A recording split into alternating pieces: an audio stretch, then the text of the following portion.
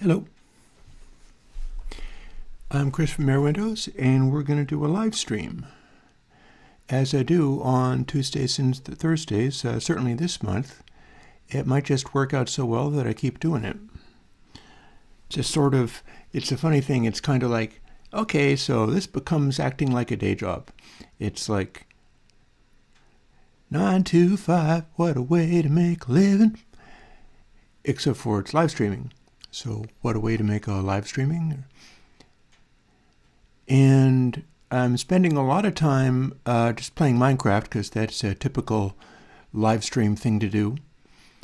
But there's other things that I'm interested in looking into. And so maybe what I'm going to do some of today is work on the synthesizer here. That's most definitely something that I could do. And there were some things I had in mind as far as rebuilding it. Like, give me a second.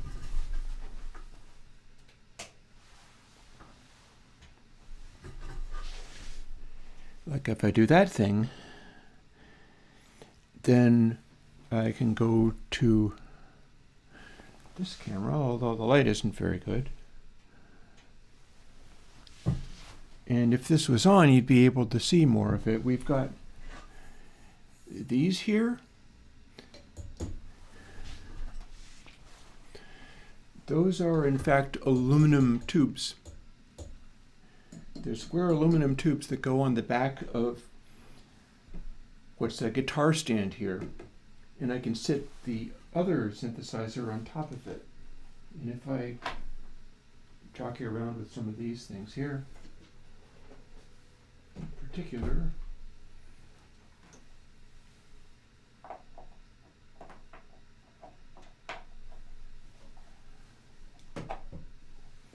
scooch those things that away for the moment. Then what I'll be able to do is sit the other case on top of it, because I've had two cases. I actually had this one first, and then I got the other one for the purpose of being able to go out and play live or go to synthesizer jams, which I have been to one. My experience with the one synthesizer jam that I went to was kind of cool. I haven't really repeated it, but it was still kind of cool. I didn't want to go back because it was in a cool location, and that location apparently didn't recur. So I have not been figuring out. Hi, Skychip. I'm not quite sure what the maybe what this view. Not that you could really see that, but I went to the synthesizer jam, boy, a number of years ago. And one thing that I brought was a bunch of long aux cables.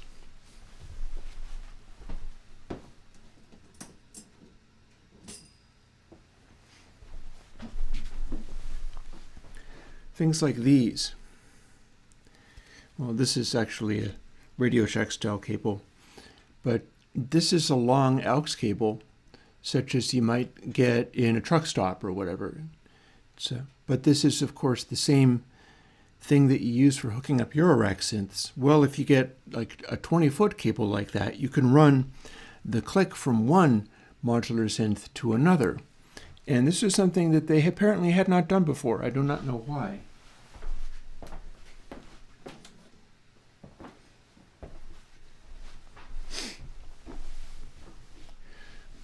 So when I showed up and got into that, what ended up happening there was it is headphone jacks. Modular synths use the same type of cable as headphone jacks. See, here is one of the cables there, just mono instead of stereo. All that means is if you're using a stereo cable, then part of it goes unconnected. But yeah, you can use headphone extender cables for syncing stuff together, which is not to say it will always work, but you can do your best with it and give it a shot. And yeah, I ended up running cables all over the place, and other people got involved. You can also do It's not really within reach. There are simple passive mults that you can do where people will sell. And of course, I'm pretty sure you can get those for headphone purposes as well, where they're just passive connectors, a bunch of jacks wired in parallel with each other. So if you have those and you have long wires, you could run a modular synthesizer trigger from like one side of a football stadium to another. Now, the trouble with that is if you are doing that, if you're running a modular signal from one side of a football field to another, it's going to lose all of its juice by the time you get there, unless you have amplifiers midway to just keep sort of reclocking the signal, redoing the signal so that it doesn't just go all dull. Because if you run anything through an incredibly long analog cable, it's going to go kind of flat.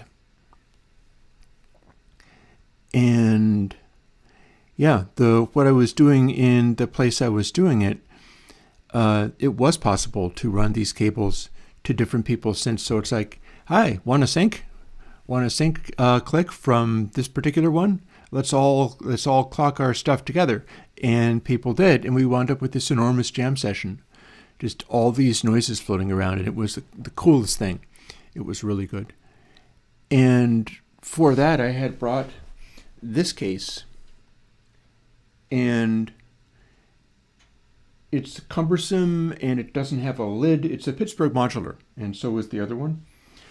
I like the Pittsburgh Modular ones for the reason that if I do something wrong and like short the power supply out, it will just sort of bounce the power supply rather than blowing it immediately. There's some kind of thing in there where if it gets overloaded, it'll cut out briefly and then it'll try to go on again, which might be really bad for whatever is plugged into it that's plugged in correctly. But it does mean that I have on a couple of occasions hurt electronics that were like grounding to something or just otherwise not hooked up right. And I have even accidentally blown a Moog, I think it was a DFAM, by trying to work on it while the power was still on. And I grazed something against a grounded piece of metal, and the Moog went pop and stopped working, and I had to send it in to the company to do that. I'm not sure whether you still get to send things into the company anymore, seeing as they got bought out by a larger company. In theory, that means that they claim that they have even more support and will handle even more things, but it might also mean more negative things as well. I was reading all manner of stuff on Hacker News this morning about there's a company called Figma that was going to get bought out by Adobe, and people were kind of dismayed by that. And then that fell through because there was always some like monopoly concerns that were severe enough that even the current state of monopoly regulation went, whoa, hang on a second. Because Figma is a sort of vector graphics design, UI/interface design tool that's way beyond anything Adobe has. So it serves as a competitor. And that means that Adobe wanted to basically make them go away. So they were going to pay $20 billion to buy up Figma and, like, quote, integrate it into whatever they do. And the FTC or whoever was like, I don't know about that. Yeah, Figma. And apparently that's fallen through, and they're giving a $1 billion sort of booby prize to Figma as like breakage of contract fee or something. So what's going on there is that now Figma is a free agent again, although people are a little concerned, like, oh God, they're trying to sell off to a larger thing that's going to like insuxify them. That's not the real word that people use for that, but I try to not be too fiery on YouTube where I can. And the reactions on Hacker News are fascinating, because Hacker News is like your place for garbage tech people from Silicon Valley who think only in terms of financialization. And that's not always the case, because some of the people who have made the most money in that place have been people with a bigger scope. And they supposedly value a lot of interesting things, a lot of interesting virtues and creative qualities. And yet there's so much money floating around that it just dissipates everything. And lots of people in this Hacker News thread about Figma and the $1 billion payout for not getting bought by Adobe, people saw it only in terms of, well, what are the employees going to do as far as either staying or leaving, and what will they choose to do with the $1 billion that they get as a payout, and so on. And lots of these people had no conception of the idea that there might be anybody there who wanted to do a thing.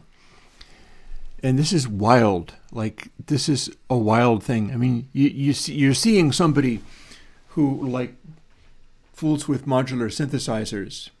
This is a working, I could turn it on and have the lights blinking away at you.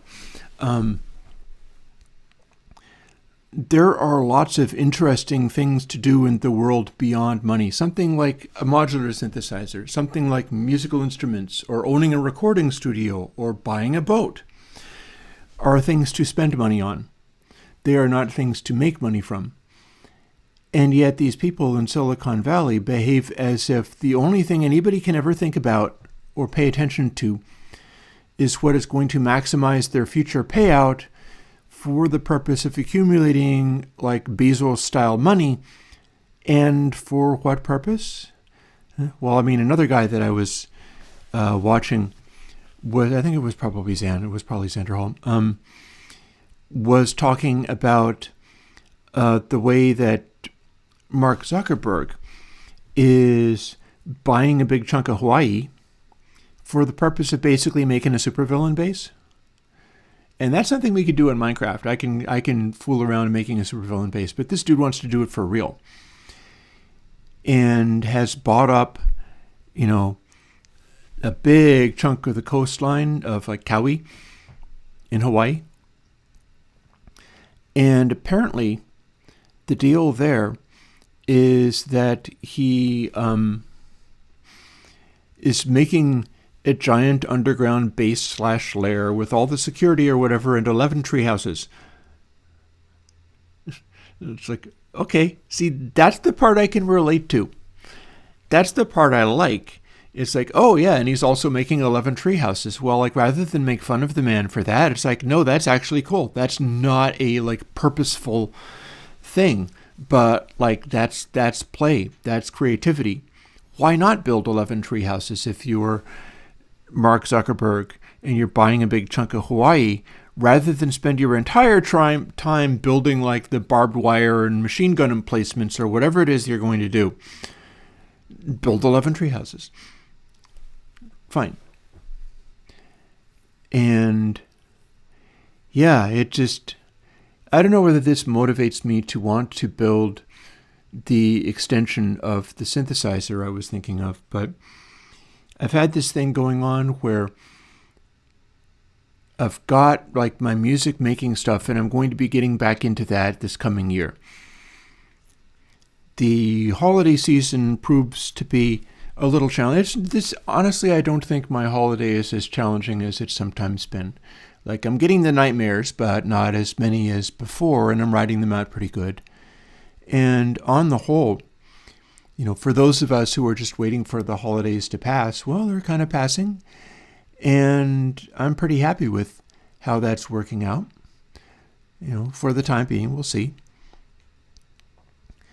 And I'm also interested in keeping an eye on my wood stove, because I feel like I could be making it fire up a little bit more. See over there?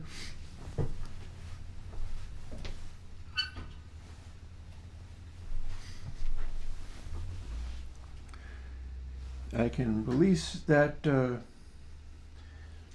hinge that closes off the air vent, and then you'll actually start seeing fire in the wood stove, which is what it's for. And we'll get that going. This is also the view you'll have for if I decide to spend some of the morning. Is that, no, this is totes real. Here, check it out. Might not be that easy to see now, but if I turn on some extra lights, which I will need to do for, oh yeah, it's real. Here.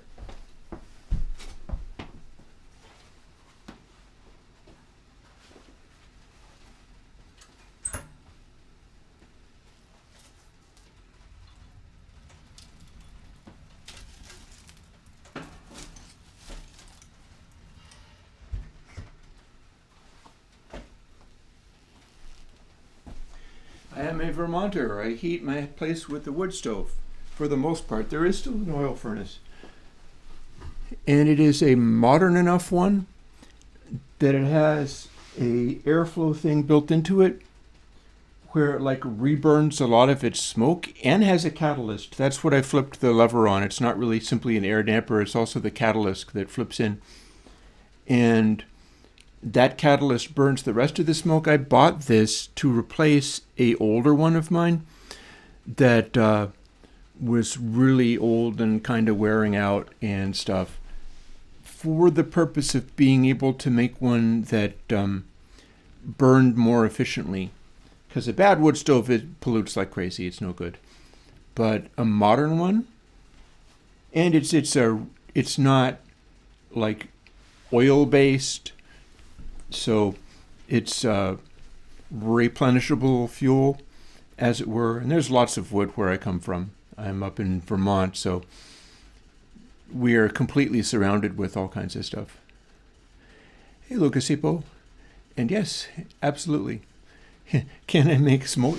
This is not a smoker, although I know people who have smokers. But yeah. Why don't we spend a little time doing some of the things, and I will jump on Minecraft anytime anybody asks, but I did have some ideas for stuff that I also wanted to do, and it turns out that honestly the look of this stream looks better when I have this light on. I have a bunch of lights on. Check it out. I can do colors.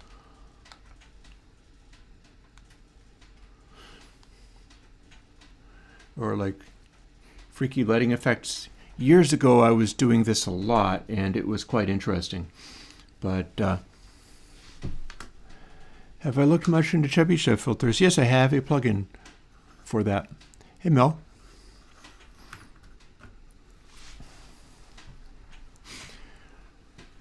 I don't know much more about it. I've been looking into a bunch of things at the moment. Like here, let me scooch some of my morning stuff up to where I can get at it.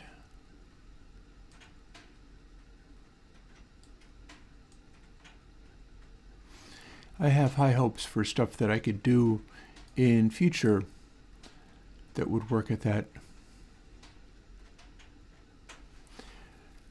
Chebyshev, my Chebyshev filter is in fact the Ripley filters, although it is not.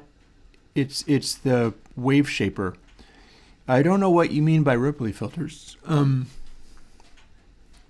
because those are not actually, those are wave shapers. Those are not actually filters as you would have them. So if there is a separate kind that is a Chebyshev filter, that does sound like something that I could look into. Here's something else that I was looking into. Namely, this is an amp schematic.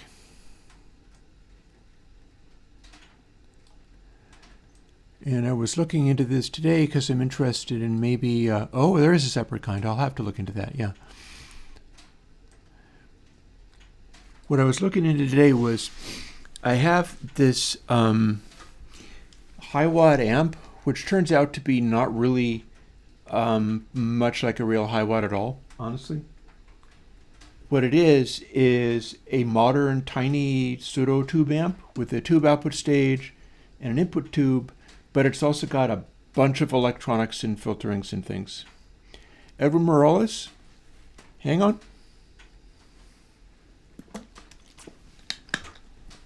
You'll see. But what I'm looking into here is stuff like this. You might not know enough about electrical schematics to be able to interpret this. This is the part that I was looking into the most. This is the preamp stage. Because a thing that I tried to do was take the little itty bitty high watt that I think you can still buy, but in any case you can have that, and defeat all of the transistor stuff, because it's set up so that you basically have like a mediocre transistor distortion pedal with filters and stuff all going into the tube sections. And then I think the tube section goes back into the transistor section again for more, and then goes back to the power tube again. And I thought that was pretty silly, so I tried to defeat the whole thing. I tried to take away the stuff and just wire the output of the plate. What we've got here is the high voltage comes through here. And this is a high voltage. This is like 300 volts or so. Yeah, these are the differential pairs. This is a blues breaker reissue circuit. It is most indeed a real fireplace, Adam. That's how I heat my place, and it's probably going to stay warm enough, but you'll see it be going on and off. There is the beginning of the year, it's going to stay really cold up until like April. So I'll be doing lots of this when I'm doing music streaming. I think it's going to mostly look like this. And I'll be just derping around, doing various things.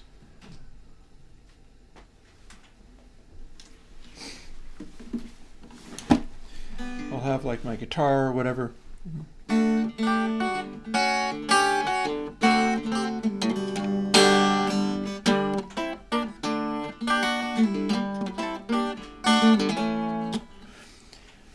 I'll be doing just stuff. And I'm real interested in like getting more into your basic rock star instrumentation, right? Guitars and bass and drums, because they're things I would like to do with music, following some theories of mine. That, that is actually a very attainable guitar. That's simply an Ibanez. It's just an Ibanez archtop. Ibanez made pretty good archtops, and this is one of those kinds that basically come out of Korea and you can have fairly easily. My various instruments a lot of them are just mongrel, not very valuable ones. More about this guitar since you liked it. You didn't really see the headstock of it very much, but see, it's an Ibanez. I've got the truss rod cover off so that I can adjust the neck anytime I want if I feel like it's drifted in one direction or another. These are not the stock Ibanez pickups, but they're Kent Armstrong PAF style pickups. It's a pickup switch. These are a pain to work on. They are grief to work on because you got to get everything through this little hole and install it without being able to take off a lid on the back. Everything has to be done through the F-hole, which is horrible. I do not like that part. And we've got a volume for each of the pickups. And then this is one of mine. I'm actually pretty enthusiastic about what I've been able to do. I've got this in 2 guitars already, and I'm looking to put it in more. This is a thing called a Gibson Veritone circuit, except for there's a third-party maker who makes it. I'm not sure whether they're calling it Polytone or whatever. I'm forgetting. But you can get a non-Gibson Veritone for fairly cheaply. It's like about $60, and it's a inductor and a batch of capacitors wired together into a sort of unit. You put that in your guitar, and you're supposed to put it in your guitar and then run one of the wires to ground. And then when you set it like this, it is off, and you start switching it in, and you get a massive sort of notch centered around what the inductor and capacitor resonate as. And it starts at quite a high frequency, so it just takes away all of the brightness. And that's what B.B. King used on his ES-335 for what he called the twinging tone. It is darkening the pickup, but it's also leaving just a little on the super highs. And then you keep stepping through, and it keeps sucking out mid-range down to where it is sucking out all the lows at the, let's see, 6 setting, or the 5 setting, are basically taking out lows and low mids.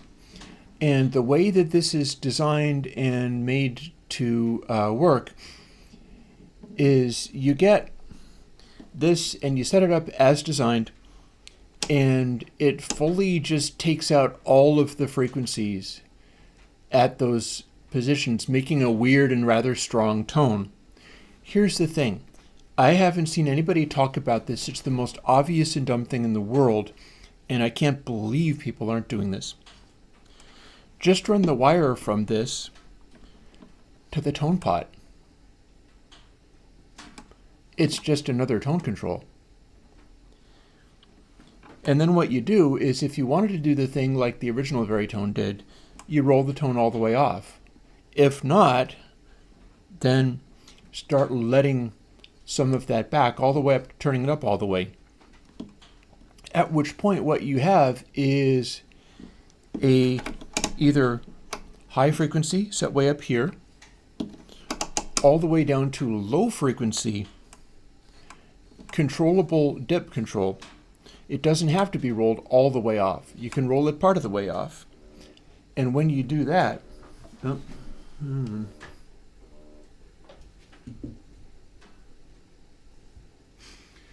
when you do that, what you have is a much more flexible tone control than you normally have in a guitar. The tone controls in guitars, I don't find them all that useful. I've often made guitars without them. And instead,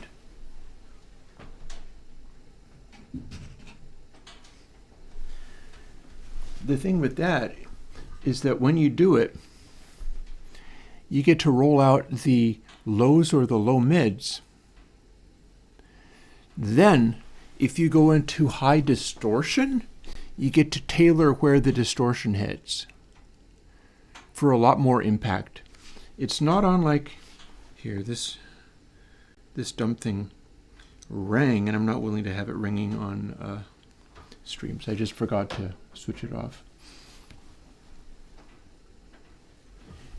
The thing about that is, you know how if you use a tube screamer, and it's all about, oh, hey, let's use the tune screamer to condition the lows so that my high gain distortion sounds and works better. Well, that's exactly what you can do with a setup like that, is set it up so that you can dial it back until it's extremely dry and doesn't have any of the heavy chug or whatever. I have not bought iPhone 15, although I am kind of tempted, but not really tempted, because it's like, well, no, I don't use this facility, but the fact that you can use that Blackmagic camera app and then shoot in RAW is something that I do find tempting. I have the Blackmagic camera app.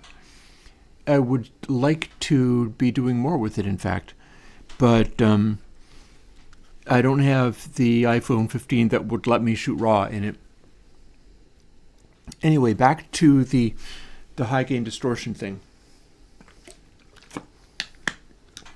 Actually, I think I can demonstrate this just this morning without really needing to do anything, because I have my amp ready to switch on. It makes a loud enough noise that you would hear it even though I don't have it mic'd up. It's in the ISO cab, but the ISO cab, it doesn't isolate that well. Oh, Adam, I have a bunch of instruments. Do you want me to list them? Or just ask, do you have this, and I'll tell you if I have it or not. You can't really see the guitar section Actually, you can see it in, well, no, you still can't see it properly in there. If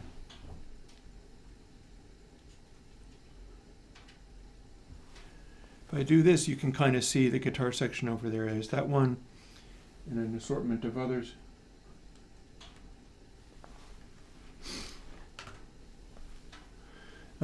There's no reason Apple would present me a new phone. There's absolutely no reason they would care to do that. But, yeah, let me...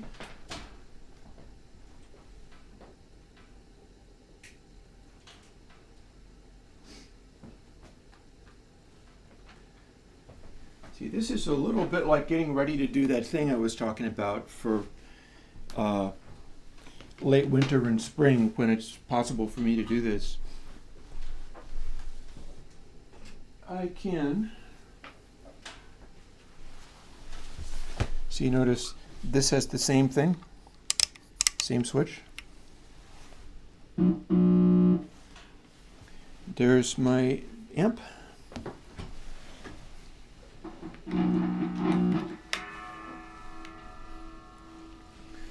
So I can actually show you this.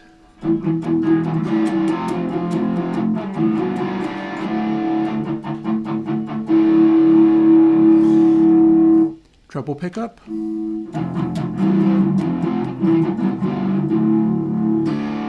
Bass pickup.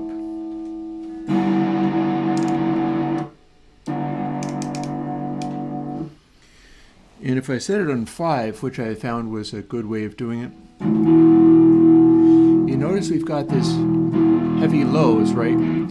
That means that the lows are distorting the amp easily, like bright little sounds can do distortion too, but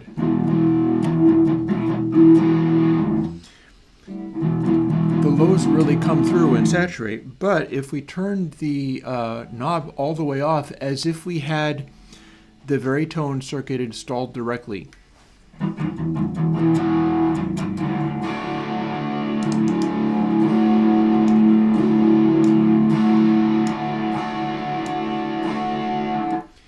that's what it does. It is this giant notch that you can move around. Opposite of a peak, I do actually have a switch in this guitar that lets you kind of switch it to a peak, but it's a weird peak. It doesn't line up at the same way that you normally would want one. But if I have it with like full removal, right?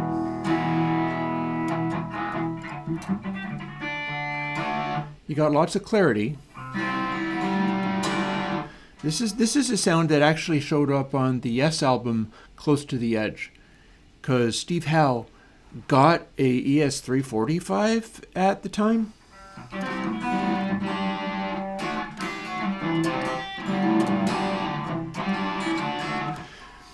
And some of the sounds he was getting on the hollow body he had, it was a thin hollow body rather than that one that's more like an ES175.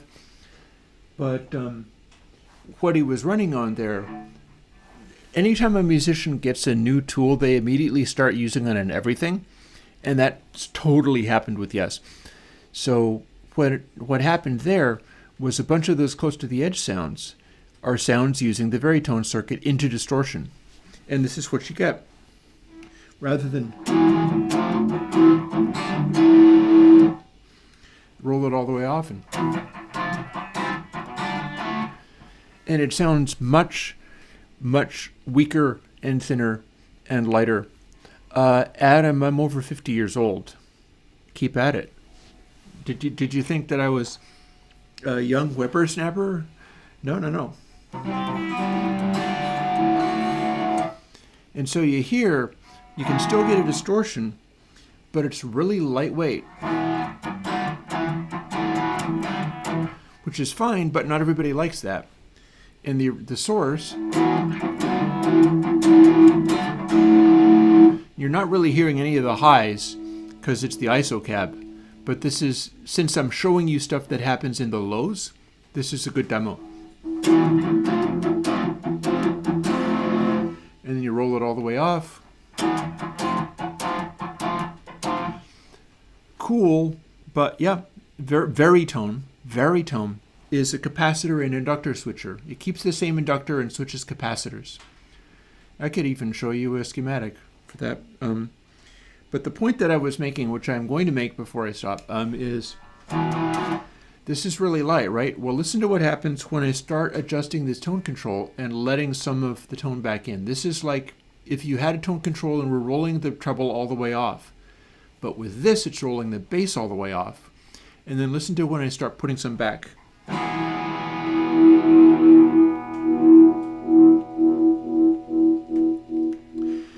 In this range is like ultimate killer tone.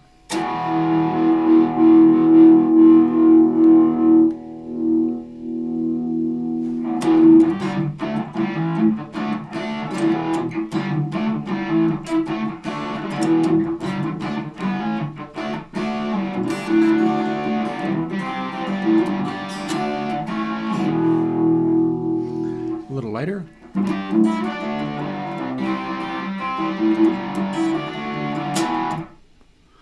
How's that for a spike? And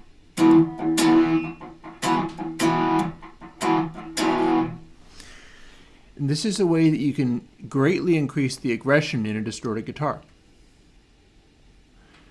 I can't play you one song, but I can play a little bit of Waiting on the Moon off of it. This very same way, in fact. This is what I was playing on the hollow body.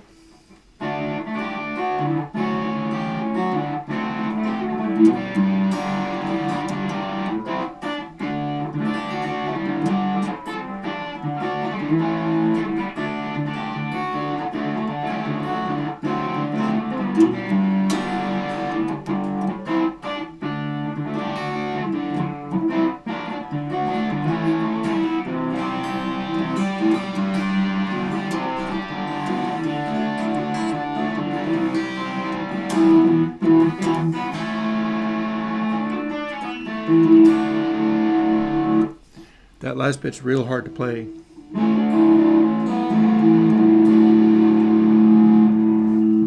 And of course, at the same system, you can use the rhythm or indeed both.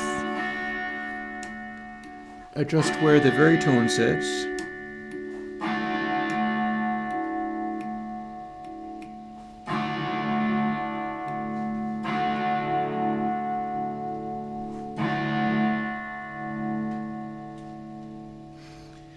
Adjust the volume controls. And you sort of dial all the knobs in, at which point, and this is just on this like modified guitar with the veritone stuck in there.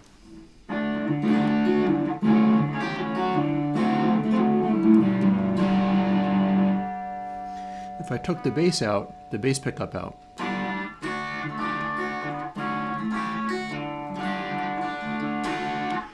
And this is just going into a modified Valve Junior amp that's cranked all the way up. There are no tone controls on the amp, so I got to do it all on the guitar.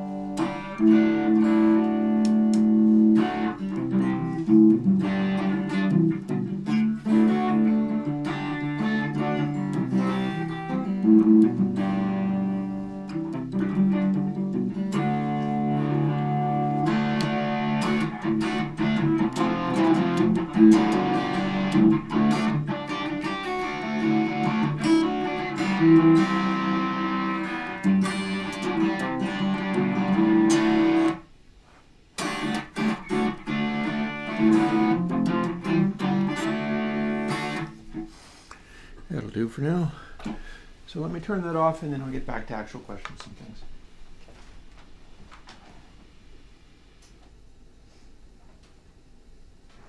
Part of what I've done in this all studio stuff, because half of what I do is studio building, instrument building. That's why I'm with the plugins and things, is plugins also act kind of like instrument building. So how I started building plugins? Well, I started by building guitar stomp boxes and things. I started by building things into my guitars and going from there. And that's how we got here. That's the main, I think, I should learn what even empty pictures was because I'm constantly forgetting. So one of the things I've done is say, if I'm looking at something like this, and that being, oh, interesting, the Marshall Bluesbreaker reissue is using a transistor. This is a transistor. It says FET J17. So we got a transistor intensity knob thing for whatever this is. But yeah, if I'm looking at something like this, I'm trying to figure out the little high watt that I've got has this one input stage, right? It's the grid and plate and cathode of these. This is the Bluesbreaker, so it's two separate input stages that share a cathode. And the interesting thing about this is also that we don't have a capacitor on the input stage. Now, the grid is not connected to anything. It all operates on like electrostatic force. It's in a vacuum, and you've got hundreds of volts on this plate, which surrounds this grid, which surrounds this cathode. And voltage modulations of the grid affect how much energy gets through into the plate and has a much larger effect on how the voltage varies there. It's an amplifier circuit. When you do things like wire the input stages together, it's not actually cascading them. Instead, what it's doing when you have one of these old Marshalls with the two input stages and you can run a connection from one to the other means you're using both of them in parallel. It's a more powerful signal, but it's not actually running them into each other so much as it's just you're now running into both. Perhaps through an additional wire of some kind. Like if you're doing that, then what's happening is there's additional resistors. You plug in here, and then you plug one from here into here, and then what you've got is this is going through the resistor to the grid, and this is also going through this resistor out here into another wire, into here and through another resistor. So it's like you got 68K, and then you got about 140K going to the next one along the line. And that has its own implications. Like you can have multiple parallel distortion stages with different amounts of distortion on each. I've done things like that in plugins. The reason this has my attention this morning is because of this stuff, which I thought was quite interesting. I'm also keeping an eye on the fire because, real though it may be, yes, that's cool, but I also have to keep paying attention to it constantly. So modern heating systems are sometimes more convenient if you've got them set up so that they can just sort of work.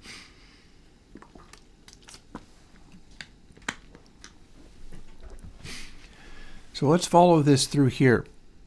This is the, and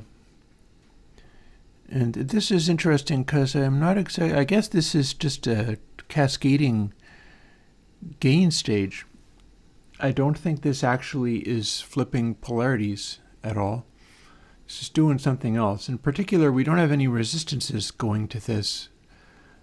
Also, our output is going through this is a cathode follower. When I say cathode follower, what I mean is the output goes through here. It doesn't go through there. I do not want to set the house on fire. I knew somebody about 30 years ago for whom, he did that by mistake, and it sucked. He had a wood stove, and he decided he wanted to be warm that evening, and so he loaded it all full of wood and then left. The only way that I will leave the wood stove while it's going is if it's been going for a while. Like at this stage, I would leave this acting the way that it is because I haven't put any more firewood into it anytime recently. Also, I have the option of putting the catalyst in, which will damp it down further, and that will further sort of restrict it. But it also matters as to whether I have like dust or dirt on the floor. That has a big effect on things. Like there's only so close you can have wood be to it, and you just got to keep an eye out. But yeah, the thing that both of these wood things, you can see one, but there's another like next to it. Maybe a week. I've also got wood out on my porch, and on a regular, like more than weekly basis, I have to go hauling large quantities of wood around, and so I keep doing that. That is something where I got a wheeled trash barrel, and I use that. Like I fill the wheeled trash barrel full and then tip it up onto the wheels and drag it around.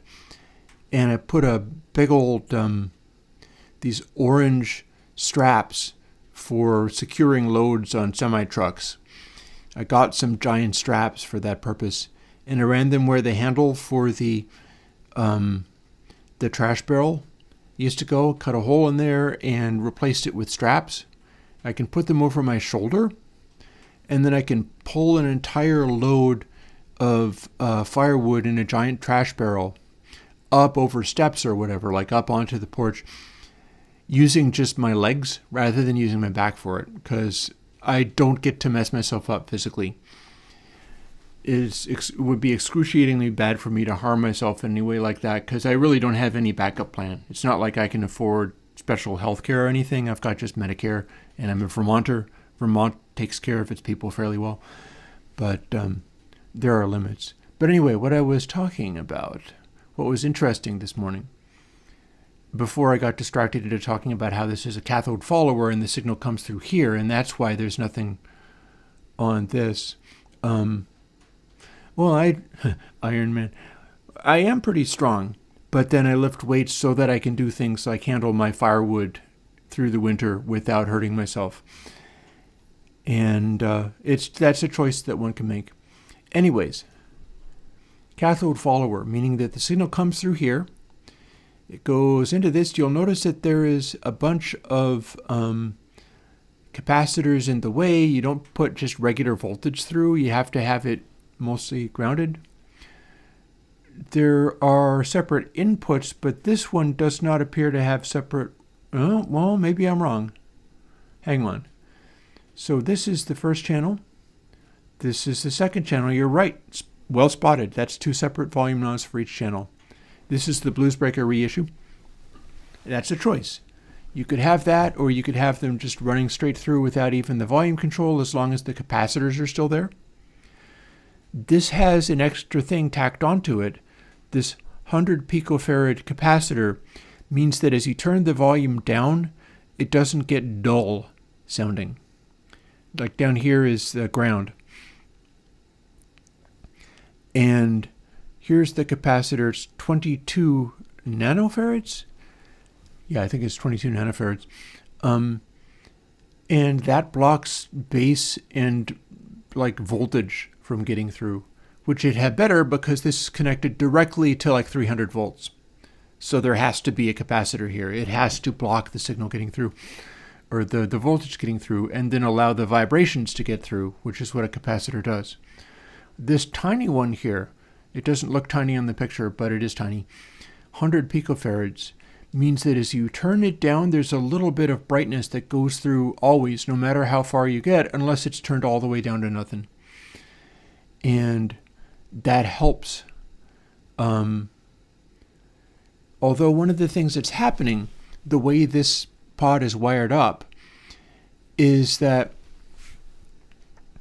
since it's going through into one end and then ground is on the other end, and the wiper is going from the full amplitude to literally ground, If it's connected to literally ground, then the picofarad thing isn't going to do anything either. It's just shorted straight through to, whoop. I guess we can't do a selection on this. Okay.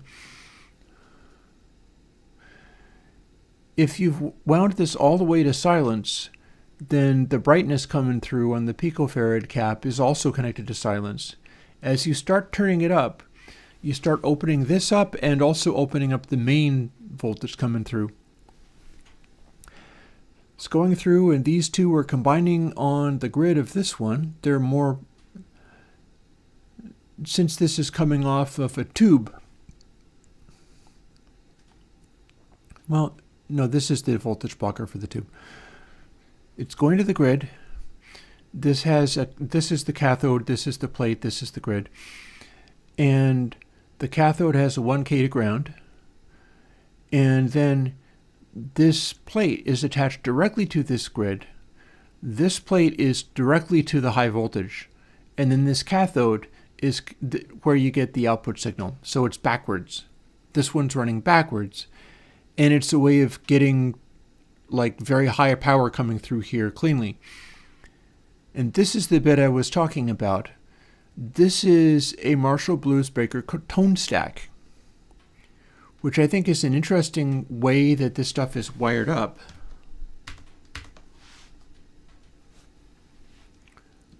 Oh. Huh. Okay, didn't mean to do that. Hang on.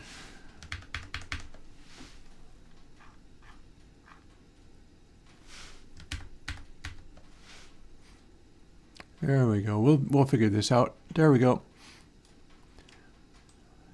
This is a Marshall Bluesbreaker tone stack.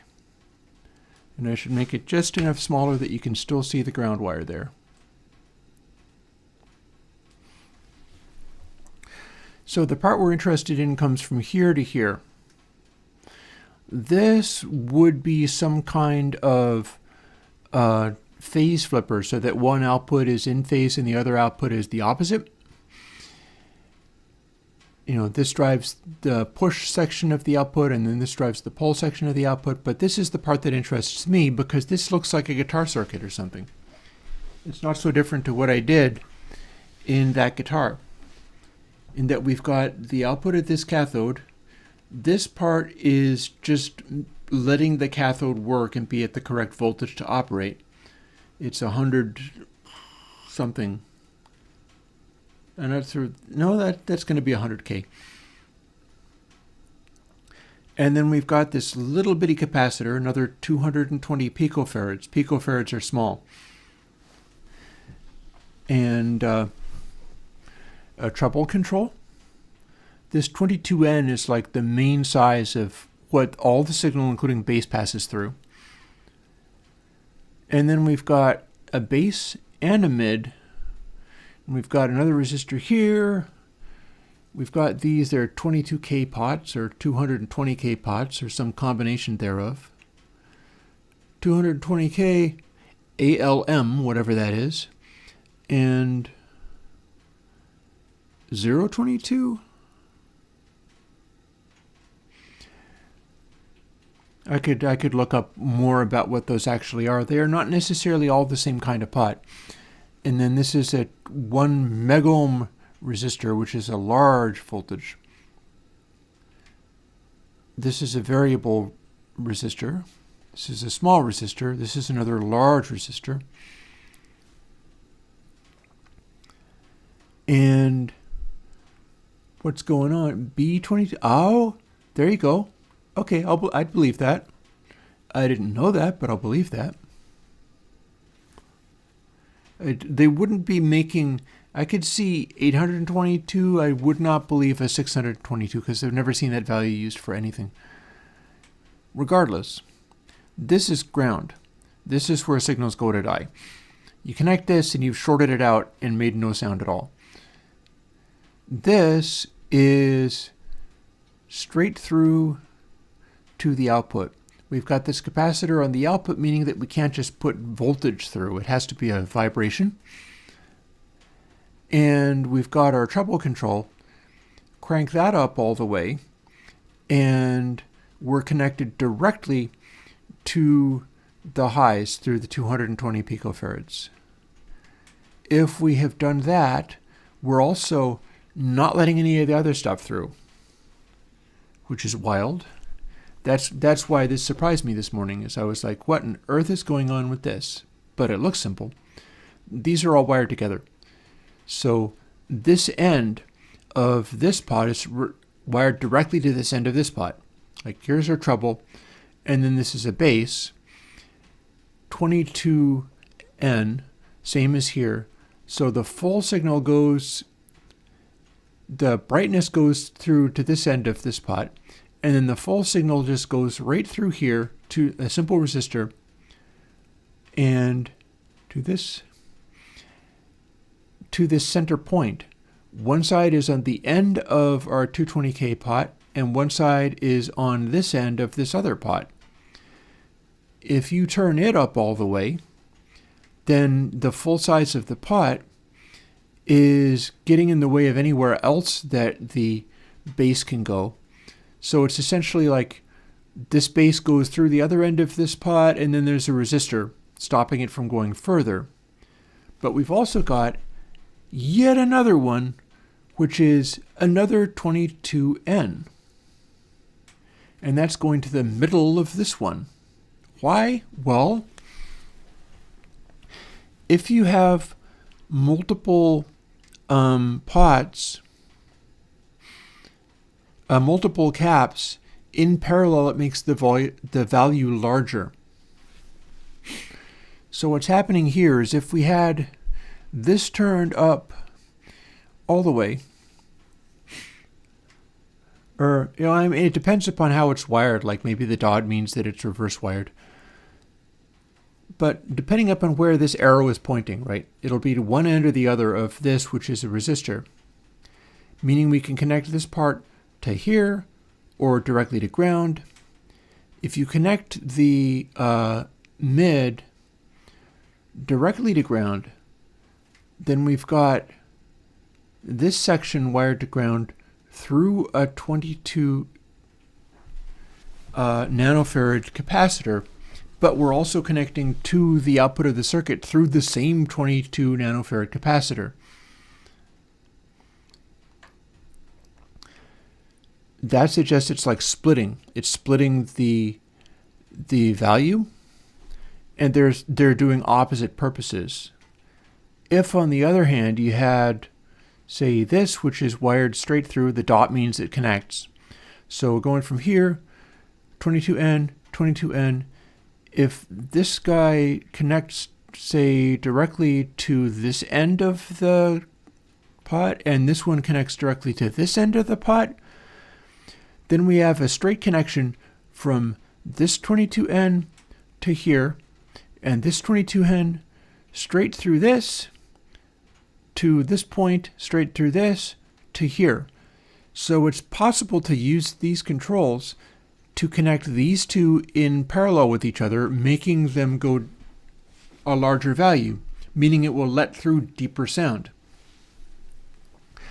So all this is just super interesting to me, the ways in which, and then if you wire this all the way down here, it's basically wiring everything straight through. But I mean, look at how simply connected it is. Stuff is just connected to each other. Like the pots could be wired together as like three with the lugs wired directly to each other. And that would work in this circuit.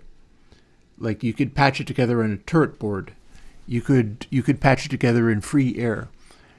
And the deal with treble, it's not as complicated as it looks, because all that's happening there is you have a little tiny value, and the treble is going to one side of this treble knob, and then all of the rest of everything else is going to the other side of this treble knob.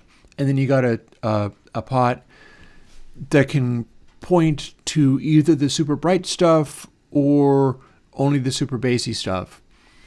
That's all that's happening there. It's not as complicated as it looks. I'm not able to draw a lasso around this, but this section is a Marshall tone stack.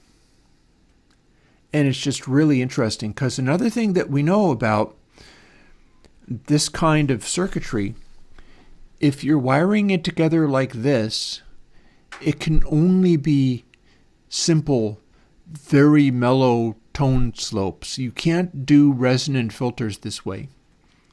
You can't do stuff that's sharp this way.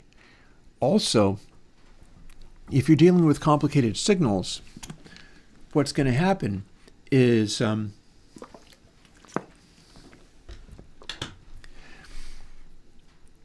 you're going to have the signal looking at a much simpler circuit. There's less going on. There's less ways for any given waveform to get confused and mixed up and start losing its focus. So this is actually very good at retaining the clarity of any sound going through it, not simply a guitar. A guitar happens to be a sound where it benefits from, a certain amount of treble boost or whatever. All in all, this is just fascinating. This is like you could take a guitar and have one pickup and a volume control, and then your other three controls could literally be this tone circuit. It doesn't have to have power. All it has to have is like 3 capacitors. This one on the outside you don't actually need if you were building it into a guitar. You'd need to have 3 capacitors, and you'd need to have the right values on the potentiometers, because depending upon what value they are, they won't necessarily work. Some of them might need to be a higher value than others. It looks to me as if B22 and 220K are not the same, and I'm not really quite sure what the ALM is. I am wondering whether this is a restatement over here. Yeah, see here we've got another, and it's like saying literally the same thing. So, oh no, wait, hang on. It's not an ALM, it's an A1M. It's a meg. So what we've got here is, it's totally possible to build it on the breadboard. I don't think I have the pots to build it like literally here and now. But this is super possible to build on a breadboard. And a interesting suggestion. Yeah, no, this would be dead simple to build on it. You wouldn't even need to build it on a breadboard. You could build this just with parts, kicking around, and hook them into each other. But you'd have to have the right resistances or it wouldn't really work. This is a simpler, a more visible form of this. I guess the original one, this was the one that was done in like 1962, and this is somebody redrew it. It says 1M, 1 meg. So we got a 220K linear, a 22K linear, and a 1 meg pod that is audio taper. And you need those. And then any old 22 nanofarad, I think that's a 0.22 microfarad, and your 220p.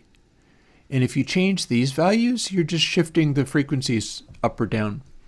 Like you increase the 0.22 to a 0.47, and you've basically dropped all of the tone shaping down an octave, and that's the only change you make. Change this 22 to a 0.47, and you've dropped the overall ability of the circuit to capture bass down an octave without changing anything else in the tone circuit. Depending upon low capacity, if you shifted this up, you'd be doing a bunch of stuff to the treble rather than the mid-range. All of these changes would alter the tone of it, but the way that the thing that I like about this, right? One of the things that I like about analog circuits is when they are running stuff in parallel a lot, because the more things are in parallel, the more energy you can fit through the circuit without stifling it. Whereas the things become in series, you got to get any kind of energy through every single thing in the way before getting to your output. This is hitting with a very direct path for the treble, which is also very possibly a more thoroughly, like everything else is going through a 56K resistor on top of all this. And then there's a lot of other resistance in here. But we've got a parallel treble path that's whatever this says, but the treble comes through here, and then bass comes through here, and your mid-range can either be redirected down to ground, or it's always going to be somewhat to ground because this is just a 22K pot, but it can equally go to ground and to this side of the bass frequency. And as a mid-range, it's not so much. See, this is something that I'm probably going to be getting into with a upcoming console version, because this kind of design also shows up in classic recording consoles, which is not to say that it would be literally this design.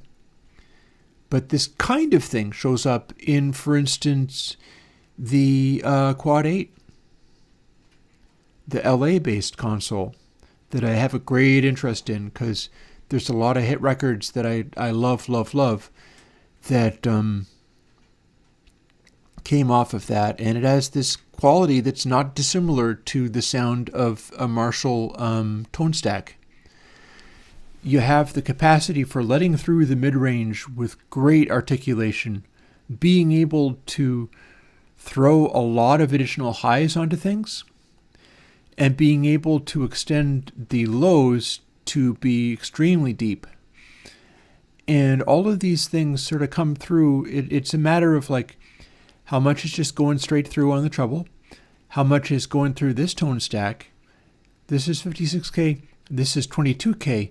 So this is reducing the volume of everything. The whole thing is like cutting the volume back, but it's entirely passive.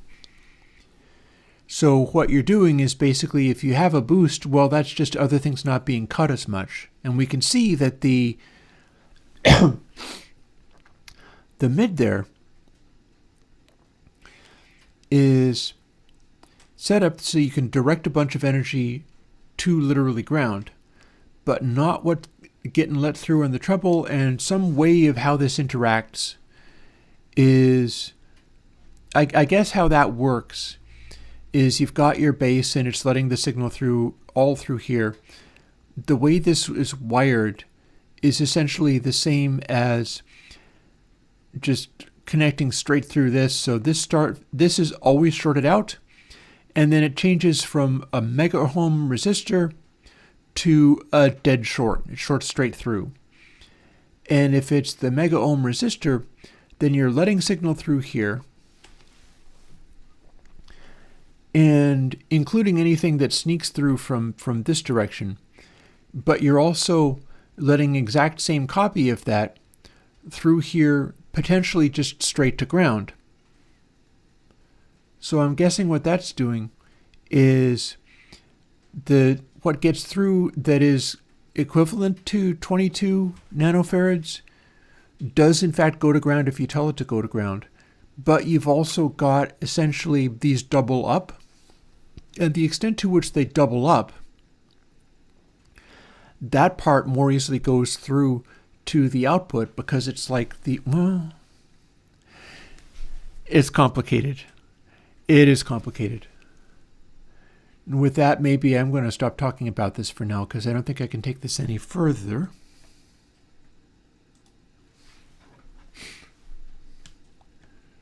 So let's see.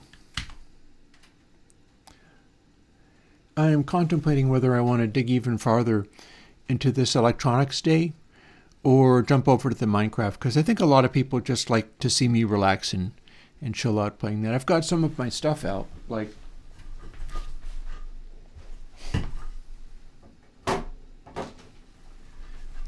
a thing I was thinking about was taking my Make Noise O-Coasts and putting them back in the case again, which is going to involve soldering.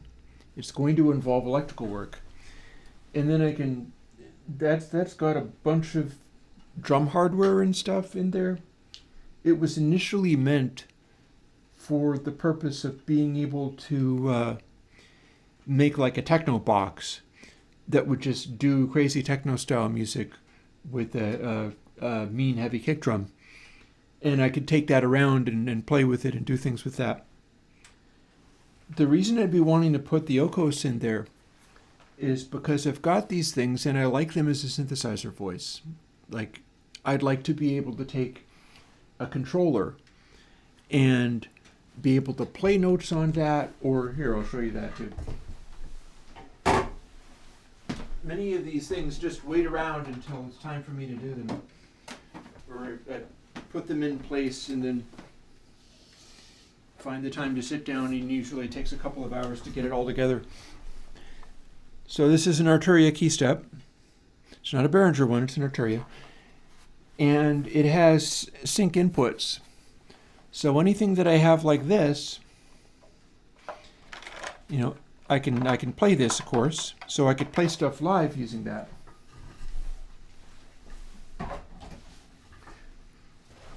But I can also tell it to do a little, at one point then I should do soldering. Oh, I've got a warm reaction to the soldering. Okay, I am not averse to continuing my builder day. They can't all be Minecraft. Or they could all be Minecraft, but they don't have to all be Minecraft.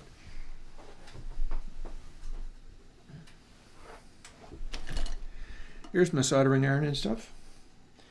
I actually got this soldering station. I inherited it from my dad. He had it in his workshop. And it's a very nice, albeit kind of old, soldering station. This is a sponge and it dries out after a while, so I'm going to have to pour some water on it from my water thingy.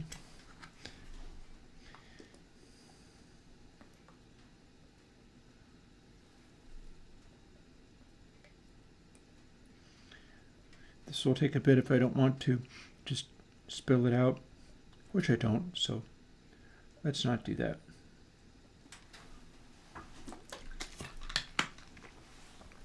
I'm not touching it to the sponge because the sponge is very lead contaminated. So if I touch it to the sponge and then drink, I'm like taking in too much lead, which is bad for you. I'll plug this in, and I've got a power strip over here all ready for me.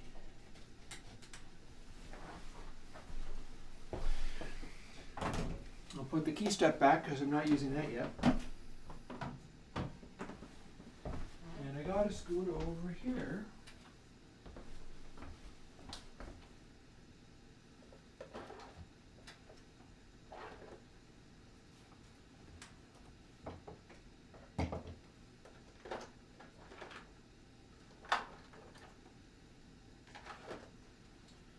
I'm trying to find some cables I need for this. I think maybe I have. I think.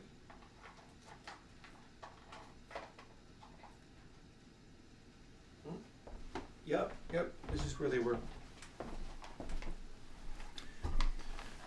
See, that says OC, and so does that.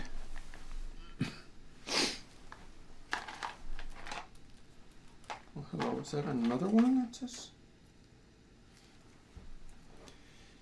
Yep, there were 3. See, here's the thing.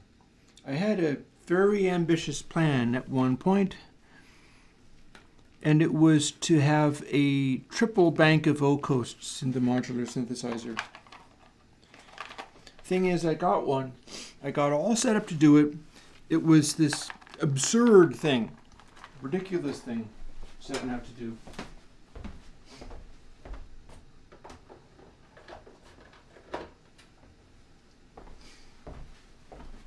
And then having set up to do that, here, let's turn the soldering iron on.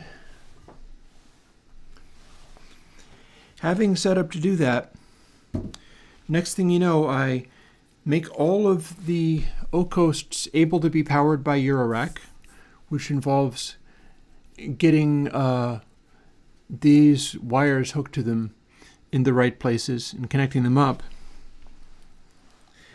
And then what do I discover?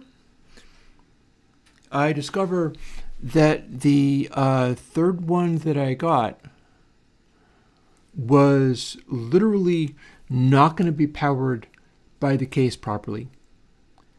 It had a different wall wart. Like I've got stuff for some of these things. There's no reason I shouldn't pull this out now, because we're going to render these unnecessary. These are my wall warts for the particular O coasts, and you can. And then these are the other ends. You can see it as a 0 and a C on it. And these are what power them. Oh, okay. I'll see you later, Adam.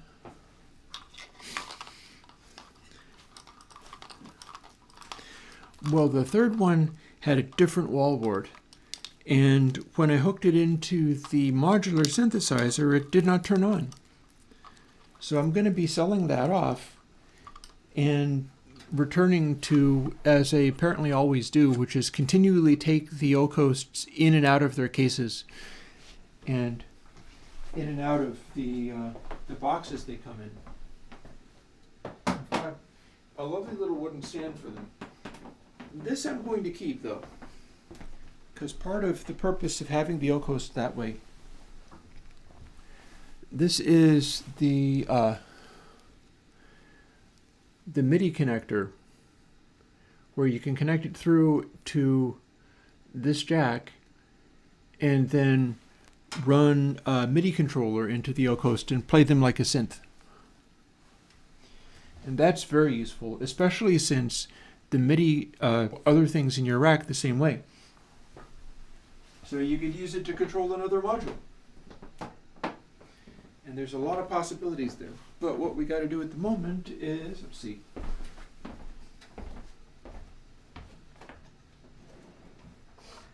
My trusty screwdriver. I think this one will do. This is what I do for the modular, is I have this for the modular.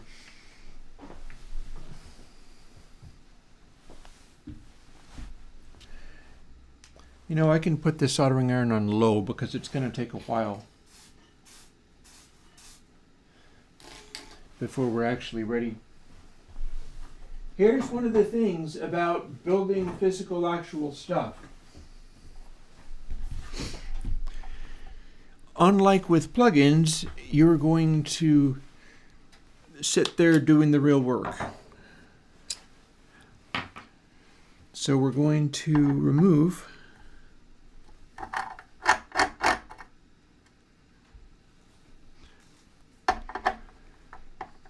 all of our, This is a screwdriver, but I'm using it as a wrench. Oh, yeah, there we go.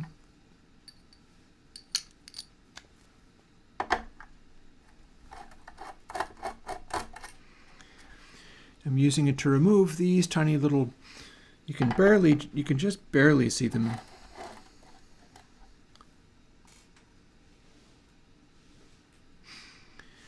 And I'm placing them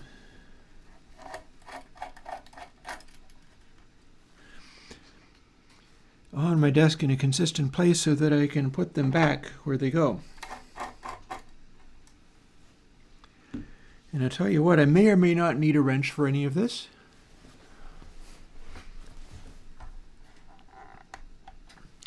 But I got to also remove the knobs.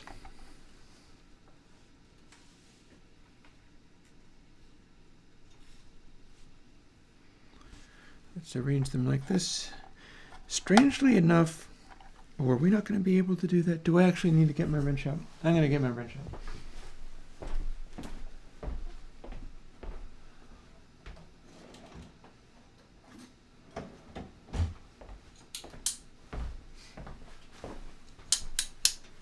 Here we go.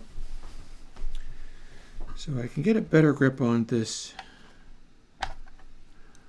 with the simple wrench. Strangely enough, although these are both O coasts, the slope section is not identical with them. They have slightly different timings. Something's not quite the same with them. I have made my own analog synthesizers before, and I'm very interested in that, in fact. I was so interested in it that I wanted to make a whole project of getting other people to make their own synthesizers and spending a bunch of money to get parts that people might want to use so that they could have the means to build their own stuff. And I got all kinds of stuff like that. For instance, huge quantities of wire, like hookup wire, all kinds of stuff like that. And then it just kind of fizzled because people were not terribly interested in actually doing it. They were interested enough in watching me do it, I guess, but they weren't that interested in actually doing it. And so I put it aside. I've still got a lot of that stuff. I am still prone to doing things such as, here's a little secret. I have got a large quantity of 20K slide potentiometers. And that is because the company that I was getting a lot of wholesale stuff from, like a company that, All Electronics, if anybody recognizes that name. All Electronics were awesome. They were in California, and they sort of went around buying up the stock of failed companies. There's a speaker version of that called Parts Express that's worth knowing about. I could very well do stuff with them as well, but All Electronics would buy like electronic bits, and they could be really old and crufty, or they could be quite new, and then they would resell them.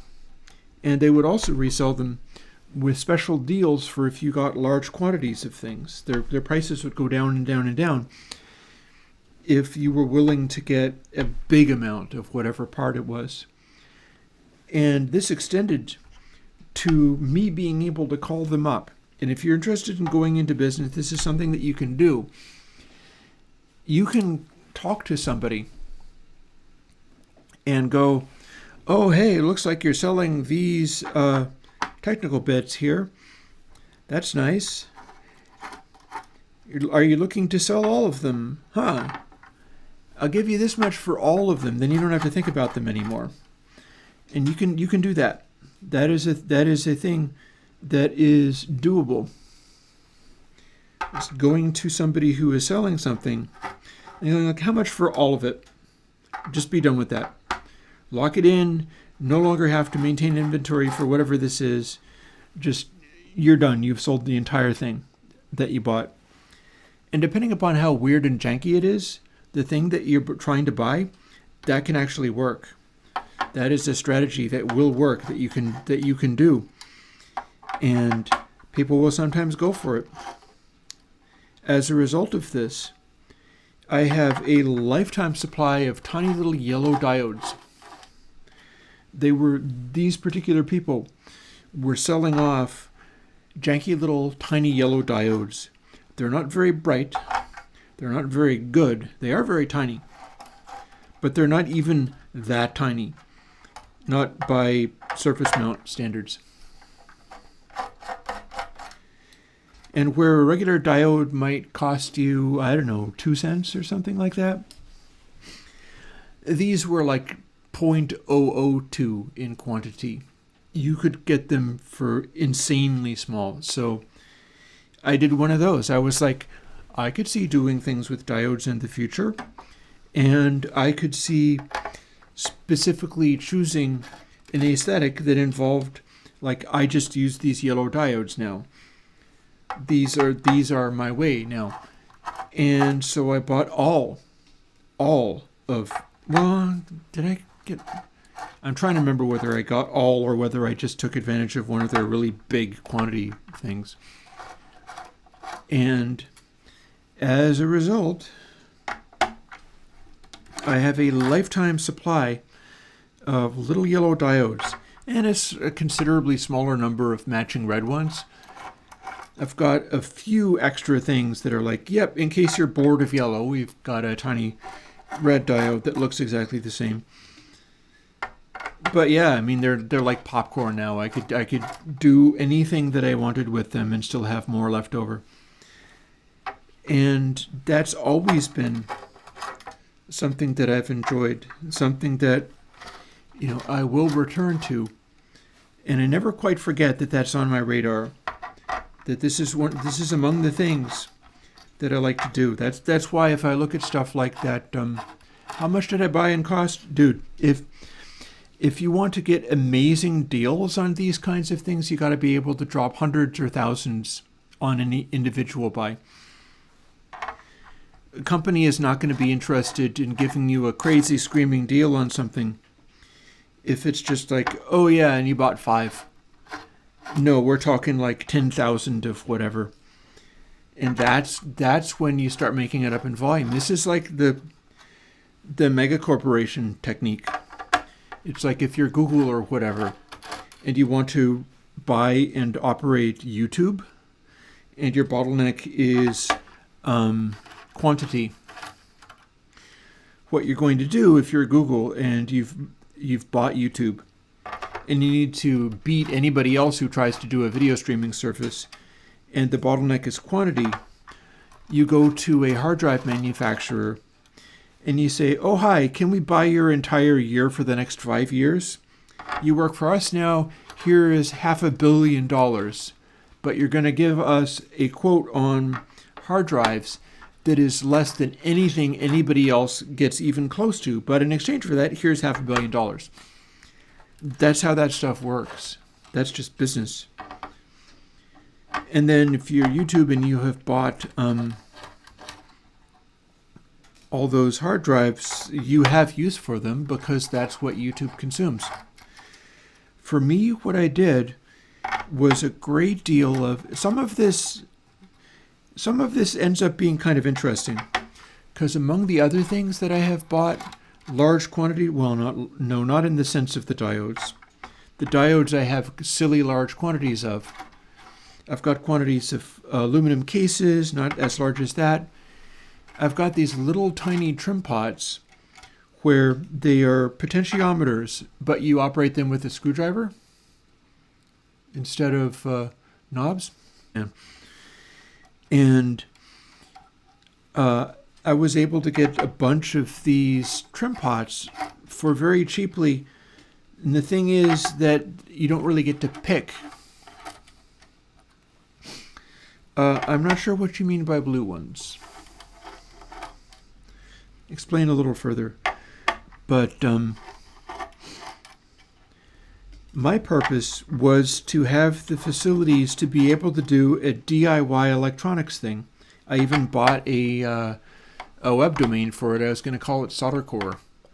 But I couldn't get soldercore.com, so I believe I got soldercore.net and then just ended up letting it subside when it turned out that I wasn't getting quantities of people enthusiastic about this. One of the things that does mean, though, is if I go all like Peter Blasser. Peter Blasser is the guy that does the company Seattle Lombard and is a synthesizer maker. Oh, variable resistors with screwdriver. No, these ones are beige. They're not blue, but they could be blue. There's no reason they couldn't be blue. The thing about the DIY thing is, as long as the stuff doesn't like break or get destroyed or whatever, if you've accumulated that amount of stuff, you've essentially paid up front for the material costs of, say, if I come up with a design for synthesizers and am able to work out how to make a case that uses these particular slide potentiometers, and that's the hard part, because then you got to be able to machine a slot and stuff like that. But if I was able to do that, I have the production run for a enormous quantity of like saleable commercial synthesizers that could be made using these parts, right? Like I have the parts for building the thing, and they're paid for. So anything that I sell is income. And then if I'm able to sell them for more than the very cheap price that I bought the parts for, that becomes profit. Oh, I have missed a couple of the...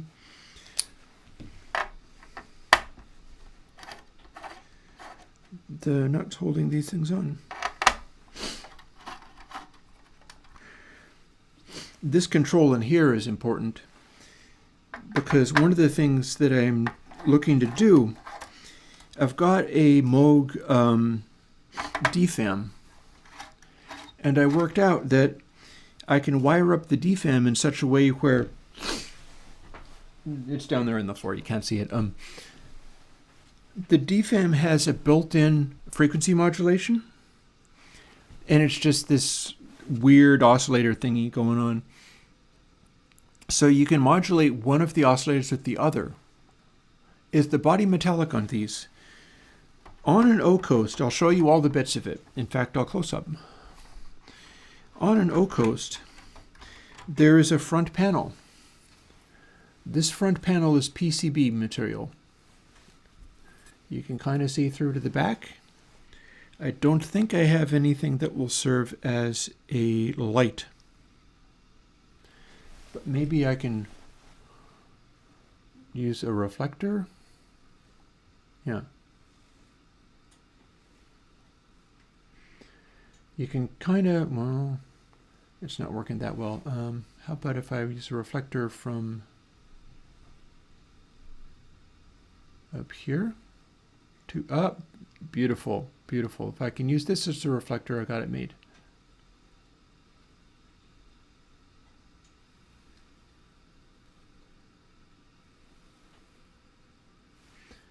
Here's our panel.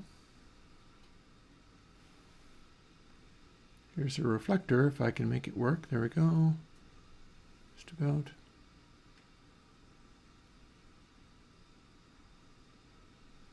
And you can see, if I make the reflector actually work, that the little square directly in front of it is transparent. I'm having very little success in making that go, but light can come through these parts because this material is PC board material. It's like epoxy. It's blank. It's semi-transparent, but you've got gold plating and black plating on it, and white plating. And that's how this part is made. You know, you can also get these things with slots cut in them, so that might be my solution for integrating the slide pots into there. And goodness knows I have enough of those slide pots now. So there's a thought. Next thing you know, I'm like making a print. Yep, it's wafer. It is wafer. Let me see. I'm trying to make this one let go as well by just pulling at the edges of it. Back to the Chris grappling with the thing cam. There we go. And can we get this? Or can we not? I could turn it upside down, but then any of these little stray bits would fall off, and I'm not sure if I like that. Gotcha. Also wafer. And I'll just neatly stack them up. I want to neatly stack them up because I don't want them scraping each other, because it is wafer board material and PCB resist, and so it will scratch. And the next thing I do to remove these from the cases is take out some little screws in here, which I believe will use this screwdriver. Sure enough. Some of these still work and some of these are stripped on mine. So I'm going to try to pay attention to which of these come out easy and which of them don't. I did manage to strip at least one or two of these in the process of working with them, which is another reason why I never like to sell these particular coasts, is I've hacked with them too much. It's like I've taken them apart and put them back together again multiple times, and I feel like, okay, these are mine now. These are like my guitars that have been taken apart and rebuilt a million times. If they wind up being depleted by this process at all. And see, there we go. That one's ready to go. This one, not yet. The one that didn't power up when I put it into the Eurorack case is the one where I was much more careful not to mess with it in the taking apart process. See, this is not coming out because it's stripped. But this one still will.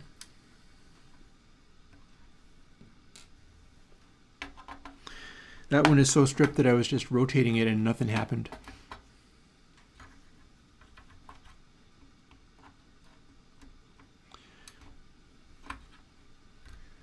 You can get tweezers and things to make some of that stuff easier. I'm just winging it.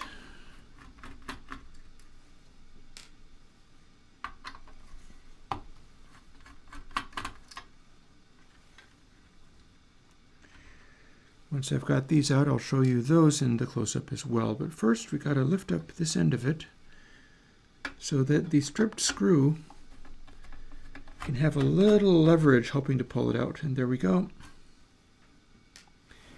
Alrighty, back to close-up mode.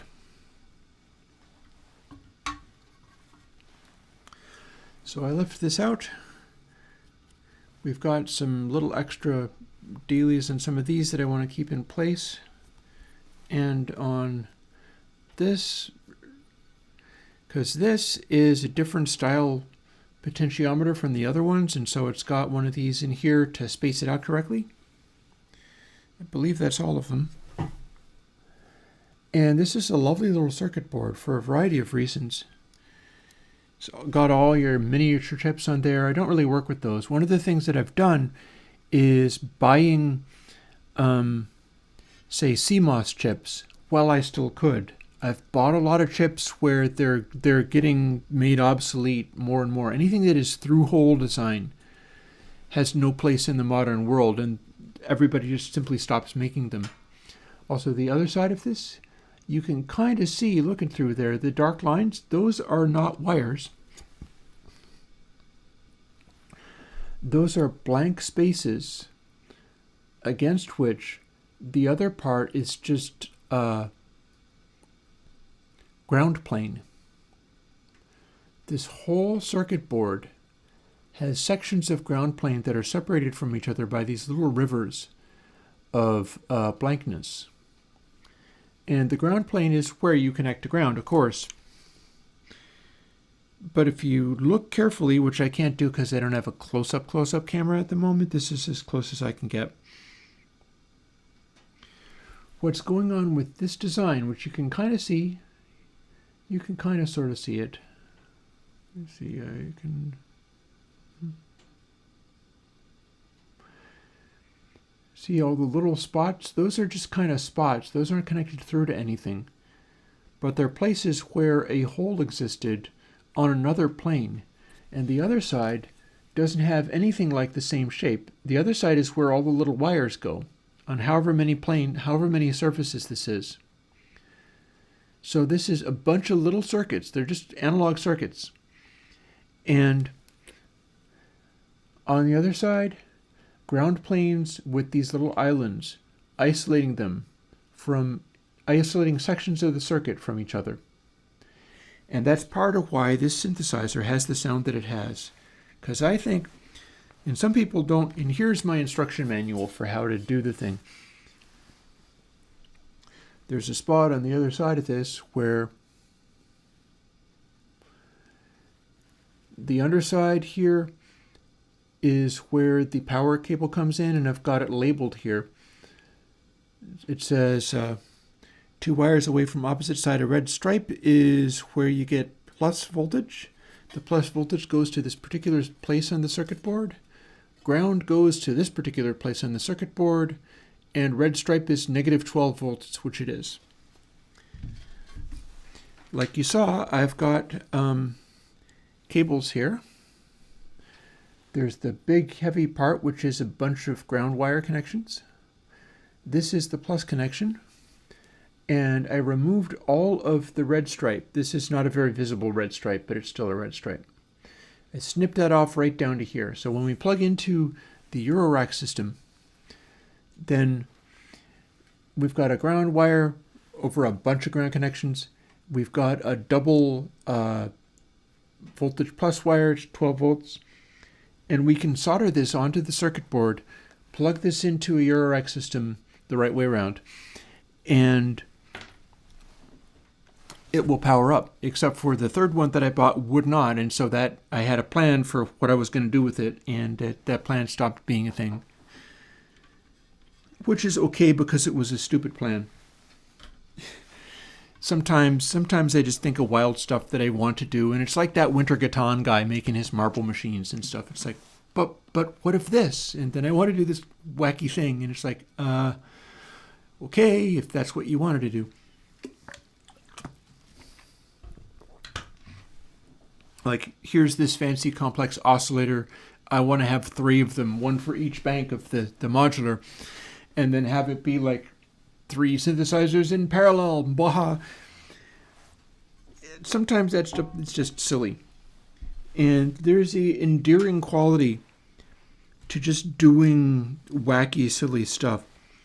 But it's also good to remember when you are just pursuing a wacky, silly thing. So I'm going to fire the soldering station up to full crank again, because it's getting time for soldering the bits on. And you know something else that I'm going to do?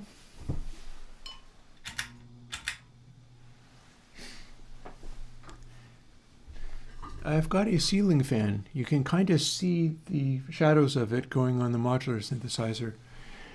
I'm going to make air currents flow here because it will indeed produce some solder fumes.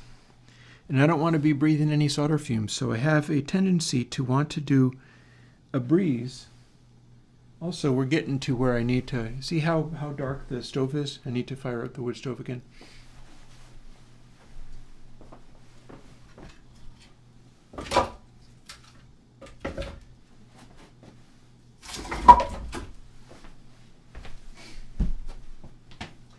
When we finish doing this and possibly installing it and testing it to see if it powers up, I'm going to switch over to Minecraft, make another cup of coffee, and we're going to be playing games. That's usually what I do, but this was worth doing. So over to Mr. Woodstone. Let's get that going.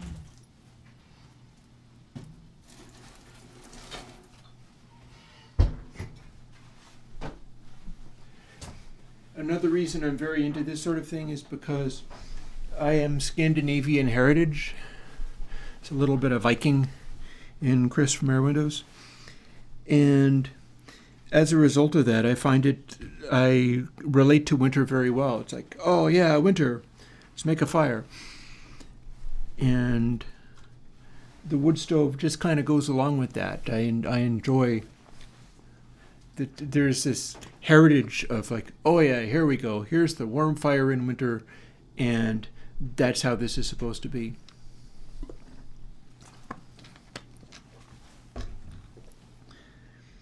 I don't know whether it's literally like, yes, something in my heritage makes me be happy from literally the burning wood things. Oh, also, my Airwindows glasses, I got another pair.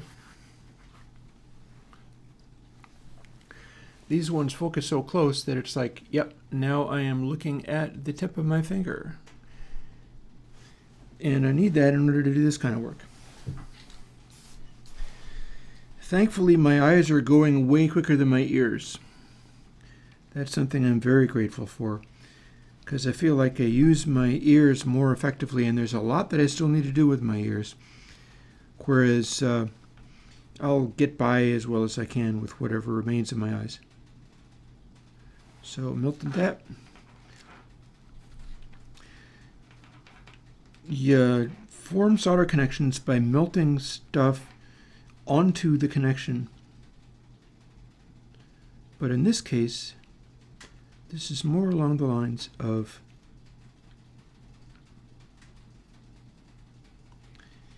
making this connection and not making a solder bridge.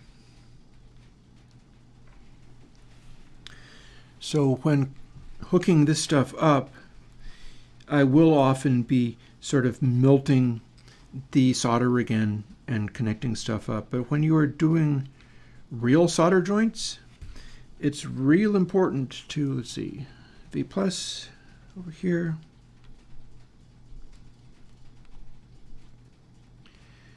When you're doing real solder connections, it's real important to do the get a little bit of solder onto the soldering iron so that it's kind of wet with solder and will transfer heat super effectively. And then push the soldering iron with the wet and extremely hot tip against the bare thing that you're connecting, whether it be the bare copper of the wire or the piece of the potentiometer's lug or whatever, and touch it to that thing, and then also touch the solder to the bare thing that you've heated up in a different place. When you've heated up the thing enough that the solder itself suddenly melts and flows into it, that's when you make a good solder joint. I would love to demonstrate it. There was a time way back when I was so enthusiastic about doing this kind of stuff that I'd bought a special camera lens just for the purpose of being able to show how that was done. And I don't still have it, as I sold it off to pay bills and stuff. That being something that I sometimes have to do. But today we are doing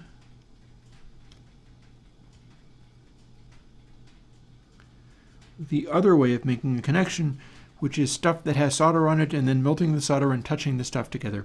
And that's simply because I've done these things back and forth so many times that they're just covered with solder anyway. And there's no way to do it from scratch.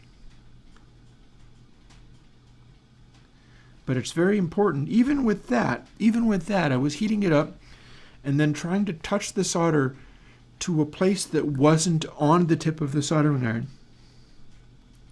It's important because you got to make stuff connect well.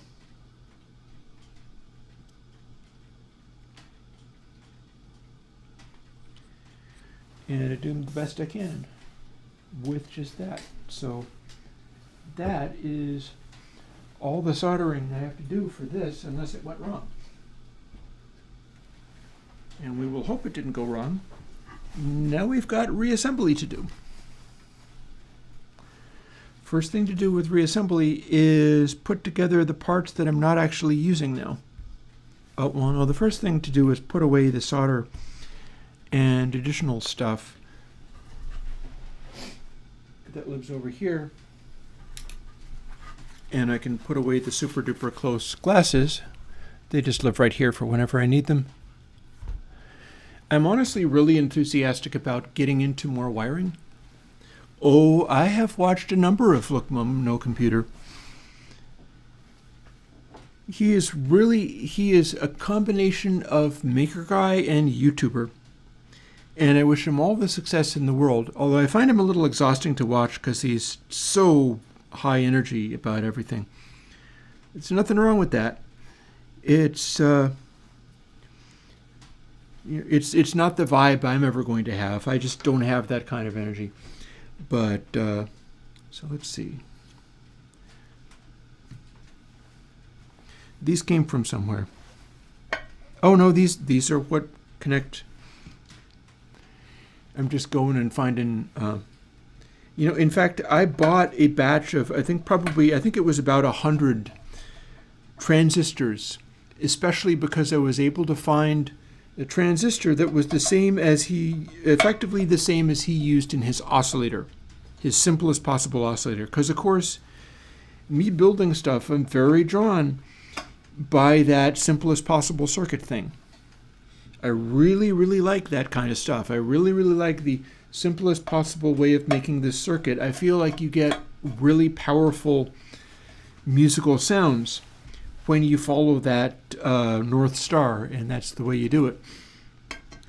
So I have done things like I have a couple of thousand MOSFETs. I bought a couple of thousand of the MOSFET that's used in the ZVEX Fuzz Factory. Because you can do that. You can find out, like, this is the transistor that got used in this famous pedal, right? And then, let me see. This is not, it was cross-threading a little bit. I did not want to screw it in if it was not going to go easily. There we go. That's how you get stripped things in metal devices like this, where you can't unstrip the thing once it's stripped. Like with this guy, some of this stuff I could probably just push it down and be like, boop, and now it's in, because it got stripped so badly in the process. So with this, we don't actually need all of these screws for what we're going to put together, because what's going to happen is we're going to put the panel onto these circuit boards, put all these little nuts on and the knobs on and stuff, but then put it into a Eurorack module, which means that the Eurorack module becomes the case for it. And yeah, like I said, oh no, here's my stripped screw.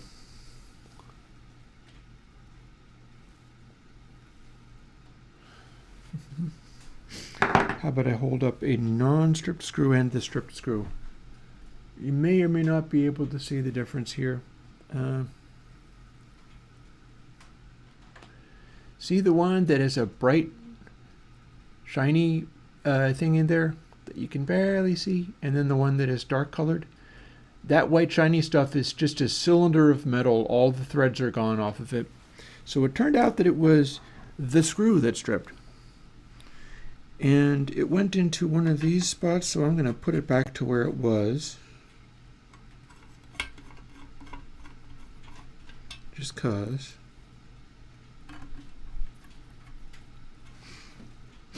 See, used like this without a circuit board, I can actually screw it on a couple of threads because there's threads that are left over. But it's a ruined screw. Hey, Fortis. Hey, Tom J. Yeah. Usually this is a Minecraft day, but I had been talking about a lot of stuff like circuits and things. I had spent the morning looking at a circuit which is the a Marshall Bluesbreaker reissue, because I'd wanted to take a cheap high watt low watt tube amplifier that I got, which turned out to be something of a mistake. Unlike the, and when I say cheap, I mean it's like $700. That's not that cheap, but the cheap high watt turned out to be a mistake, because unlike the Marshall like that, where you can get a cheap Marshall that's a little over that, but it's an all-tube design, the high watt that you can get that's like that, it's not at all an all-tube design. It is tubes, yes, but then it's also got a whole transistor section with EQ and boosts and stuff built right into the circuit that you can't bypass. And that got us on this because I started talking about doing this work with the O-coasts for putting them into my case again, and had talked all about that.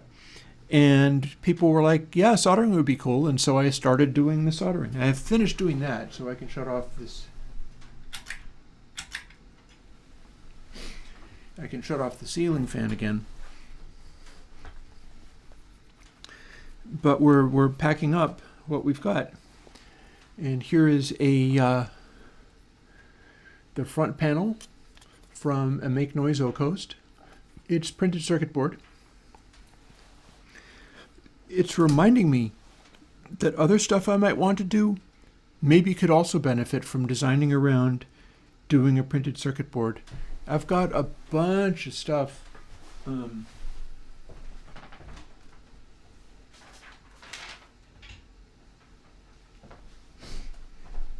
Here's one of the most recent things. And here's another. I've been asked to copy a circuit out of... I could put this on the screen, couldn't I? Or could I? Do I still have this on my desktop? Hang on. I'm going to see whether I still have this on my desktop. Sure do.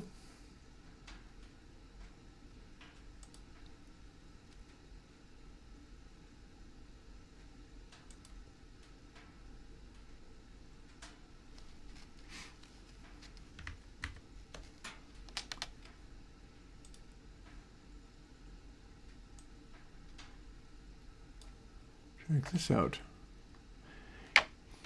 I have been asked... Oh God, is it upside? It's upside down. Oh no. Well, we know what to do about that. Rotate 180. View. Tools.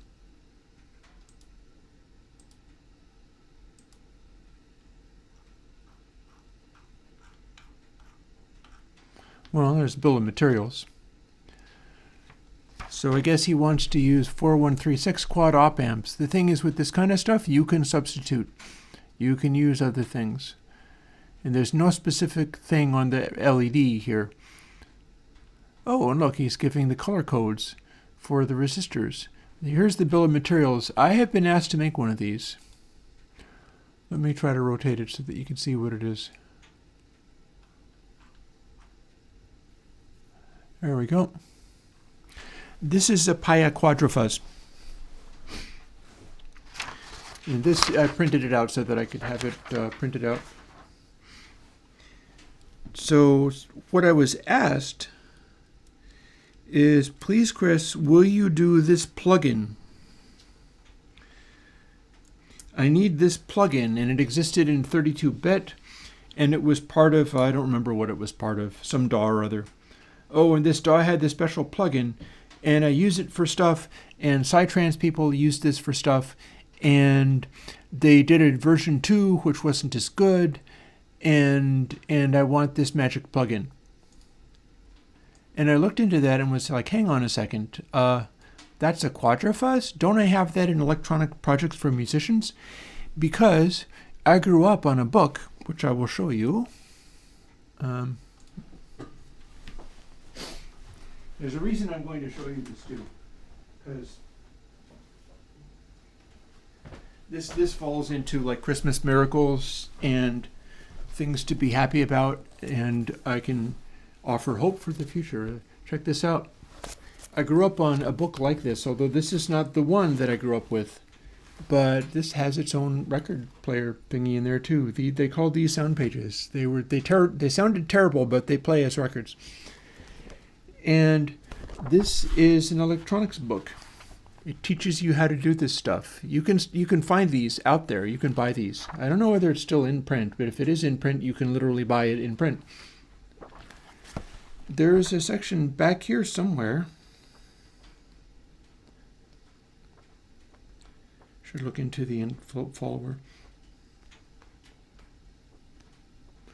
There's just lots of stuff in here. This is not the one.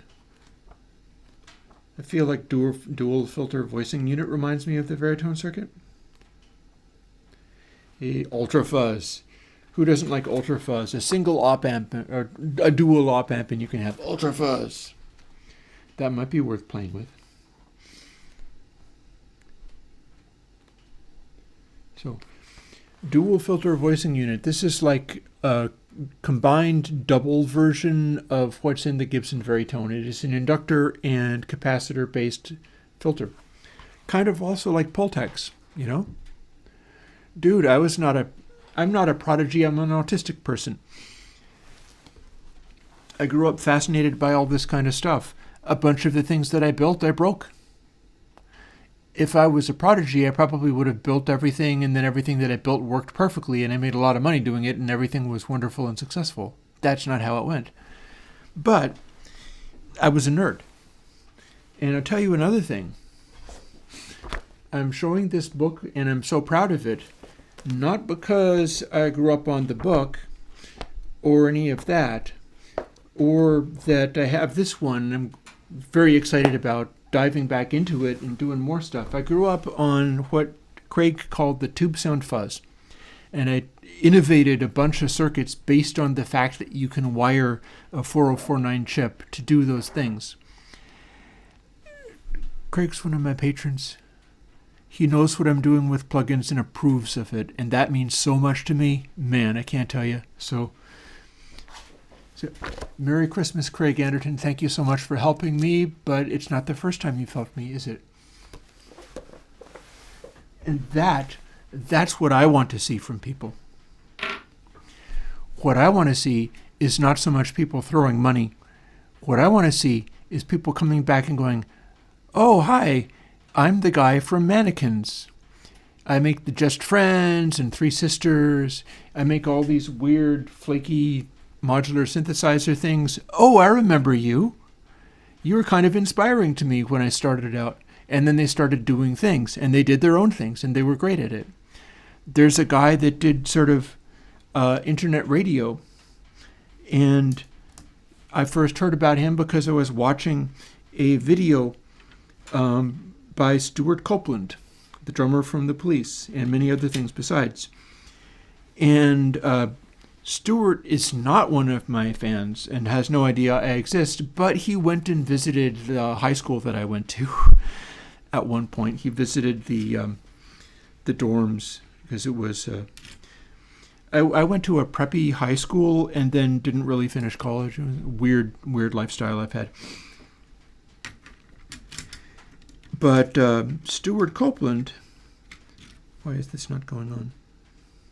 Stuart Copeland mentioned this.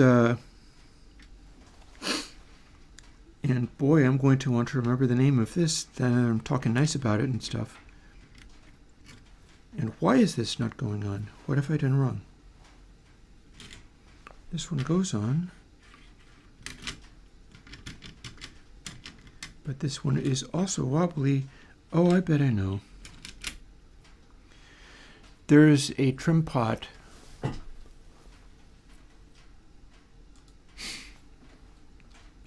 right here, and if I try to put this one on, the trim pot doesn't line up as perfectly, so it's wobbling and not going in. But if I make the trim pot connect, then it's fine. You got to pay attention to that kind of stuff sometimes. But yeah, as I start to assemble this together, like I am doing various things. One of them is trying to get back together into the hardware. And a thing that I have built before is these, which were going to be me supplying Eurorack rack cases to people for very cheaply.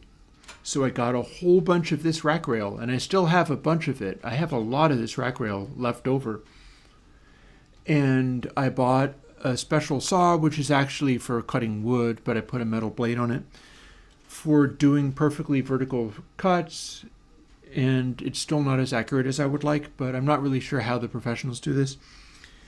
I got angle iron and drilled holes in it by hand, which weren't perfect, but I found out that the holes for this rack connection also fit into this style of Hammond box. And so now I've got a batch of these. And if I put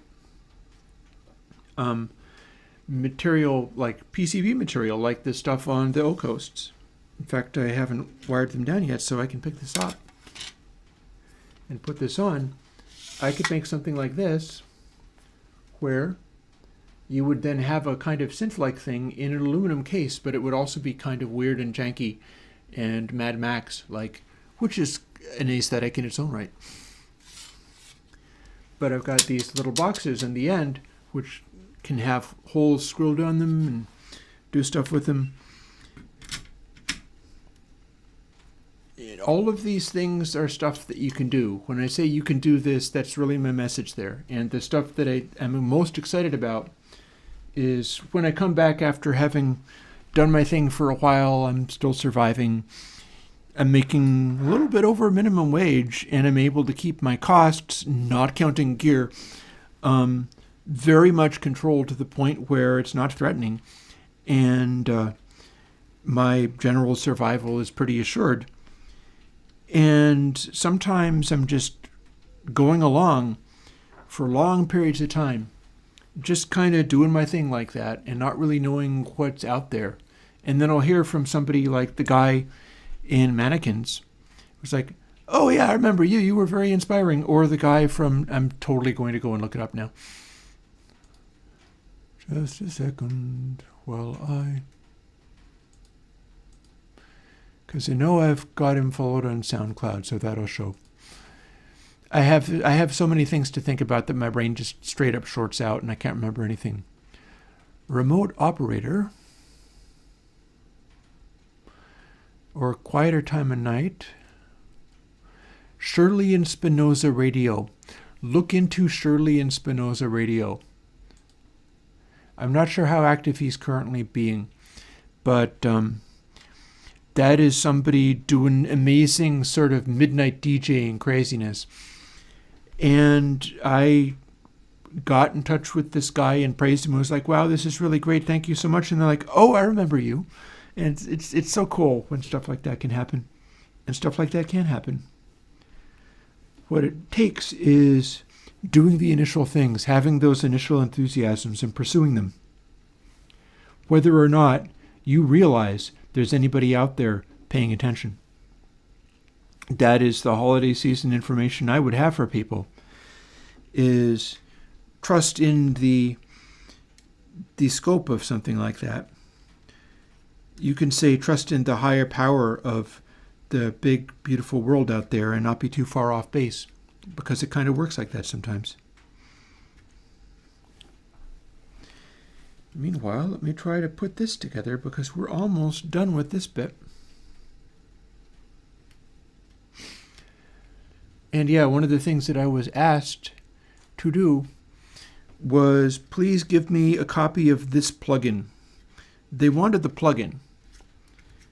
They wanted specifically the whatever name it was. And it was a company that I wasn't all that impressed by. And it was based on a Craig Anderton circuit. Hey, someone. Well, I feel like I've made those before, right? I have made Craig Anderton circuits. If this is a hardware device, I should have the hardware device. That's all I'm interested in. I'm not interested in copying somebody else's plugin, like full stop, ever. But if their plugin was itself a copy of a hardware device, and then it turns out I'm reading like, oh yeah, this is amazing. Psytrance producers are super into this plugin and or into this device, which you see before you, and it is the Quadrafuzz. Craig built the thing where it is a input buffer stage. Like we can see how this is. Let me see if I can expand it at all.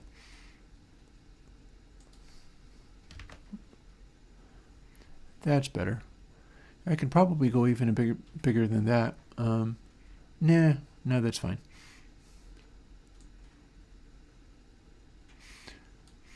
So it is a input buffer stage, which is this IC here. And these are all things you can understand and do, mind you. It takes a little grappling with it, but trust me, it's not any harder than doing the plugins. The plugins get weird in ways you couldn't begin to imagine, and they're designed by these towering uber nerds who have these mental systems for how they feel that thinking about plugins should work, or thinking about programming should work. Sometimes I think it's just make work, like, only I can understand this, so don't fire me. And it is just, hardware is not harder than plugins. Hardware is not harder than software. And if I'm making a thing, especially if it's like, oh yeah, this thing that is, like, I listen to Psytrance, right? I have a great fondness for some of the folks that have done amazing Psytrance in the past. I discovered a band called Hallucinogenic Horses because they did music that somebody used for the visualizer Electric Sheep. And it was just such a spectacularly psychedelic experience that I was just kind of dumbfounded, like, oh my God, wow, that's impressive. Imagine. Where is this? additional.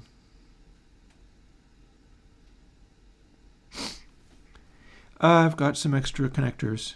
Oh, I guess I know what these are. I remember now. There's a balance control that I have an extra knob on, or an extra nut on, because there's a nut that goes on the MIDI in thing. And the way my units work, if I put the nut on there, I can no longer make the connection with the, like the nut pokes out a little bit past the jack. And then I can't plug the MIDI cable in because it doesn't go in quite far enough to connect properly.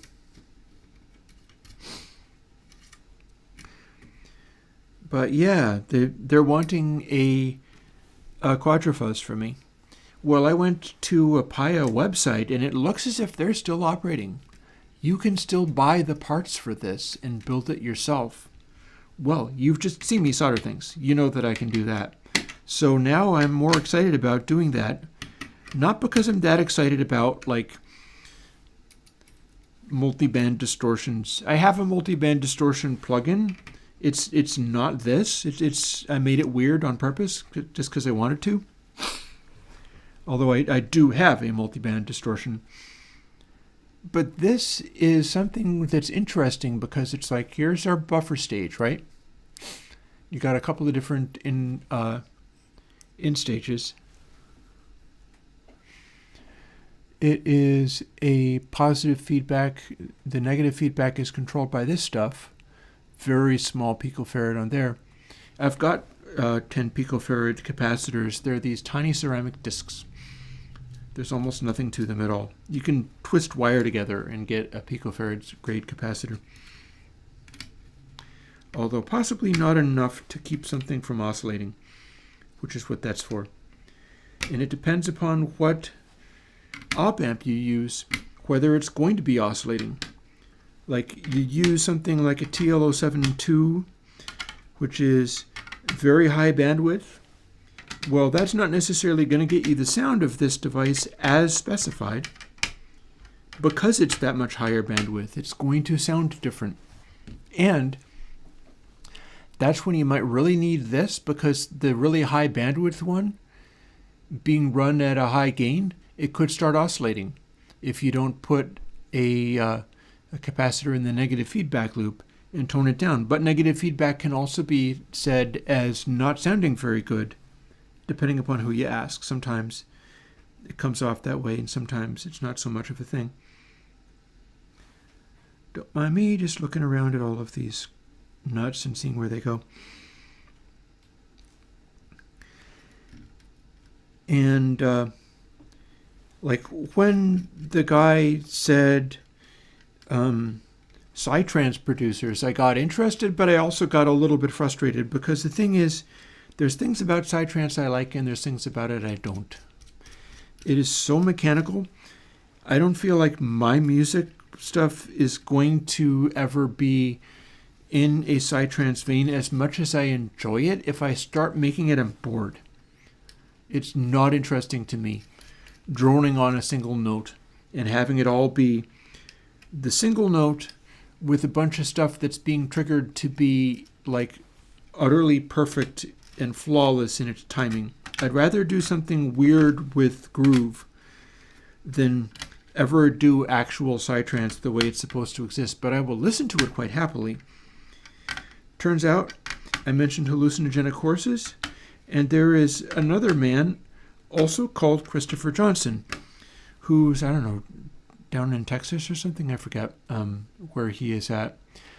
And he is operating under the name Cry something or other, and he's making Psytrance that's as good as hallucinogenic horses is, with modular synthesizers.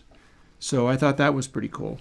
I was like, oh, hey, namesake, person with exactly the same name as me. Sounds like we have some of the same interests as well. Cool.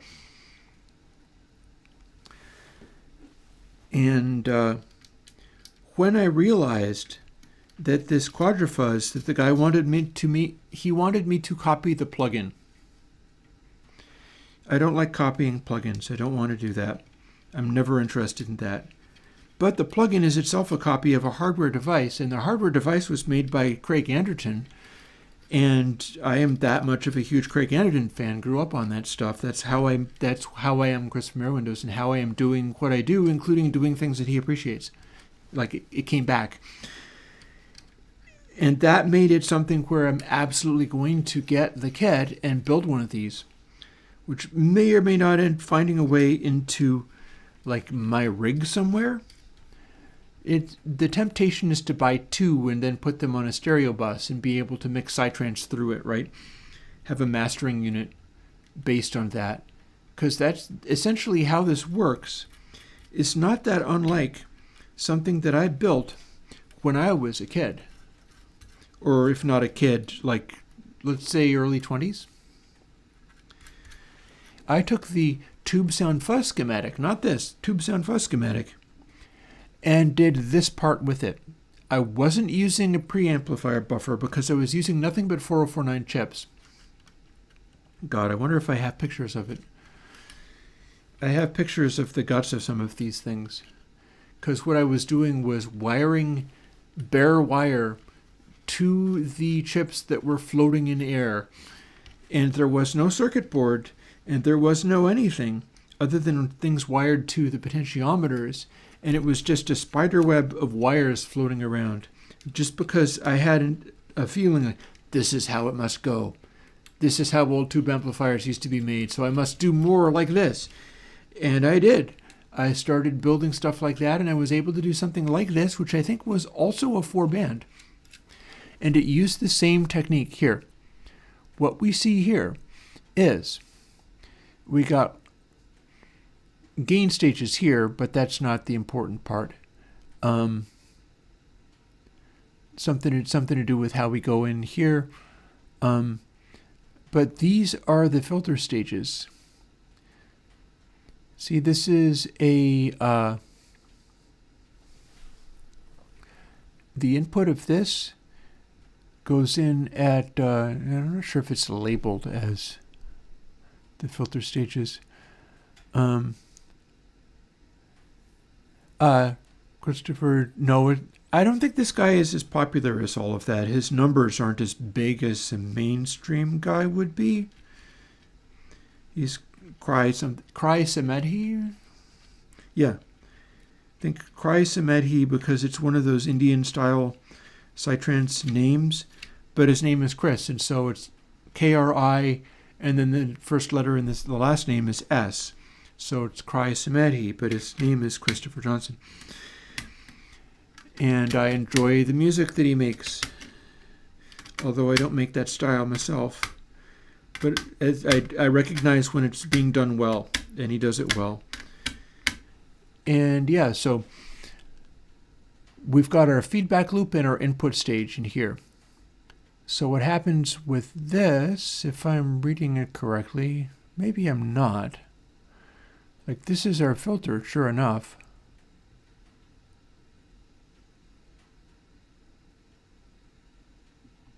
These are isolators, or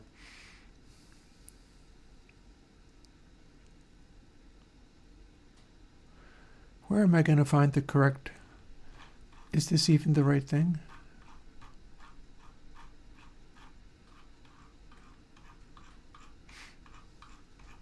Here's the instructions. There's the circuit board that you can get. I was just wiring this stuff up by point to point because I had a feeling like you could do it better.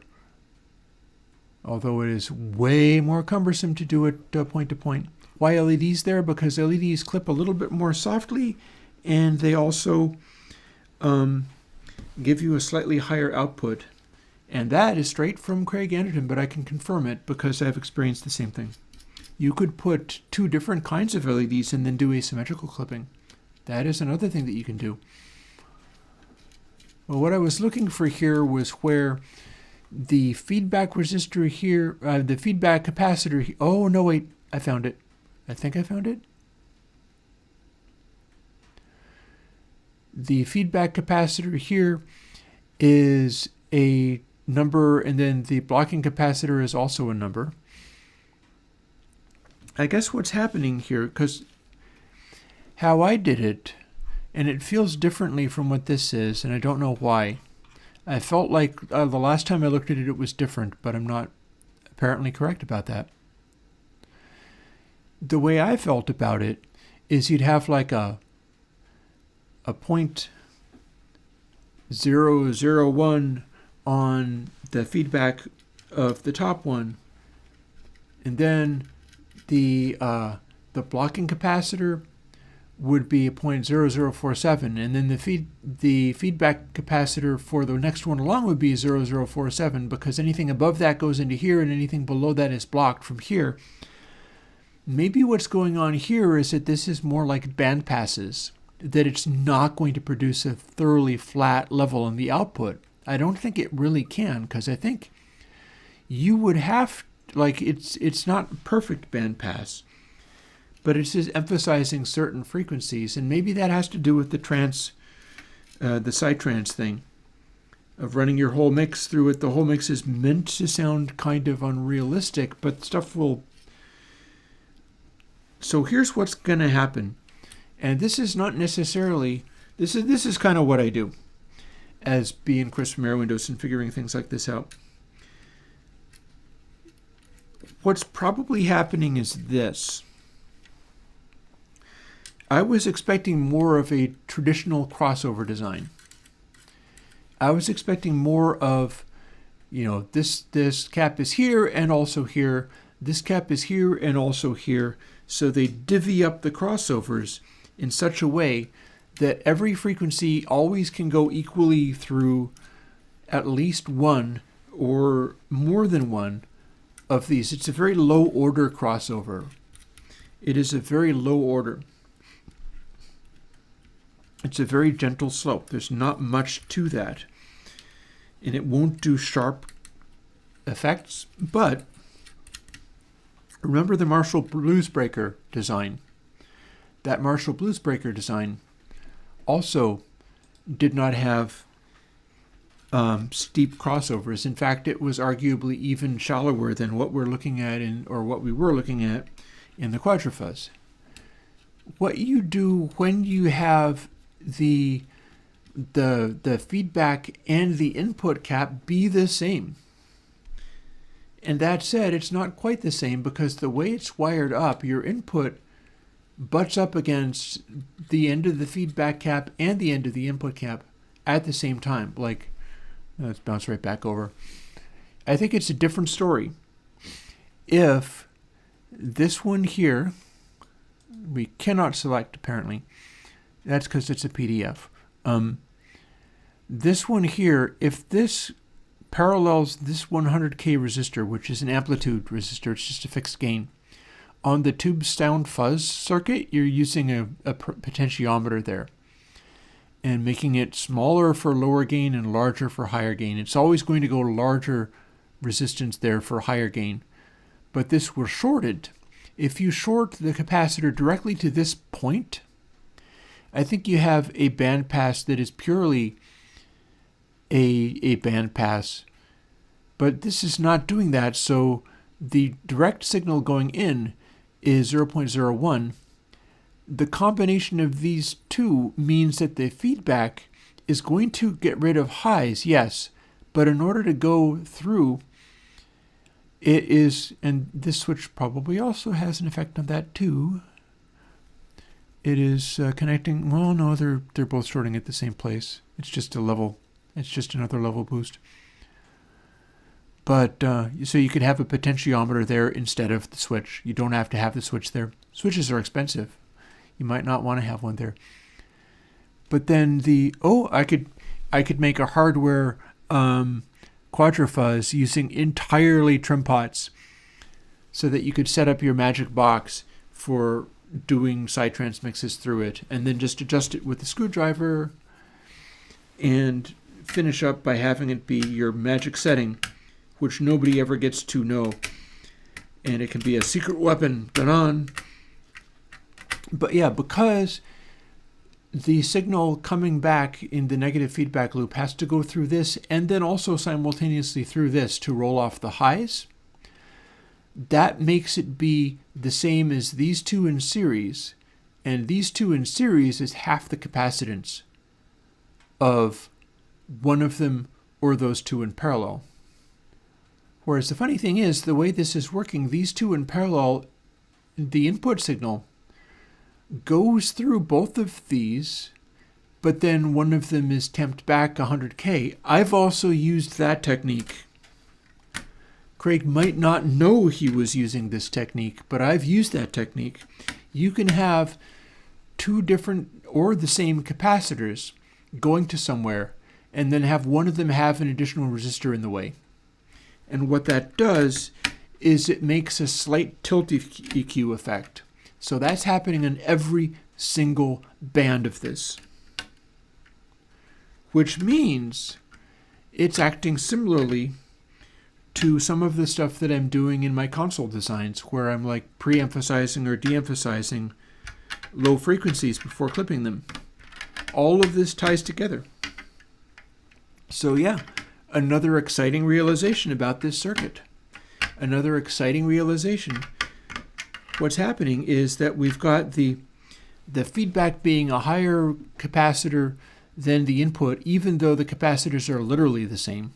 And in fact, there's a slight, like, if this became the closer this gets to ground, the closer this gets to a dead short, right? Dial it back so that the resistance isn't there. If you dead short this, then this just became a 0.02 capacitor. And the feedback path follows the dead short, so that's not a deal. As you start making this be a higher resistance, the gain on the whole thing goes up, but you also increasingly start having a subtle slant treble boost effect, a low frequency cut effect, because the amount of gain that you can get through a single one is greater than the amount of gain that you can get through this with the resistor in the way. Quadrifuzz VST from back in the day. Yep, that's the one people want from me. So this is exciting to see in its own right, but it's also exciting to see in that I'm learning new cool things about what Craig did on this circuit. And again, it might not have occurred to him that he was doing some of these things, but it absolutely was. This is what it will do. So we've got a EQ circuit that is also a slight tilt EQ before any distortion that might be in that. It might be possible to do this whole thing with like a 4049. Because when I made a filter out of multiple 4049s and did this same thing, but with more of a overlap. So what's also happening here is it is tending to be, I should work out the details on what the overlaps are. I did one where, like, this would be 0.01, 0.02. This is closer to 0.04, except for it's not. This is a 0.004. Hey, Skychip, well, I'll see you later. I think I have a lot of European folks watching sometimes. So here's the thing. I did one which was like the 001 was the feedback, but then there's a 002 here, and then the 002 was the feedback, but there's a 004 or a 0033 here. And that meant that my bands were wider. But this way of setting it up, rather than having it just be directly to the feedback point, it's to the input, is providing a little bit of that effect already, meaning that it's widening it more than I thought they were. If this was just shorted to this point, this and this would be exactly the same value, so you'd have like a wah pedal type effect. It would be trying to do a resonance. And if you had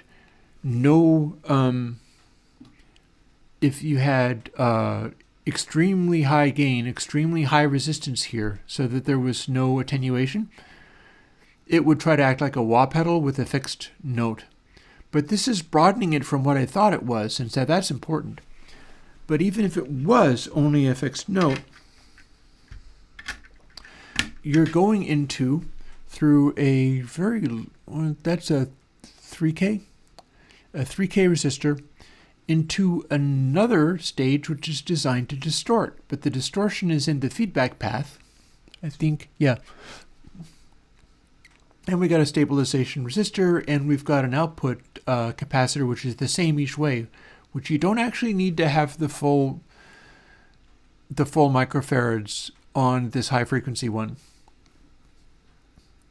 I like scaling them sometimes to being different. I did that in the EQ, but it's going directly to the out, so you've got just the raw output of each of these, meaning that you're kind of constructing a sort of sawtooth wave out of different distortion components filtered different ways.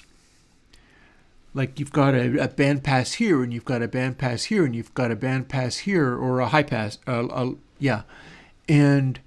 each of those are going to hit the distortion slightly differently, but the output is full clip either way. So if you cranked it up all the way until it was complete fry, then what you're going to get is essentially 4 bandpass filters. And remember my preponderant plugin? Based on the original Res EQ, which turned into the guts for the mid boost in the MCI. Well, the preponderant filter was designed around being the anti-soothe and being essentially this. And the original Res EQ filter was literally a bank of tunable resonant filters that are just resonant band passes. You only get like roughly 1 frequency out with a certain amount of bleed over. So all of that is very, very interesting. I had no idea there was so much cool stuff in this one circuit, or how adaptable it could be to doing other stuff with it. But that's what's happening. Like, this is why it would be pretty laughable to try to do a mastering grade processor using a Craig Anderson Quadrofuzz. It's because there is no flat from it. It's more flat than I thought that it was. I thought that it was considerably less flat. It looked to me as if it was just very resonant bands. Oh, also, let's throw another log on the fire.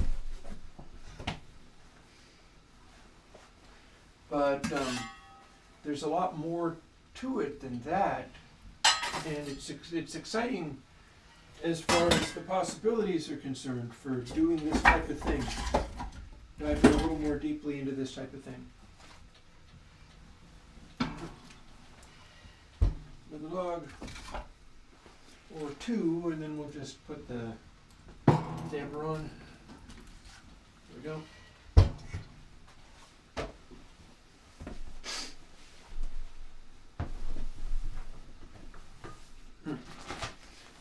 So here's what we're working with. This is a game controller. This is for the NerdSeek.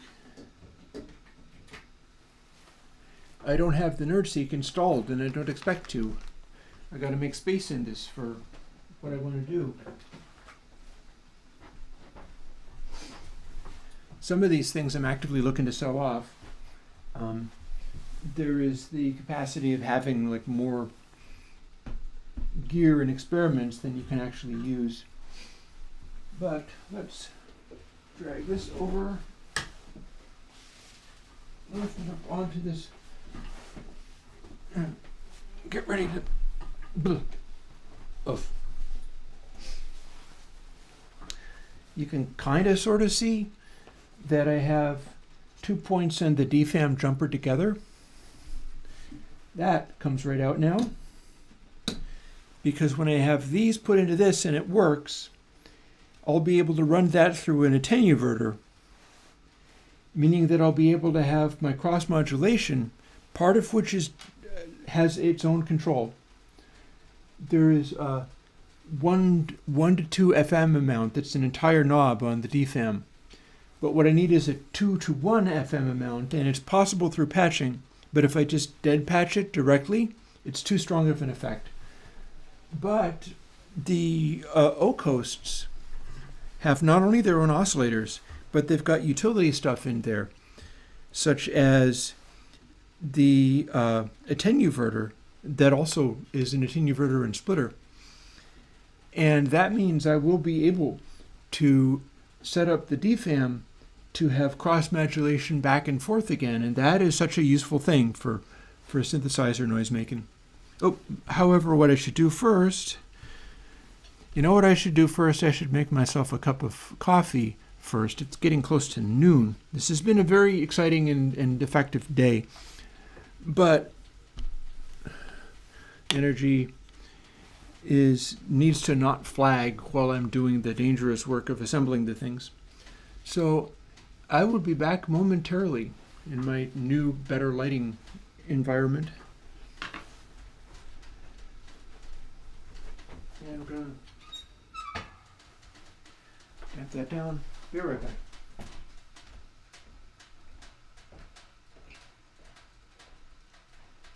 Yeah, this is a fun day. We should do this kind of thing more often.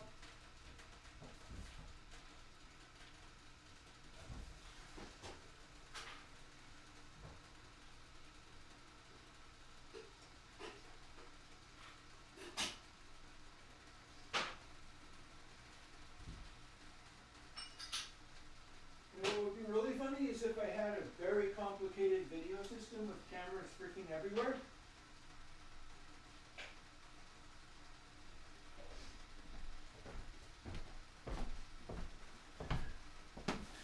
And then it would be all like, oh, engage the kitchen cam. Let's watch me making coffee. Until then, we'll get by.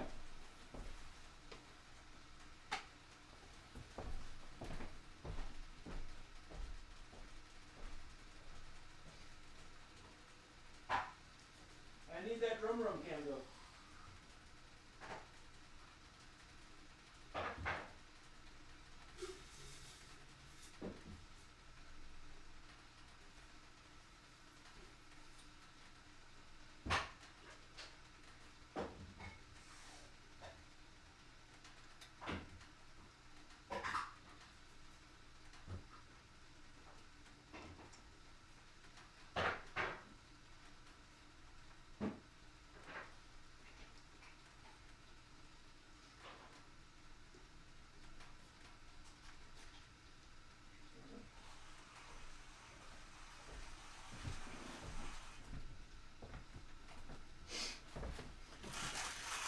Yeah, I don't know. I feel like here I'll come back here while actually grinding the coffee.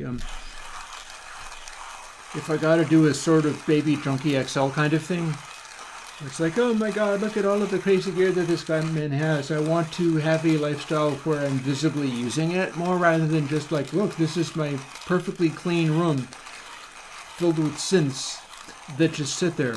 And it's like, you know, that's not really how it works, but at the same time, you like to see things in use. And that's why I'm enjoying the, day of the old coasts and setting up the other synthesizer. And I'm looking forward to, oh, we're finished grinding already. Back in a moment.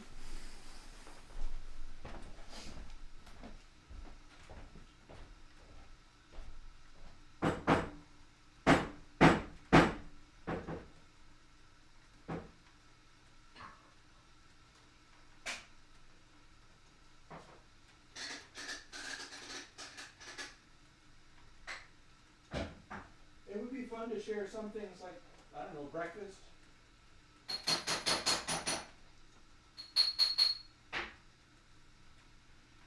I like making proper French omelets. Those are good.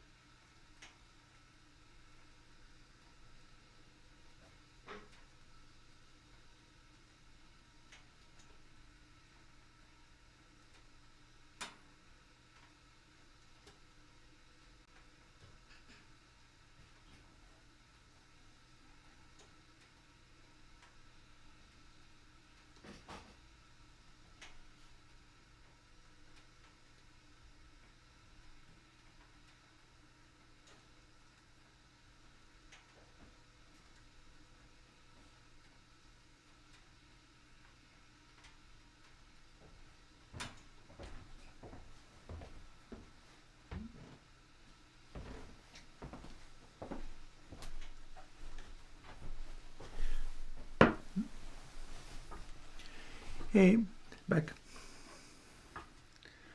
Can return to my work. And it didn't even end up. Let's see. I'm just going to shuffle stuff around for a second there. Always love this. It just makes me so happy. Something that I could connect with when I was young. And it gave me that's probably where I got the "you can do this" thing. The feeling of it. Because I don't know if he literally says that. But that's kind of the idea carried forth in that book that I read as a kid of, oh, I can make those. I don't have to just buy them from people, but this is something that I can make, and that turned out to be absolutely true. And that is the information I, in turn, would like to convey to people. So let's see. Where are we at? We have not put any of the knobs back on this, so that does need to happen. And let's see. Put my screwdriver back together, put the wrench back together, put it over to the side. This is the screwdriver that I used for the Eurorack stuff. This one has extra nuts added into the sliding rack rails, but I picked ones from Synthotech, which I don't really like doing business with that guy because I don't like some of the things about him. But I also found that they don't fit in these rack rails very well. They fit in the ones that I've got, which are from Mouser, but they don't fit in these ones very well. This is, however, I think free of those. Yeah, that is free sliding. The reason I added them is I kept running out. There weren't enough nuts in there to hold all of the modules on because I had too many small modules. That's one thing that these help greatly with, because these have just 4 screws to hold the entire thing on, and it is enormous. So let's see. Firstly, dynamics and balance. The control, where you have CV control over it, but I put an extra nut on there because I generally don't care to modulate this. I don't usually find anything useful about that. And exponential, decay. This contour section exists in some of, like all of my envelopes on the actual modular are contour modules. They're the same thing as is here. There's an onset, sustain, decay, and exponential. And I just think it's the best envelopes I've ever heard. So I'll have even more of them available now, and that will be much rejoicing. Cue Monty Python clip of little guys going, yay! Onset. Not onsen, but onset. Then we got our slope, which is log, exponential, and fall. I'm kind of trying to set these to what I will usually have them, although again, these two don't match as far as their slope circuits. I set it to the same things and they don't work the same, which suggests that something is slightly wrong with either one or both of them, but I'll live with it because it works in my contexts. My contexts often are, let's set this up so that each of these cross-modulates the other using the triangle wave waveform, and therefore we have a really crunchy and complicated sound out of them. Like the musician Colin Benders enjoys greatly a set of oscillators, the Macbeth oscillators. And these are like some of your Eurorack parts that are the most expensive, unreasonable, unattainable things that you could ask for. Like Macbeths are just, you can't get them. They're very expensive. They're very elitist. But half of the things that he does with them, that Colin does with them, is they come pre-designed with a dual oscillator structure inside them, in which you can have each of them cross-modulate the other. So in a single oscillator, and by now he's got like 6 of the things, he does the same thing I do, which is a little burst of public activity and then vanishes for months. Perhaps for similar reasons that I do, of just burning out in the amount of effort being put forth, or being frustrated by it isn't as good as I want it to be, kind of thing. But yeah, his Macbeths do the same thing I'm fixing to do with the O-Coast, or indeed what I'm fixing to do with the DFAM. Cross-modulation is a really interesting technology.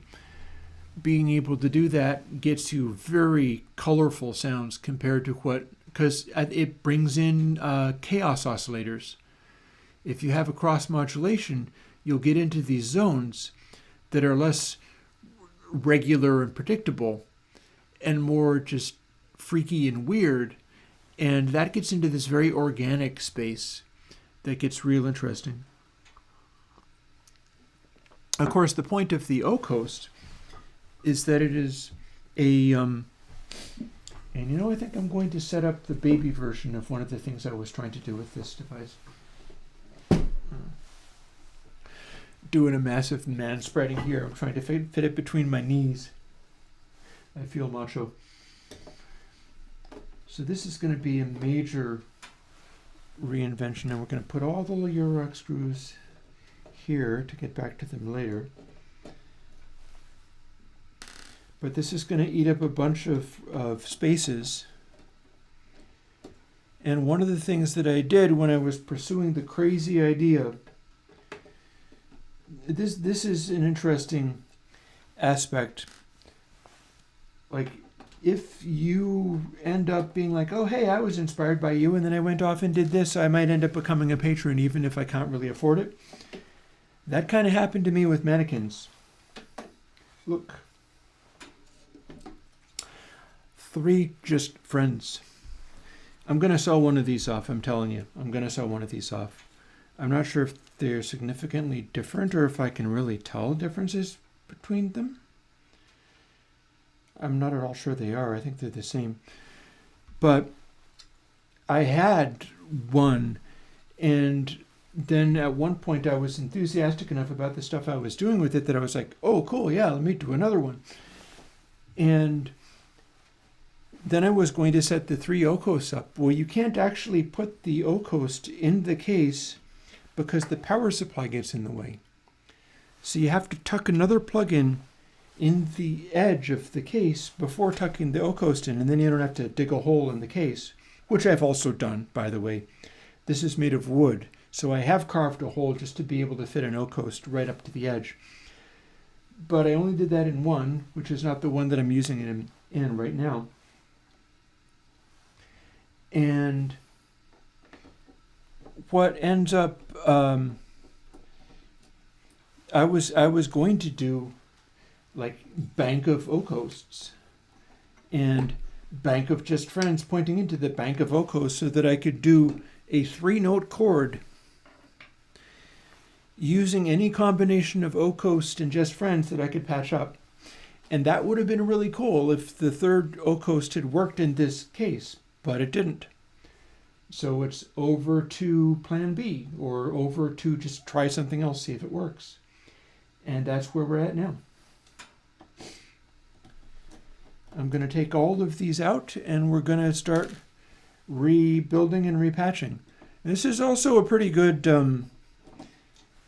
having to sit this far away from the mic while doing this means that if I am talking to anybody on the live stream, I have to project, and that's good because that's part of the purpose of the live streams. I have spoken to other friends who are familiar with what it's like being on the isolated side for large portions of time, and then essentially doing something like, I don't know, chairing a meeting, doing a live stream, singing a song, and not being able to do that because your muscles have been weakened from atrophy, from never speaking. So we're going to solve that. Ooh, look, a crucible. I'm going to be putting some of these aside with the fixed intention of building them into the new design. But this time we're going to talk through them, talk through the design process. It's uncomfortable.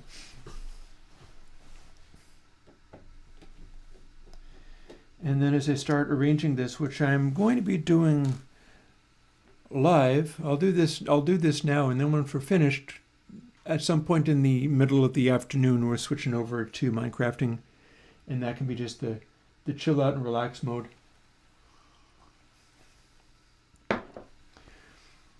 Because you're always figuring out, like, what kinds of things am I trying to make with this? For instance, this red module is a Blue Lantern Mini Shimmery. I have two. I'm using one in here. This one is more useful for like a spike on the front of a kick drum or something. It's a little noisy. This version of these are a little whiny as you run them because you're basically hooking your output audio to just the raw edge of the CMOS chips that are doing the sound. I think that is a wonderful thing as far as getting an amazing sound out of it. But it's so raw that it lets through a little whine, even when it's not on. And that can be frustrating. So I've ended up with some different designs for how to, place the synthesizers. You can, which one? I'll sell the one that's the cleanest looking. Which is the cleanest looking? Surely one of them must be. Do I have one that has less rack rash? Yes, this one has less rack rash. I would literally pull the knobs off of this in order to try to sell the one that has the least rack rash and the cleanest knobs, but the knobs seem to be about the same. And I'm pretty sure they're all the same release. But yep, here's the general design. Here is now going to be just frenzies, and part of the purpose of having this is similar to how I have this bank of stuff over here, this one, that I am driving this system with this aux box, and I've done a bunch of stuff with two aux boxes that are each cross-modulating each other. I do have a frequency input for this aux box. It's just not normal, so it doesn't react normally, but I do have that. And this aux box can put out a control voltage, so it can drive an oscillator. So this aux box is a weird little device, but there are two things that are really interesting about it. One of them is it's extremely raw. Well, I guess I'm going to get three things. One of them is it's extremely raw sound. This is my Asteroid Mini Synth. This was my go-to kick drum before I got a portal drum. And it still is a go-to kick drum in its way. I've got a little jumper in here with a capacitor, and I've come up with a bunch of ways to make this sound amazing. It just is always going to sound a little more electro than what I'm shooting for. So the aux box has an amazing, intense, sonorous, resonant tone. The thing just, it howls. It's amazing. And it has, mine have the ability to patch stuff into them. And you can also run it into stuff like Plastic Man, Richie Houghton, has famously run his into, I'm pretty sure one of the things that I've heard is an MXR flanger. And when I say that, I don't mean that I heard somebody said that was what it was. I feel like I've heard that pedal on the output of his 303s. Because he wouldn't be having aux boxes. He would have been working with the real 303s. Another thing about this aux box is that it has a built-in sequencer. And with this built-in sequencer, at least the one in this aux box, I'm not sure if it's the same for a real 303. In fact, I kind of suspect maybe not. You can sequence in like little melodic lines with the 16 memory slots, right? It will always cycle. And so you can sequence in your 16 little notes. Then you can sequence them to be less than that. So you can have a 4-note cycle and it'll just go. Or you can throw in a 7 or whatever. And then you can chain them together into songs, except for it's not really that much like songs. It's a little more improvisational, where you can, if you have things set to the right banks and so on, you can pick your bank. You've got about, I think, 16 slots too. And each of those has its own little melodic blip. And so you program it by just typing in each of these things in a chain, and then it will start playing however many of each melodic bit in sequence, one to the next, and it'll just go. And all of this is at like Roland analog transistor levels of purity and aggressiveness. This is not a MIDI device.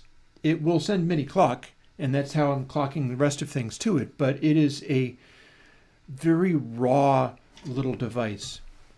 Roland's have a thing called DIN-Sync, in which the, by the way, let me close I think we're done talking about the quadrafuzz, and I can't see all of my screen that way.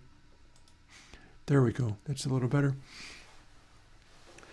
Roland's had a DIN-Sync, and DIN-Sync is not MIDI. DIN-Sync is a rapid series of synchronization pulses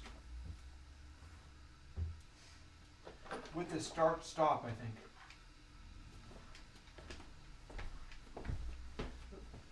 Maybe I'm going to need some of these too. What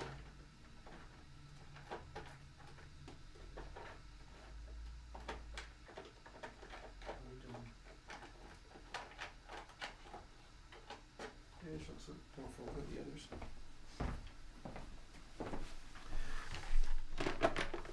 And the end result, and you can hear this on, I think Aphex Twin did a project called Analord. And Analord is just basically a bunch of Roland stuff clocked to each other. And I think it has a extraordinary sense of groove. And I would say with some certainty, part of the reason for that is that Aphex Twin was doing albums with a bunch of Roland groove boxes and synths and things clocked to each other. None of those are using MIDI. All of those things are using DIN-Sync. So they're not sending messages through a serial bus. They are just like, when this rise time goes up, fire the next note. And that's what some of this stuff can work like. So I've got the ability to clock the Zox box that I'm running from. It will send DIN-Sync and MIDI simultaneously. And I'm quite happy to use the MIDI to drive the drum signature, to drive all this other stuff. One of the things that I'm looking to do, I did a bunch of experimenting with dual Zox. In fact, that's what a fairly recent track that I put out on YouTube is a dual Zox boxes cross-modulating each other with a bunch of other things like drums and guitars and stuff tacked on. Which is very cool in its way, although honestly some of the bits that I thought worked best were sheerly the modular synth bits, where I was also driving drums and things off of the drum sequencer, which was chasing them. And honestly, I felt as if some of that stuff was working well, as it should, because the key part, the Zox boxes, both of those were operating on sheer DIN-Sync. It was a raw electronic device using raw electronic timing rather than MIDI. It wasn't translating anything into a serial bus. It was just rise time of the transistor, boop, and off it goes. And so everything was very, very direct. thing is, my work with there's a problem with that particular cross-modulation, and that is doing the two Zox boxes that way. You only get a sawtooth and a square wave output. So if you cross-modulate squares with squares, it does something, but it's not nearly as effective as cross-modulating something with, say, a sine. Or the DFAM, you've got triangle waves. And with the O-coasts, you've got a triangle wave. That's way more effective as far as patching something in and being like, okay, let's take this Zox box, let's use its sawtooth output, but then let's also cross-modulate that with some other wave. Well, you can FM it with a triangle wave or a sine wave and get a much more organic kind of tone than trying to do it with a sawtooth wave, which has that sharp transition. And all the sawtooth wave means is that you're repetitively pitching the thing, it's going flat, it's going flat, it's going flat, it's going flat. You never have a vibrato. You always have just a one-directional thingy. The square wave is even more interesting because if you're cross-modulating with a square wave, what you're making is literally, let's see, hang on, I'm taking these are the long, I don't need the long wires for this. I'm going to go get another little tub of wires.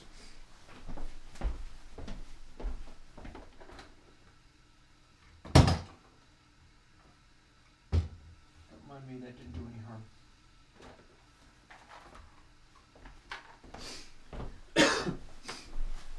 I should have some short wires in here. If you were doing a square wave and cross-modulating using a square wave, you're just oscillating between two pitches. Oscillating between two pitches is the same way that old mods and S3Ms and XMs got chords. Is they would take a simple note and just flicker back and forth between the note, and that would create chords. So if you're doing a FM with the square, you're just making a flickering chord, basically. And these things are all well and good, but what I've found is that when I'm doing the this cross-modulating stuff, which I enjoy so much with the Zox boxes, it totally sounds crazy and all. Like, I really enjoy how wacky, acidic, and wild it sounds. But I have a hard time making it musical. It's just only its thing. All it will do is the wildest, craziest noise ever. It won't do anything chill. It won't do anything subtle.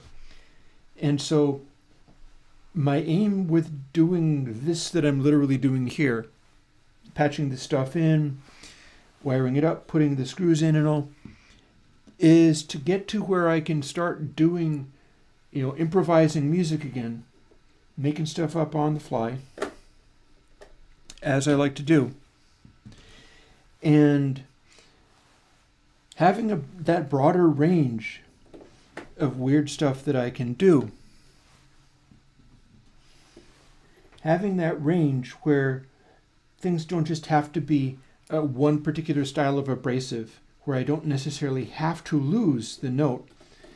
And there's a couple of twists to that relating to these very controls and these choices of modules and things. Because the thing about the Just Friends is I got excited enough about them to want to have lots of them, and I did successfully end up getting lots of them, and I still am going to have 2 of them in this context. But it's not just an envelope generator. It's an envelope generator where you can have like 6 different envelopes or 6 related envelopes or weird cross modulations of them. The envelopes can be a bunch of weird different shapes. They can just be triggers. You can do a wild range of weird things with them, but you can also flip a switch, at which point it's just a regular os. You can flip a switch that says sound and take the output that says mix and get a complex waveform out of it. I could run that into the Zox box again. In fact, I could run that through the Zox box's filter. And this is what was so exciting about having a bunch of these, is wanting to run with that. Now, that said, naturally I have become equally infatuated with another mannequins module, that being, and it's going to be a bit of a moot point because as near as I can tell, these are inaccessible. I can't have one even if I want. But there is another mannequins module, and its name is Mangrove. Now that would probably be the ultimate pairing between a Zoxbox and an external module. Because remember, one of the things that the Zoxbox will do is you can take the Zoxbox and it has some of these 1/8 inch outputs. It has a CV and a gate output. What that means is you can directly drive another oscillator using it. And I haven't done nearly as much of that as I could. Like with the driving, the cross modulating, I'm setting up 2 of them typically. And I am not even trying to have the one direct the other using CV. Instead, I have to program them to each have a sequence, and then I use that. Because you can't, it's not a CV controllable device. It's a device where you have to use its own little sequencer. And that's the constraint on that. But this reads CV. So if I was to modulate the pitch of a Zoxbox using a Just Friends run as an oscillator or using an O-Coast run as an oscillator, I would be starting with whatever sequence it was that I made, and it would follow the same rules, and so I would have not only the sequencer, but also the chaining, meaning that I could write a complex melody. I could write a thing where it's like, okay, I'm playing with my cards for composing stuff, and this card says I'm working in the notes of A and also A flat and also D, and I need to make it an 11. Well, I can make an 11 on the Zoxbox much easier than I can with any of this other stuff, possibly excepting the drum sequencer. And even that is a little tricky, a little more complicated. With the Zoxbox, it just falls naturally out of how you sequence it. But then having sequenced it on the Zox, rather than having to take an entire other Zoxbox and do the same thing with it to match it, I can just take the CV out and run it in any of these things. Or run it into, I could run the CV out into one of the splitters here and then run it to 2 different places. Run it to 2 of these, which are cross-modulating each other, and then run the output of that back into the Zoxbox. Or, take the Just Friends and make a gnarly, weird, grungy frequency out of there. And then either run that into the FM modulation of the Zoxbox, which is something that I built into it, I just improvised. Or run it directly into the filter of the Zoxbox. Then I have not only a Zoxbox with its sequence, but it's using a completely different outboard oscillator. And these are the fun things. These are the things that would be really interesting to play with. And building the technologies to start to be able to do this is like practically as much of a chore as the composing. The idea is to get to where I can just start doing stuff, and then the making of the music just kind of happens very rapidly. And it's like, yep, I'm running the Airwindows console. I've got my little control system. You might or might not notice any differences with that, but we're not going to talk about that. And setting it up so that it's like, okay, here I am. I'm coming into this. I'm quickly getting a sound with these little faders. Good, ready to go. And then fooling with this, here I am doing a 7 on the little sequencer. Let's make some rhythms on there. Ready to go. Good. Boom. And the whole purpose is to spend all the time on the setting up sort of the mise en place of the synthesist's world, so that you can jump in and just invent and make stuff up and make it and have it go. Drinking lots of cups of espresso all the while. But which may very well also include doing this, say in Reaper, for instance, which is where I would be doing it, and being able to switch it to that, but also doing that kind of thing while also chattering away madly like I'm doing right now. And that might be real fun. I have done that before, but it's been a while since I've really been able to bring to bear all the stuff that I'm able to make happen with regards to stuff I've learned, the synths and things. I spent a lot of time doing that stuff on the Heritage Audio mixer. And although that's wonderful in its way, I do better if I'm on a console, even if it's, an in-the-box Airwindows console that has some controls, that has like the MC console mid-boost and so on, stuff like that. As long as it still sounds as good as the Heritage Audio, I get an enormous boost out of being able to go, I need this, and it needs to be brighter and not get in the way in the mids, and then just dial that in very quickly, messing with the controls, making it happen, and going from there. Let's continue putting this together, because we're going to want to see it light up and do stuff, whether or not we actually hear it do stuff, because that would be a whole other stream, honestly. But we should be able to at least see it light up and do its blinky lights thing before we switch over and go and play some Minecraft. And by then I will be probably very enthusiastic for just, what the heck, let's go and play some Minecraft. We'll feel really good at that point. Because this is turning out to be one of those wildly do a bunch of stuff days, but this time I'm streaming it, so that's quite interesting and fun. That's not always my way. And this is going to involve a complete rebuild of all of these things. I'll just warn you right now. I'm putting these in, and then all this is getting shuffled around, and I'm not even sure what's going to be there. I will decide it on the fly, which will be exciting. It'll be kind of dramatic. Like, wow, here we go. We're improvising this stuff and figuring out what goes where. Part of the reason we got to do this stuff most definitely powered off is because you never want to touch bits of this to, again, like I said, I had a Moog Mother 32, which I had to send in to get fixed because I was removing it and replacing it with something while the system was on, and I'd unscrewed it, took it out, bumped the wrong part against the aluminum rails, and bam, that was all she wrote. Something shorted out and went poof. And next thing you know, I was getting it fixed. I think if I remember correctly, I think I had to pay for shipping, but they didn't charge me for fixing the thing, which was nice. Hard to say whether that'll continue. Depends upon what happens to that company.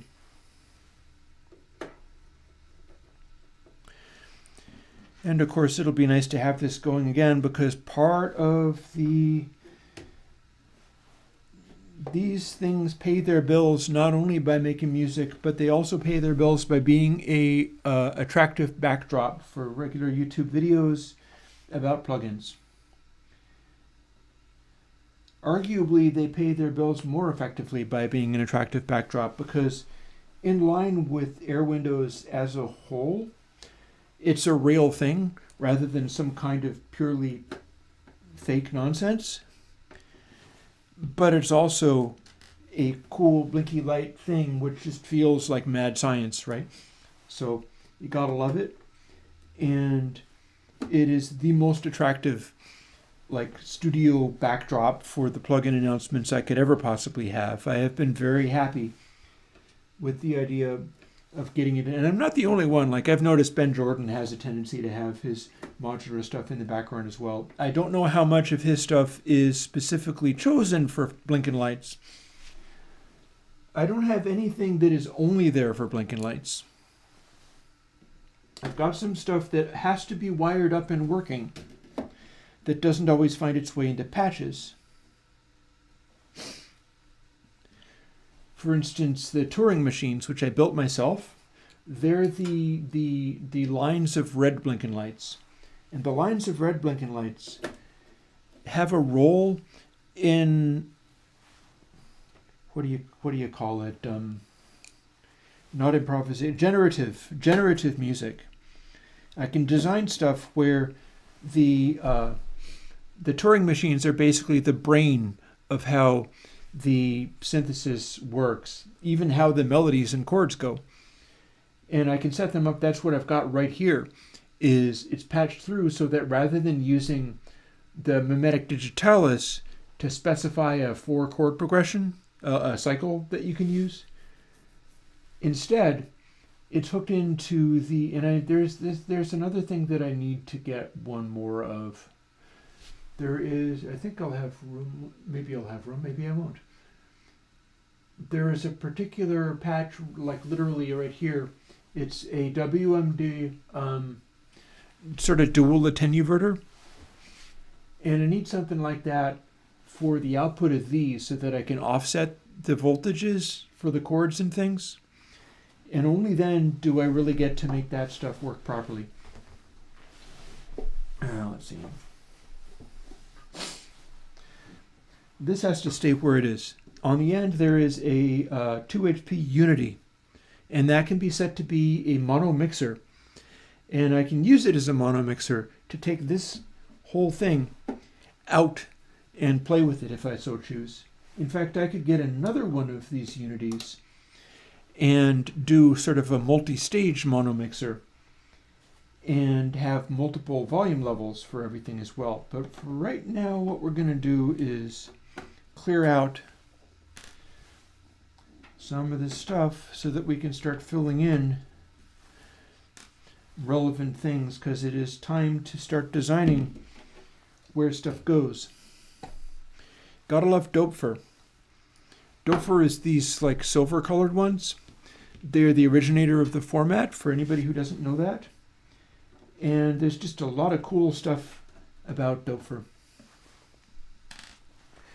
You can often, if you want to do this sort of like radiophonic workshop, freaky modular stuff, Doepfer, you don't really even need to go anywhere beyond Doepfer for doing your radiophonic workshop. Hi mom, I just got a modular synthesizer, I'm making weird noises kind of stuff. The range of Doepfer for that is extraordinary. And I've got stuff I haven't even used here, which is frustrating in its own way. Like these things, I think I've tested to see that they work, but the other thing about Doepfer is that you can usually get the things for between 100 and 200 bucks or less. Some of the Doepfer is even less. So it's real tempting as far as like, oh, I want to get one more module. This one thing it does have actual low-pass gate. This is a 101-2 LPG. It's a actual low-pass gate. You could go and buy a Rabbit Elephant natural gate, and that's a very sophisticated thing. Like my kick drum is a Rabbit Elephant. So you can get a natural gate, and it'll cost you $6 billion if they're even making them and selling them directly. Otherwise, you get them used, and they're even more expensive because they're being scalped. Or you can get the Doepfer low-pass gate, and it's not going to sound exactly the same, but it'll sure work. It even has Vactrols in it. These things in here. I wonder if I can show that. Vactrols. It's an LED and a cadmium sulfide cell. And this is a Doepfer low-pass gate. And you could use that for a variety of purposes. Remembering, of course, any of these things, much like sometimes I talk about the VCV Rack uses of my modules and plugins. Some of my stuff has drawbacks and weaknesses that become strengths in the context of VCV Rack. Hey, Alessandro, I sure am. Thank you so much. One of the things that some of my plugins do well is be sort of raw and crude. Like some of my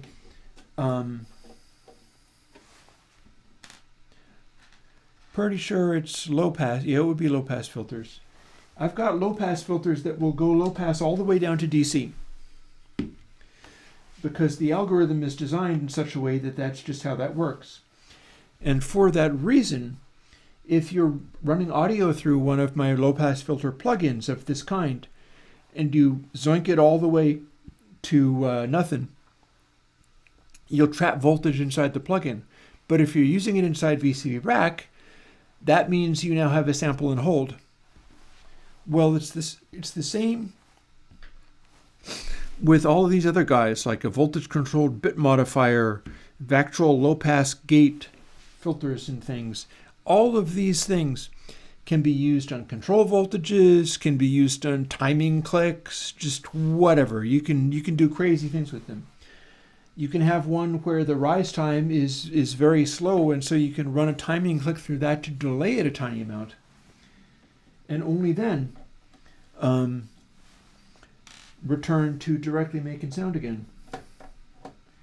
Just the whole thing with Modular is similar to some of the stuff that you can do with plugins, in that it's all about thinking of wild new stuff to do based on the ideas of what you have available, and having a new idea for a new sound, a new thing to do.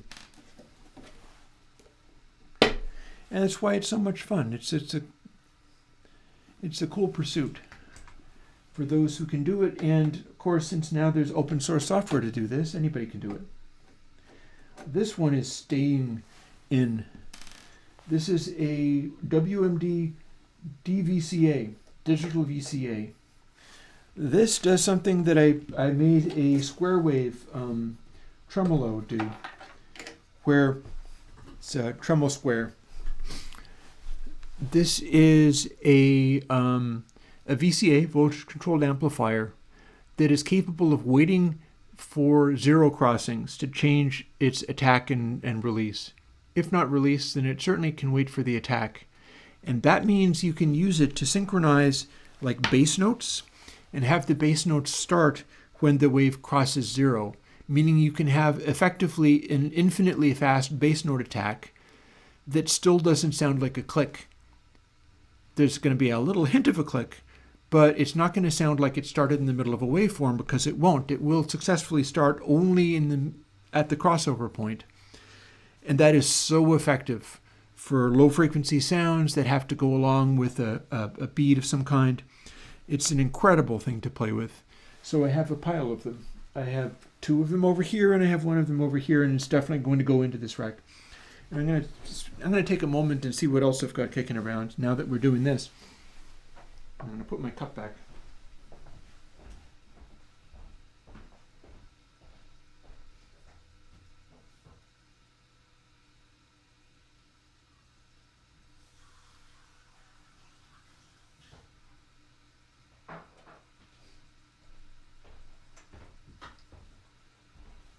Let me see.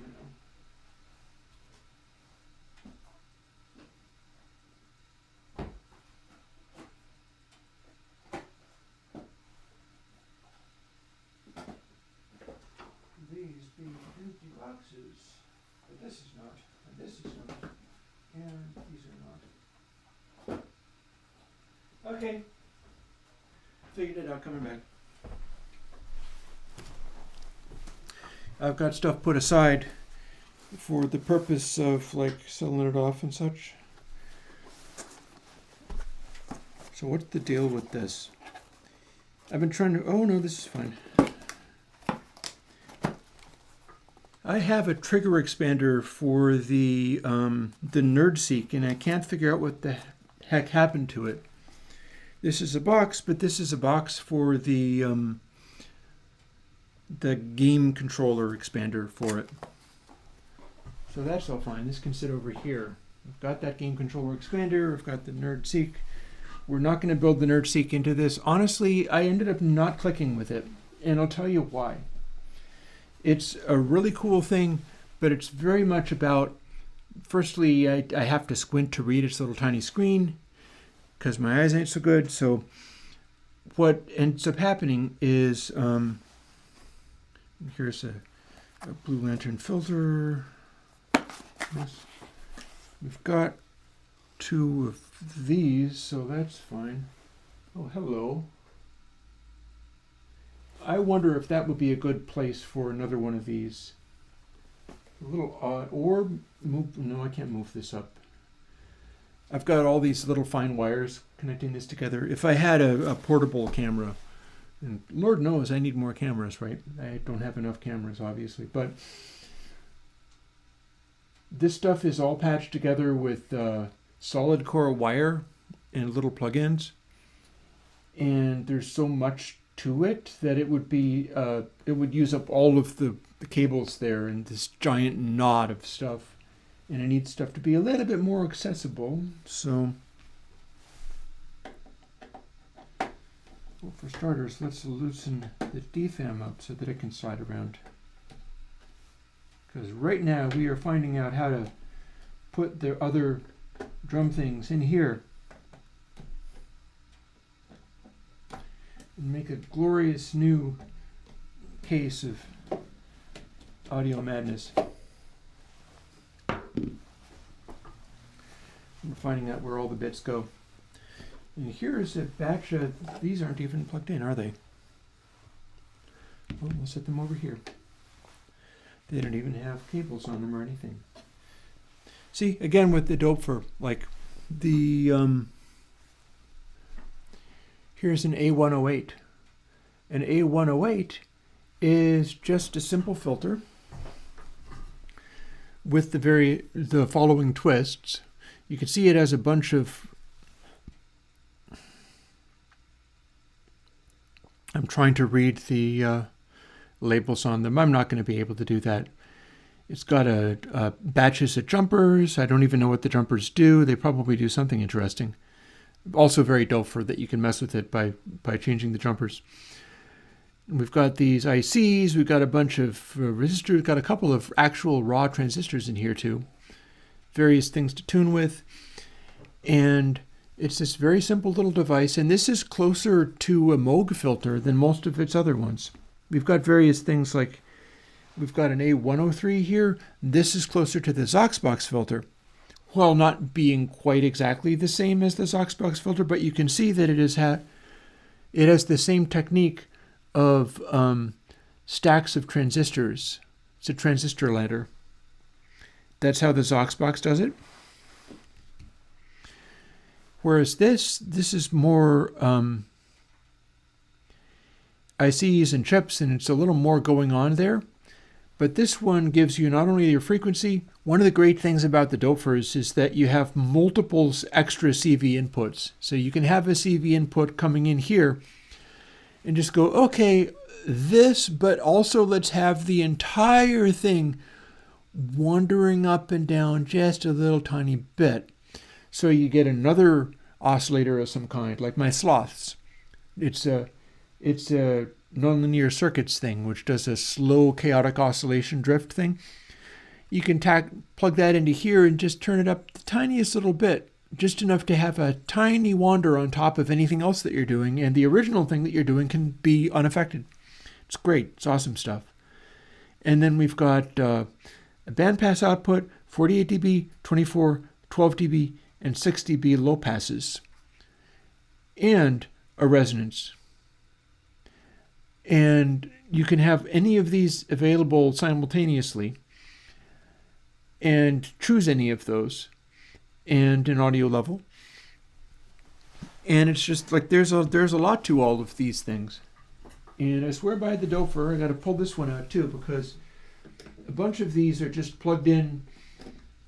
I had this sitting around with all of these guys with just a single, well no, apparently two for this one, with just one or two screws in, because I'm figuring on like reselling some of this stuff. I do have this one I haven't even used for anything yet, but I have high hopes for it, because subharmonic generator, this is a little bit like the Moog subharmonicon. You get a square wave in, and these foot controls could also be CV from something else, and it'll flip between presets. And then you get to pick each of these independently for each of the presets, so you get 4 options of them. And they're subdivisions, integer subdivisions of the square wave, so they do lower notes. And you could make it do a giant sort of sawtoothy tone, or you can make it do complicated chords, which will have a mysterious resonance to them, because the notes will all be perfectly in tune with each other, but not in such a way that it really lines up with equal temperament. And I've been hoping to do something like, for instance, take this, run it into the low pass gate, and make some interesting sort of trance style stabs or resonant chords and sample those. Make a kind of library out of like, okay, so this is a, minor suspended ninth chord, because that happened to be one of the combinations of notes that this produced that sounded cool. So it's like, okay, here's your full range of minor extended ninth chords. Have a good day. And sample it into frequencies, and then just cajole it to making more of a majory thing or whatever. Adjust everything and sample everything. It won't be convenient, but I should be able to make a library that is like in the box, play back the samples, or play it back as just continuous tones, maybe, as a oscillator, which is actually the subharmonic oscillator, where you can play it on a keyboard and be like, okay, this is an A note, so this is my A for the minor chord, and this is my A for the suspended ninth chord, and then just play your chord sequence bouncing around between octaves to get different chord inversions and different like overtones and things.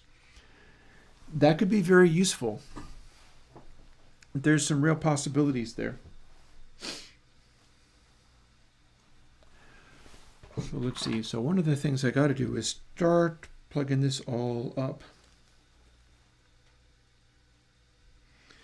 On Dopfers, the red wire goes to the bottom. So we'll make sure to do that.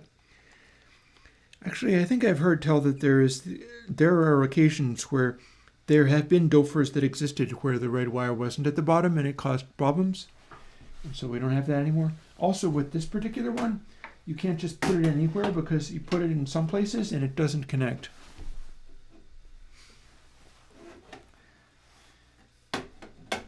Put it here and it'll go. Put it here and it literally doesn't fit. It pokes out. So you got to know what you're doing with some of these buggers, and this is one of them. And my next thing here, I think, is to remove this burst control, because it's not powered. The only one that's powered is Unity. Burst is a great little 2 HP, but I'm going to have to find a cable for it. And maybe this will do a good job of filling up a little extra space, but I don't know how necessary that really is. We're probably going to be fine just figuring stuff out. But this should go where I can get at it. And we're going to dive into the world of figuring out where stuff goes. So we're going to start plunking things in here without actually wiring them up.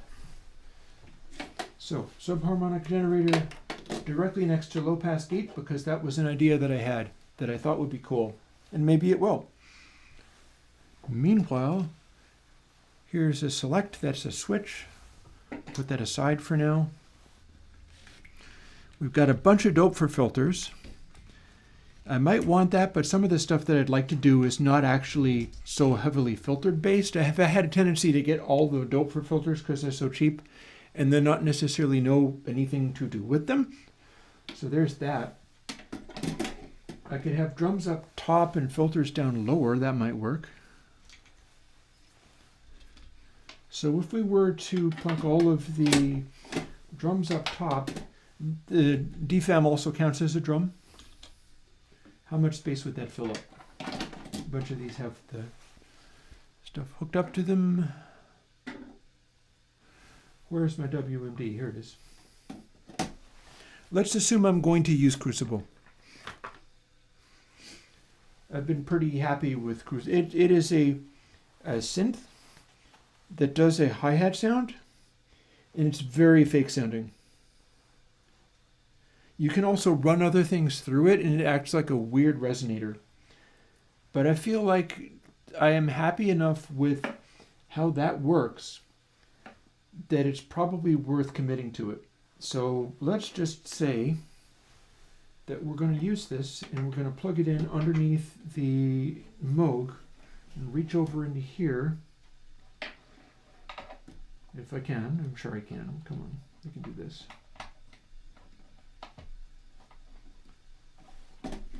And we're going to assume that we have that there. Also, there's another thing that we could do that would fit for the purposes of playing out live, and that would be hanging on to the Three Sisters. It took a while for me to get this, and then I kind of went back and forth on it because I was enthusiastic about it, but it's also very clean sounding. And a lot of the noises that I make on my tracks are using, like, anything that I do with breakbeats or samples runs into a Blue Lantern sour filter. It's either the sour filter or the LM4250 filter. But it's this particular Blue Lantern filter that is gnarly as anything. It's ferocious. And I've typically done that rather than use what I believe this is an analog device. Although, man, does it have a lot of funky little ICs on it. But, I mean, it should, because it is I assume this is an analog device. It's a 3-band where you can control all the bands simultaneously. So this is good for your, like, techno-y style, turning a knob and everything changes. And it also has a lot of options for fooling with some of these things. I've frequently used it for stuff. There's a formant filter option that it has. I'm not really... Typically with mannequins, you don't know what the heck the thing even does, right? That's a common thing. But one of the things it can do is it has an all output, so you can use it as a submixer, and that might be really useful, especially for going out with it. So on the basis of that, I could either sit it down here and be like, we're going to run mixes through here, and then this is going to jump over to that, or I can make space for it up here. Meaning, figure out a way to have this and the DFAM and some of these other things. Like the Crucible is cool because it'll do a high frequency noise, and although it's a kind of obnoxious high frequency noise, it's sort of very techno-y, so that might come in handy. And then run that into the highs for the sisters. And then this will also, I can run a low into it, so I can hang on to one of these Blue Lanterns. There's 2 of these. One of them is the old school asteroid, and one of them is a asteroid that I have personally modified. And I've made this go to lower sub-frequencies, whereas this one is the exact clone of one that I saw on the internet. There was a video about Blue Lantern kick drum modules, and there was this one asteroid kick drum module that was on this green circuit board material, and I was like, oh my god, that's amazing. I want this. And I never could have exactly this one. He finally re-released it, so now I have one. That said, if I'm going to do the 3-way thing that I was talking about, probably it would involve not using the DFAM in that, but instead doing the 3 sisters and doing Crucible, asteroid kick drum, and probably the tip top. This is a sample player for a snare, and the snare can sit in the middle band of the 3 sisters. And that will allow a range of sounds that will blend very effectively.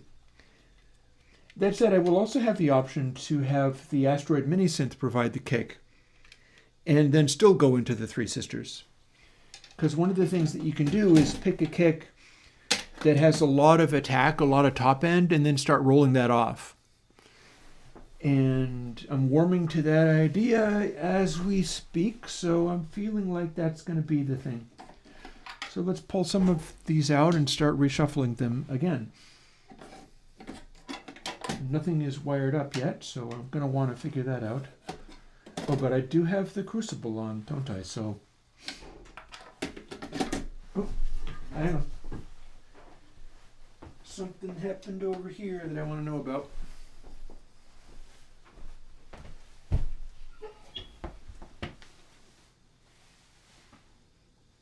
I saw a little wisp of smoke come up, and oh, I bet I know. I had the damper on, and this stuff kind of shifted. I think one of the things that was happening is the firewood in here sort of settled. And the side effect of this stuff starting to burn out, being consumed as it should. I had the damper on full, and yeah, I know what happened. Is you can see it's brighter now. Like the fire ebbed a little bit, and it winked out briefly and then caught again. And when it caught again, the back pressure of the catalyzer there was enough to obstruct it, but the recatching again was a little foof of pressure. And as a result, that caused a wisp of smoke to come out the air intake, but just for a moment. I noticed that. I heard and felt it happening. It's also a subsonic noise, but it is harmless, thankfully. Got to be careful with this stuff, you know. You never can tell. Oh, and one of the things that one can do is run this into the Asteroid mini synth for a really gnarly aggressive kick. With the right combination of Blue Lantern modules, you can make the most obnoxious kicks ever. Like, you do not need the Maniciteritas or whatever, which is a famous module that'll do amazing things as far as doing deeply obnoxious kicks. But you don't need them if you have a bunch of Blue Lantern, because the bunch of Blue Lantern will do that just fine for you. Let's get wires on these two.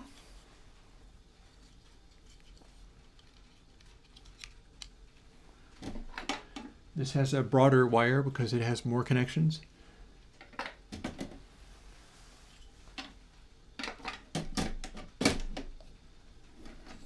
And then what fits in this remaining slot? Well, the Asteroid will. So we could, oh, and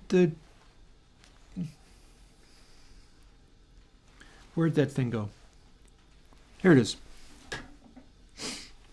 A 2 HP will fit in here as well. There's exactly 2 HP left. There we go.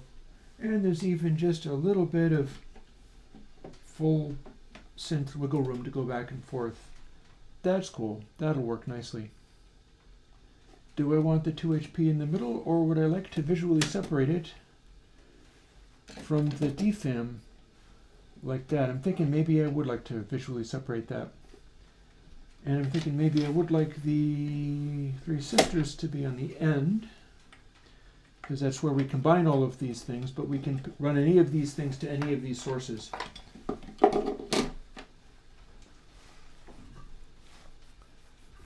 Now, what remains compared to what are we not actually using?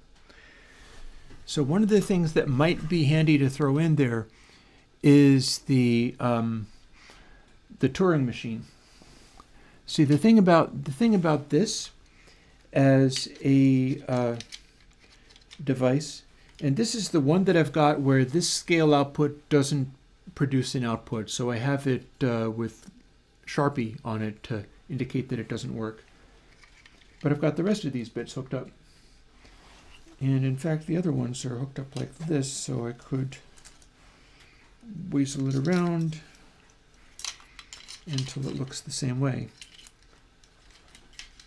There we are. The thing about these, if you clock them, They have a very clean and direct clock output because it's not a computer in there thinking of anything. It's just a series of CMOS chips. Click into the next state. In that, it has that in common with the Zox boxes and Roland things. And it also lets you write in new notes or subtract notes or have them subtly shift over time. So this is a darn good way to have repetitive things happening, like have a quick sequence going on. And we can make a sequence with a variety of things, including these, the O-coasts, because the O-coasts have this tap tempo thing and will produce a clock output. So we can clock this whole thing through there as long as we can split it and duplicate it. And one way to duplicate it is to use one of the just friends and just trigger everything off of here and say, okay, you're just a mult, go. Which means also that if you have it being just a mult and you start twisting knobs, strange, unpredictable things start happening with your entire patch, which of course is awesome, so we're going to want that. So then the question becomes, if I drop this into here, what would be a good place for it? Well, we might want to have it where it can easily reach these.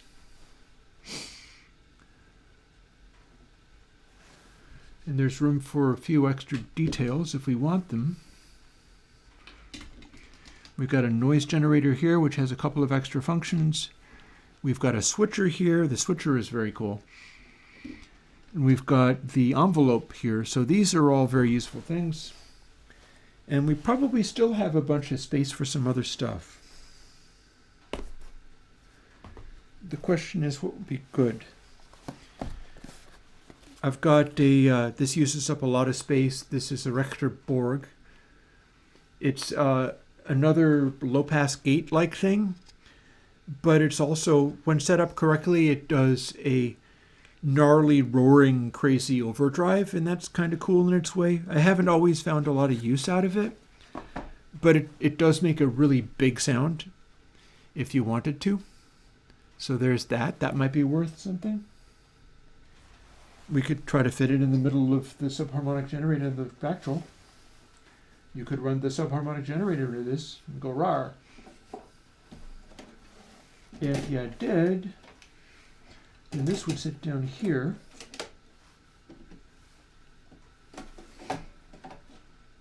Oh, we can only move this far over, so I can't actually fit that there unless I just tack it on the end and have the Fractal somewhere else.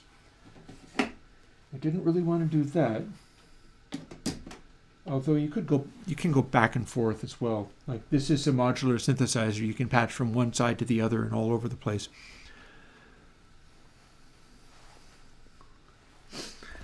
This is a Bloom. This is a fractal sequencer. It's a qubit Bloom. And I've had this be useful before. My question, the neat thing about this, see, this might have application to the O-coast. This is another sequencer where you could do melodies and things and shift it around, but it has its own very weird quirkiness. There was a time when I was using this to try to generate chord sequences more interestingly. You clock it, right? And you can, it can also generate its own clock, which might be useful in this case because this case is the one where it doesn't have a drum sequencer or the NerdSeq in it. This is the case where it has neither of those things. So firstly, let's see what happens if that lived there. Then would the board go on the end? Signs point to yes. Interesting. Okay. So we're exploring still, and this particular combination would fit something in the middle. What could that be? That could be something this wide, or is it? Does this not fit something this wide?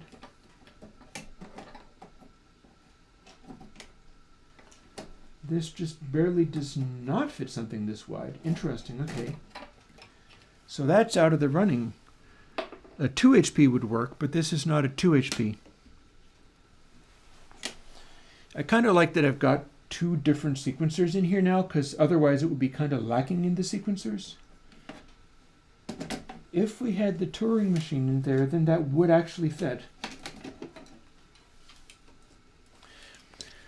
If we're going to be using it, it needs power, so I need to power it.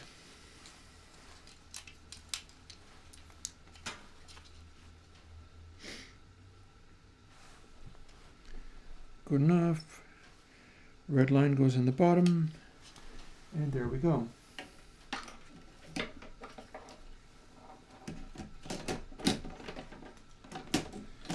So that would go there. This would go down here. The out and gate is CV and gate. That can be used to drive things at the O coast, and it has its own clock, so we can clock using this. And I believe I have an additional clock. Well, I'm not sure if I have a clock output that's direct clock. Maybe I do. This one's a baffling one. This works a little weird. But one of the things that it will do is not only generate a varying sequence on two channels at once, or two channels independently, which can drive the two O coasts independently, meaning that I now have two voices. I could do a bass voice and a higher voice or something, but they would be like related in some way. And I believe it's doing things in diatonic scale. I would need to look up how it works, honestly. There's a lot going on in this little puppy.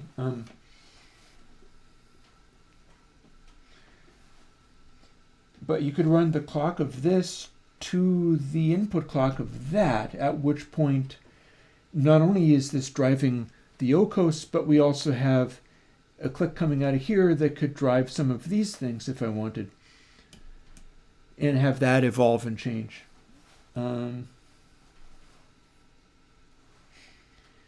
This can also drive multiple percussion things, because you've got multiple places to have a click output, but then you've also got ones that say things like 1 and 2, 2 and 4, 4 and 7, or 1, 2, 4 and 7. There's logic in here. So some of these won't blink every single time. They will blink some of the time and not other times. So that ends up being a good percussion sequencer. In addition to also being able to drive this, which you can fire this one's attacks using the velocity control. And that does its whole other thing. This is what the modular stuff is like, honestly. It's going back and forth, and you want to put these oscillators and things, but you also figure out how is it going to make the sounds that I want. How is going to fire off the sounds that I'm trying to produce in this particular case. And if this is going to be a case that can be unplugged from everything else, taken out, and then do a techno set with it, it has to have its own clocks. It has to have its own sequencers. So having done that, we've got the subharmonic generator in here, which takes up a bunch of space. We've got Unity on the very end, which is a mixer, and we've got Three Sisters, which is a percussion mixer that can tone color a bunch of different things. I can use that to have the kick be filtered, even if it's a very bright kick, or make a snare be more mid-rangey, anything like that. In fact, it might even be a good idea to make the snare sit in the middle, or indeed both of these things can move a little bit. Well, no, I can't move the crucible, can I? Heck, I can't. Of course I can. I will unplug it and plug that into this, which I need to power anyway. So red stripe goes to here. And now this one's ready to be plugged in and hooked up.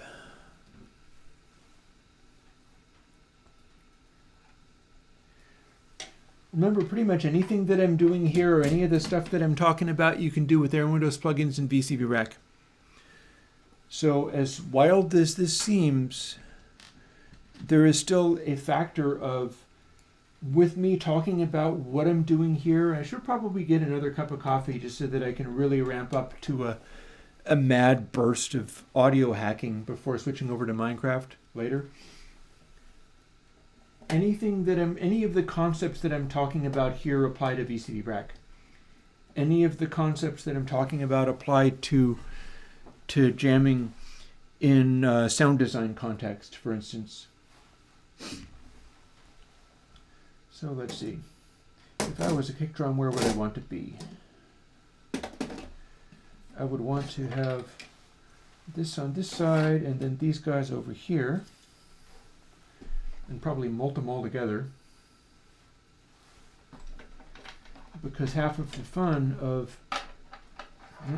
can't reach that, can I? You can move over here just a little bit.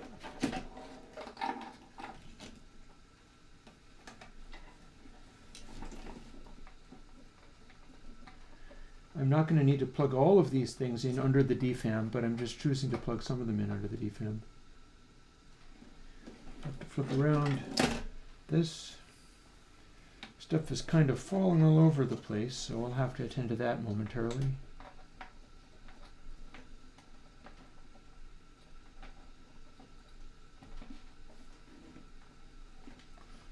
That counts as plugged in.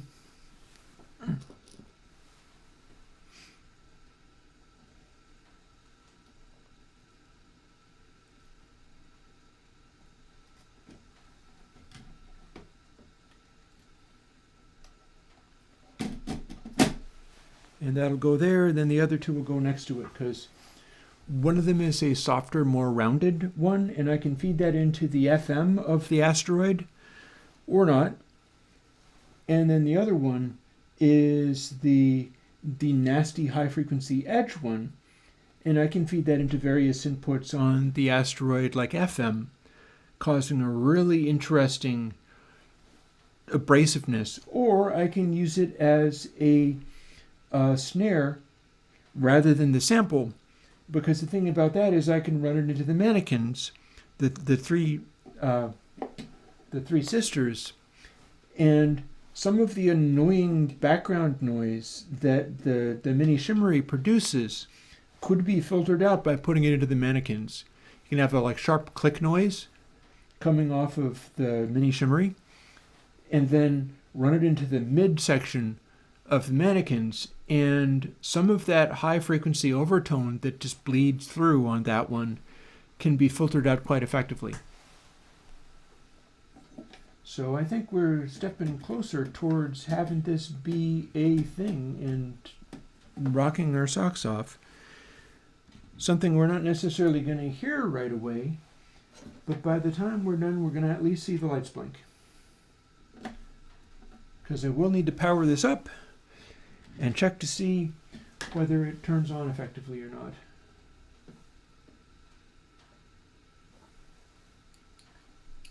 It'll be just like Christmas morning. These are my Christmas lights. Seeing as I'm not actually a practitioner of that religion as much as you might say. If anything, I have sympathies, although I am not a practitioner, I have sympathies with paganism. I am partly Scandinavian, and much like me making a fire in a wood stove and stuff, there's stuff with Finnish folklore, which my grandmother translated a version of Finnish folklore, that I can relate to pretty well. Like, you don't have to get your grounding or your sense of reality out of any one given tradition. You get kind of creative and multicultural and start thinking in terms of many different ways of approaching things. that said, I don't have the patience to sit around being really religious all the time, so I don't even find that I do a dedicated pagan thing or whatever. Just I have sympathies with that kind of outlook. Crucible, asteroid, and mini shimmery. So we got to plug these things in now. Let's plug all these things in. These have cables. This does. No, this does. And Crucible does not. We're going to go base, middle. Let's see, does that say radius? It does. And then the treble on the end, and then the filter.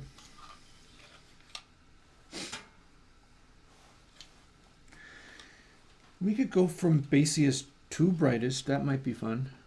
This is the kind of thing that one might do in VCV when you're like moving stuff around.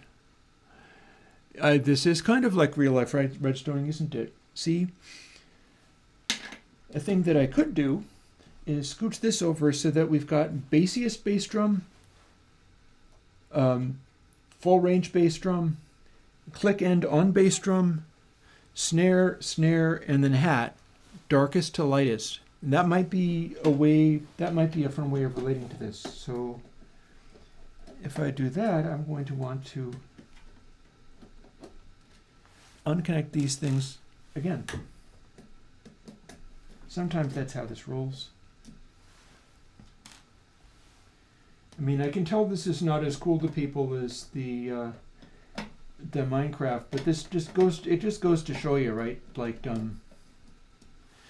I was in a conversation in Hacker News about that, a written conversation, obviously, but I was in a conversation on Hacker News about that because people were talking about the purchase of the company Figma did not successfully get purchased by Adobe. I could if it was plugged in and on. This is not plugged in or on. Honestly, the more worrying thing that can happen if you are working on this stuff and you haven't unplugged it is you can fry the modules pretty easy, and you don't want to do that. That's happened to me before. I had to fix a Mother 32, a Moog, because I had tried to unplug it to put it somewhere else in a case that was still powered up. And I grazed a part of it against the metal framework, and it went foot and then stopped working, and I had to go and get it fixed. I have not done that again. So far, anyhow. So far, I have avoided doing that mistake again. So let's see. Okay.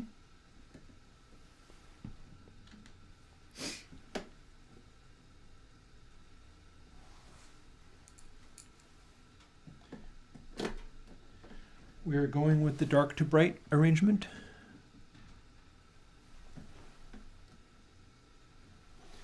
And I'm kind of enthusiastic about all the crazy sequencing I've got going on here, because that's kind of great, the way that there's a bunch of stuff hovering around, waiting to burst forth into noise making. And then there's also a bunch of random arbitrary ways of sequencing stuff, some of which don't make a lot of sense, and that's what makes them fun. It's like being able to set things up where maybe you're going to get a strange rhythm or a strange result that you weren't bargaining on. What I don't have is a lot of splitters, a lot of like distributors and things. This is kind of like a distributor, but then kind of not. I don't think I can actually put in, like, it's a switch and it's an electronic switch. So it will switch real quick. And it will sink a bunch of current, and I can patch a high voltage into one of these and then just fire out the same trigger to multiple ones by electronically flicking the CV. So that could work. I'm not sure what the delay action would be like, but I'm probably going to want to sneak that in there somewhere. But then the next one to go next to that is, let's see. So kick drum, bright kick drum or alternate snare.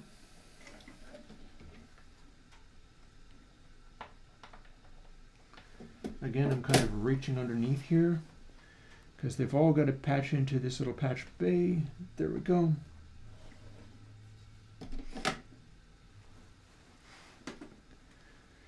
Then this has to reach. This has a shorter cable, and I can't just have any cable because this has to have this size of cable. I've been using snare drums off of these for ages. It'll also do a good hi-hat. If you have a sampled hi-hat, it can be a little more complicated than these raw electronics ones. But somehow less immediate at the same time. Like the raw electronic ones really can fire off like fake hi-hat that's really loud, and it starts the instant the trigger voltage comes in, which is not something that the sample player can do. The sample player is always going to be a little bit more wobbly as far as that stuff is concerned.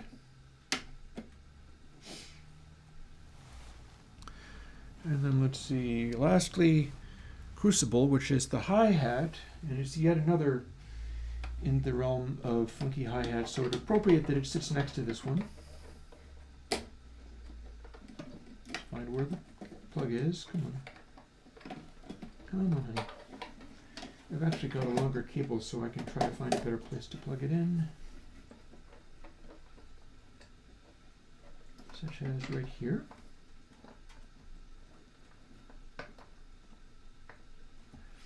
I don't find that there is a striking significance between plugging stuff closer to the center spine of the device or not. Seems to work just fine regardless of where I plug anything in, which it should, because all of these should provide the same power and voltage everywhere they can go. That's how it's supposed to work. You're just never quite sure. There we go, got it. If the thing that's supposed to work is really working the way it's supposed to work.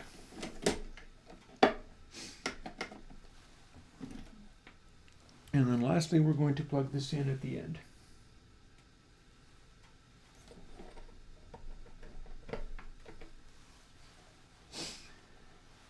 And now we have to get all these little sliding nuts in the right place.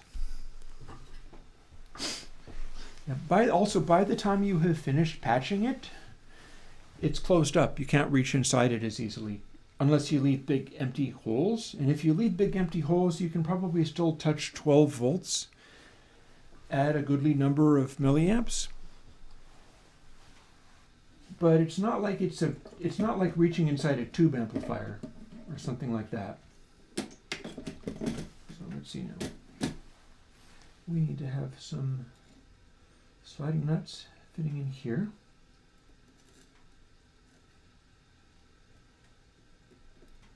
I'm scooching over to the side so that I can get access to the ones I want.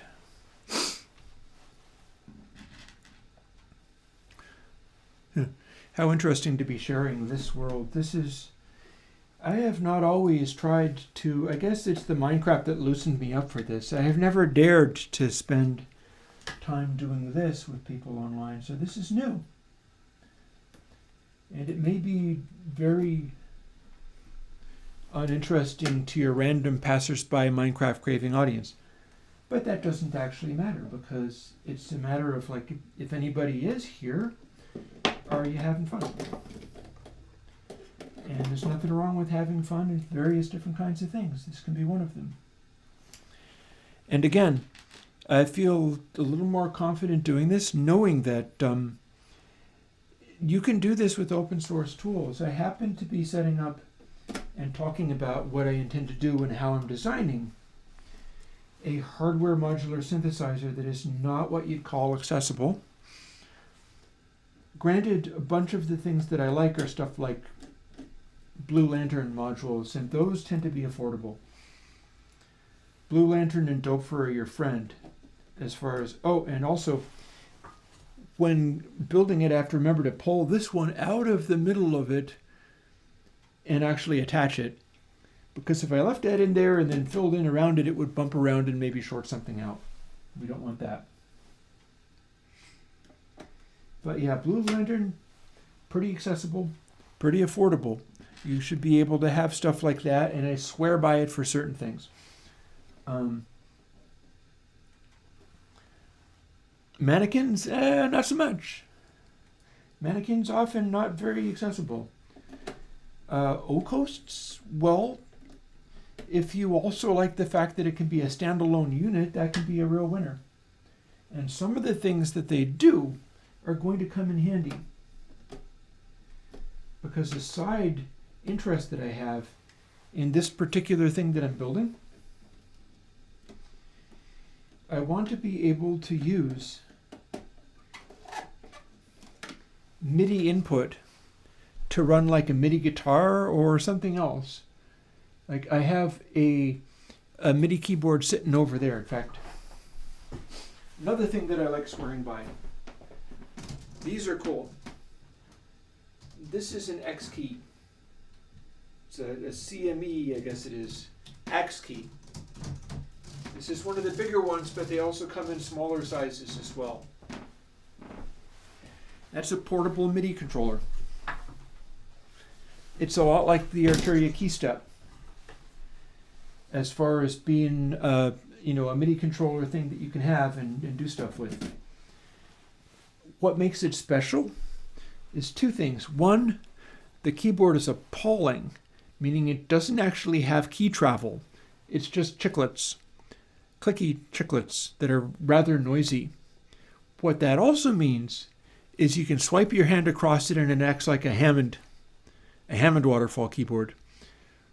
And I expect to be doing that with the Kurzweil micro piano because it has some organ presets, and I got to try that. So with the X key, the one neat thing that it has is since the keys don't have any travel, you can smoosh your hand around on it and do those crazy old school Hammond swooshes. Wow. It should be absolutely awesome at that. I haven't even really tried it in seriousness, but I'm certain that is something that's going to work great. Just because I know how it feels swiping across it. And the other thing is that it has polyphonic aftertouch send for very cheap compared to anything else that you can get that has polyphonic aftertouch. And you can run that into a DAW, and Surge receives polyphonic aftertouch, so you have free stuff that can use it. But then my Novation Summit also receives polyphonic aftertouch and does not have its own polyphonic keyboard. And I've already played with that a little bit, to the point where now I know the next time I get into the studio and I'm making new stuff, that is on my bucket list of creative new sounds to make. It is absolutely a major bucket list item to do that, like Yamaha CS80 Blade Runner-y kind of thing, where you've got a bunch of analog synth sounds. They don't have to be very special, although honestly the Summit does really special sounds. I like it. It has a lot in common with the sound of the O-Coast. It has a capacity for being able to do distinctly analog but penetratingly, searingly clear sounds. And it also has a lot of complication under the hood. Like we've got cross modulation, we've got a bunch of different options, FM, just a bunch of different things that it can do. And it has the oscillators that the Summit does have things in common with the ones that I made out of chord organs. I have a special firmware that I use on the chord organs that ramps up the sampling rate for them to insanely high frequencies, meaning that my chord organs can do a intense aliasing free sound that most stuff doesn't really get very close to. And the Summit is just as good at that, if not better, probably better. And I can drive the Summit with an X key. It's set up to do exactly that, in fact. So we're talking about being able to do synth pads that sound like I have a Yamaha CS80 in-house, which I don't. But man, is it going to sound impressive when I get into that. it'll do the same stuff. It'll do the same kind of the organic flow of how the resonances and things go, because you tell it to do a resonant low pass, and then all the little resonant low passes on each note are dependent upon how hard you push. Boom, there you go.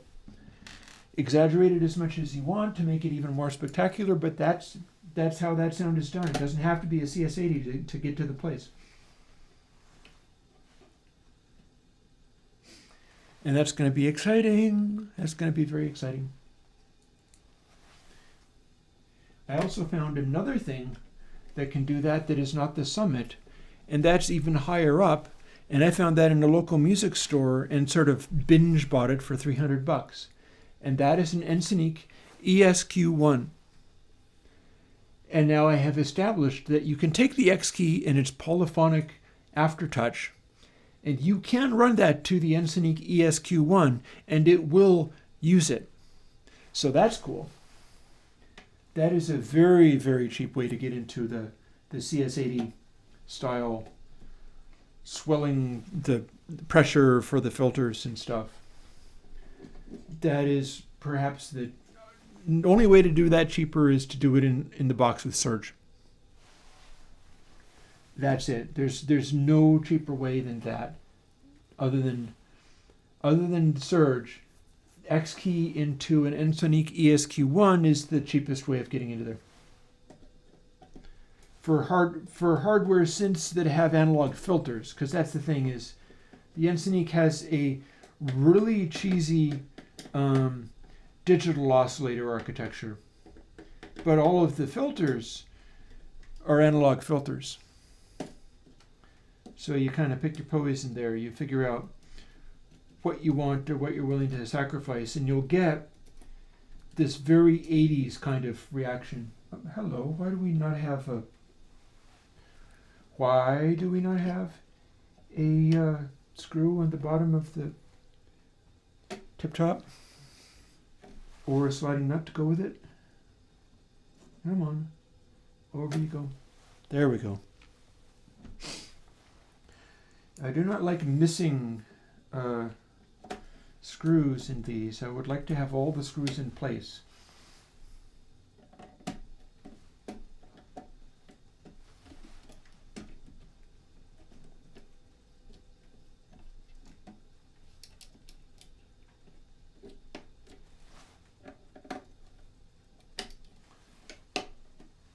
And I would like to loosen all of these and scooch them all over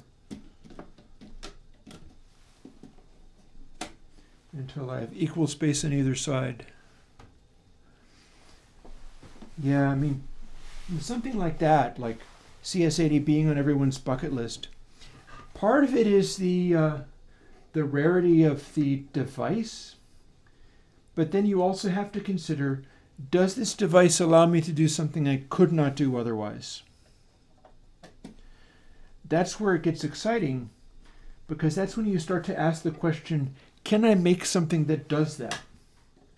And this is what I've been doing with this is the thing that I've been doing with the Airwindows console builds. Is I'm trying to make things in Airwindows console that do the stuff that you used to be able to do in a whole studio in like the early 70s. Or MC, the mid-70s.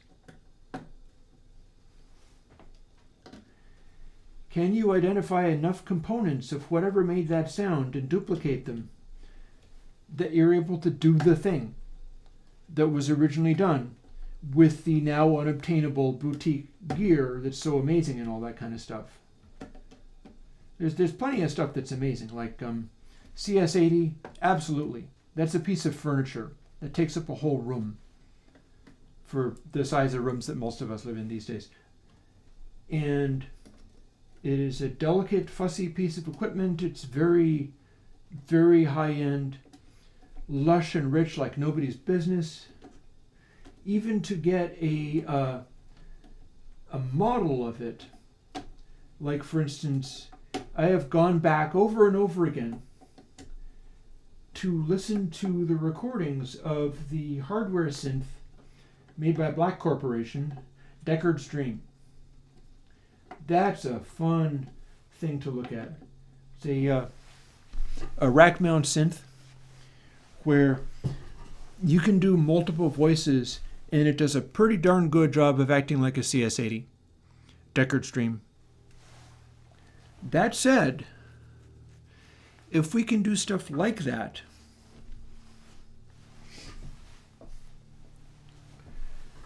okay, so now let me see. What else are we doing? We were going to do Borg, subharmonic generator, and Turing machine. So we need a few more of these. I see that this one has a line here indicating that this is where the red line is to go. Red line for negative voltage. This can plug in right at the end because I know that's where it's going to go.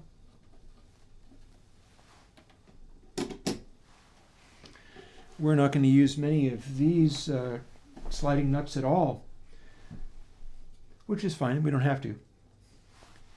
But Turing machine goes on the end. I think I'm going to just have filters in the bottom part, although I probably want to have some of these functionality things in here too. Have we got this plugged in? Not yet. Time to do that. I'm going to reach under and plug that in here. And then this has a whole bunch of little attachments, so let's hook this up now.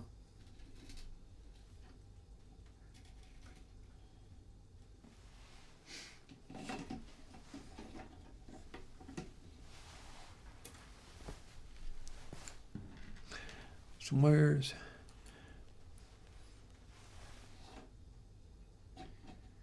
There are things that people don't even remember are just phenomena of how we used to do things rather than the magic of the particular thing that we used to do. And I keep looking into ways of doing that stuff and wanting to replicate it, which if I can do it, there will be people who are not impressed or even don't like or are unhappy, mad at me because if I did the thing. Some of the sound things that I do don't sit well with modern ears. And it's just because people are trained to hear things a certain way. And if they're not delivered that thing, they think it's broken. There is the prevalence of stuff like auto-tune. I think I can do vocals going forwards without using auto-tune, which I have done over the last year. The stuff that I put out over the last year uses auto-tune, but I think I can get away without it. And this is how. If I start double tracking everything and then put extra effort into it and use comping, I think I can make that work in such a way that it's the best of both worlds. And I'll tell you how I'm going to do it.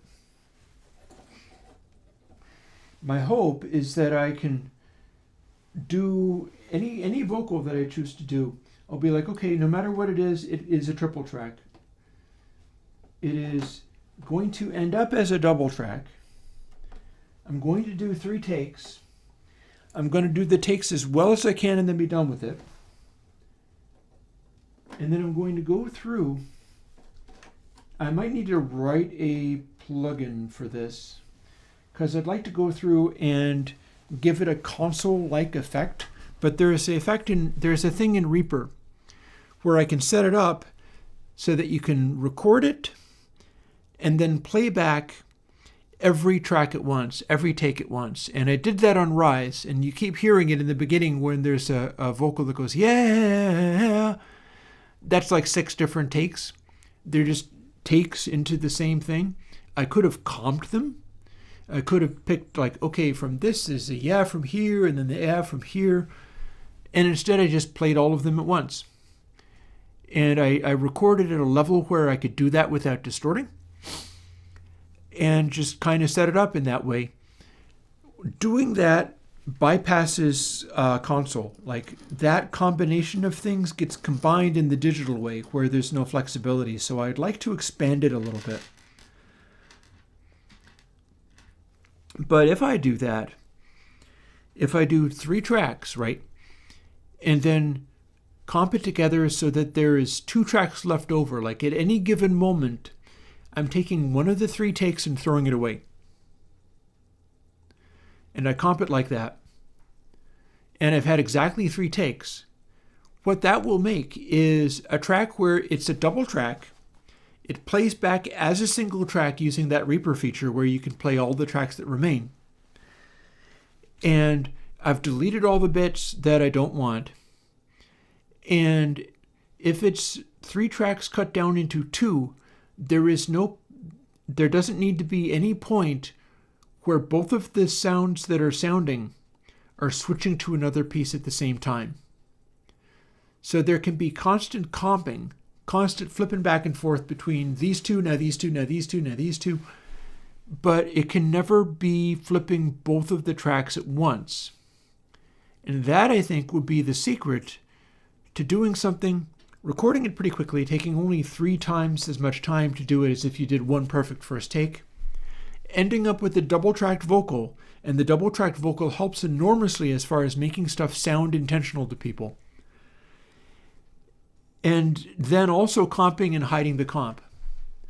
Comping and having there always be at least half of the sound coming through, a continuous flow of what was being done.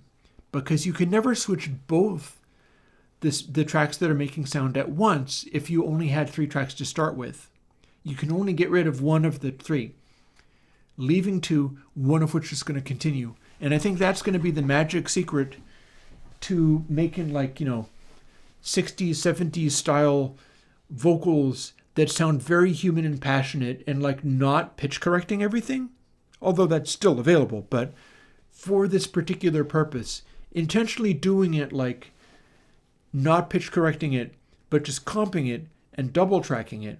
The double tracking helps mask the not pitch correctedness of it. And then with the comping, you're throwing away the one thing that is the most out.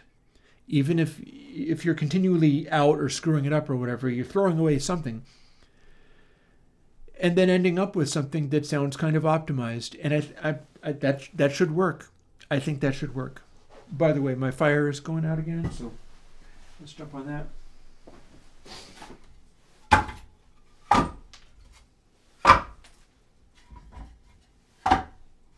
It never stops.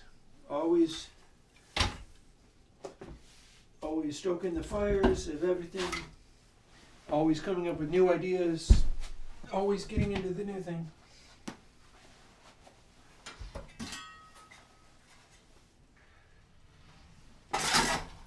This has been burning all morning and the beginning of the afternoon, though, so that's pretty cool.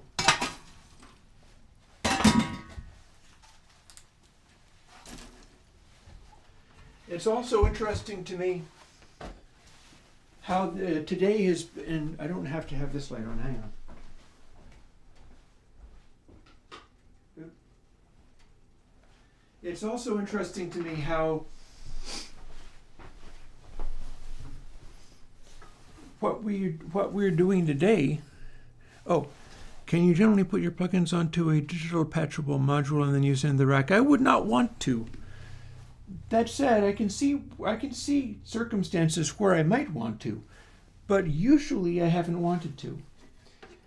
Usually, if I am in the modular synth, it's because I want to do only such things that don't come out of the plugins. And if I want to do the plugins, I want to do them in the box where they live. I think in some ways I actually get a better sound out of doing the plugin things in the box where they live and not trying to stick them into the analog space. Getting the most of everything as it runs. We're going to hide all of these nuts under the Dofer. Or almost all of them anyway.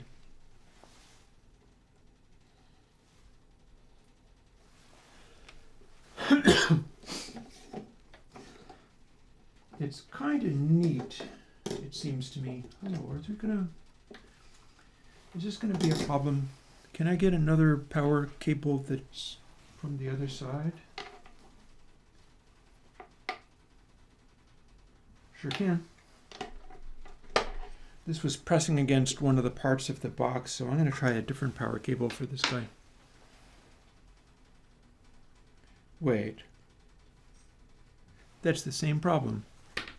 Oh, but it's shorter. Let's try it. Are you going to fit?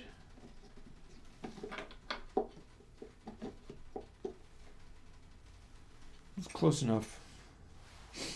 It's going to fit a little. I was looking to have the wire come out of the other end of the thing. Yeah, it's interesting to me that apparently another thing that is now possible is doing a Hacking in the Studio stream. And I'm still getting some of my use cases covered, because part of my purpose for doing this is that I need to spend like an 8-hour workday. And streaming counts as work, ask any streamer. Using my voice, speaking up for hours on end and just keeping up a patter, so that when I need to use my voice for singing or something, it works. And this is honestly even better because I'm not like, I mean, it's not so much better that I'll not do anything else ever, but in terms of, I'm not sitting right there in Minecraft and talking directly into the mic and having my my chilled out, people enjoy hearing it voice. Instead, this is, I'm halfway across the room, so I have to project voice. And I'm pretty sure I'm still coming across as audible. I have a good sense, being the sound engineer that I am, that my amplitude is pretty good, that in talking in this way, I'm being audible, people can hear what I say, but boy, I'm definitely having to raise my voice. And if I step over to the fireplace, I'm having to raise my voice even more. And that's good for some of the purposes that this serves. Serving the purpose of keeping my voice functional.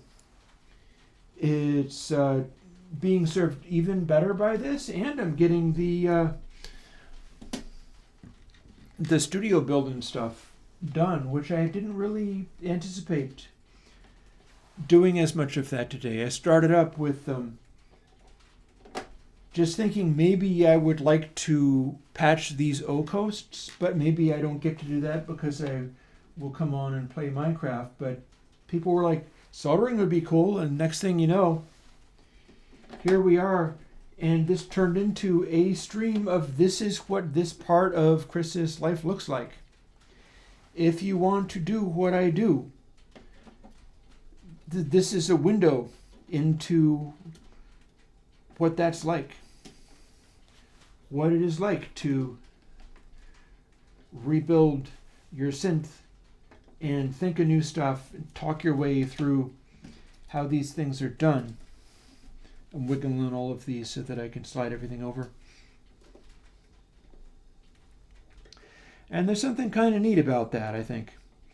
There's something kind of neat about being able to share the reality of it. And what would be the point of streaming if you only streamed in such a way that you concealed what the thing was that you were actually doing?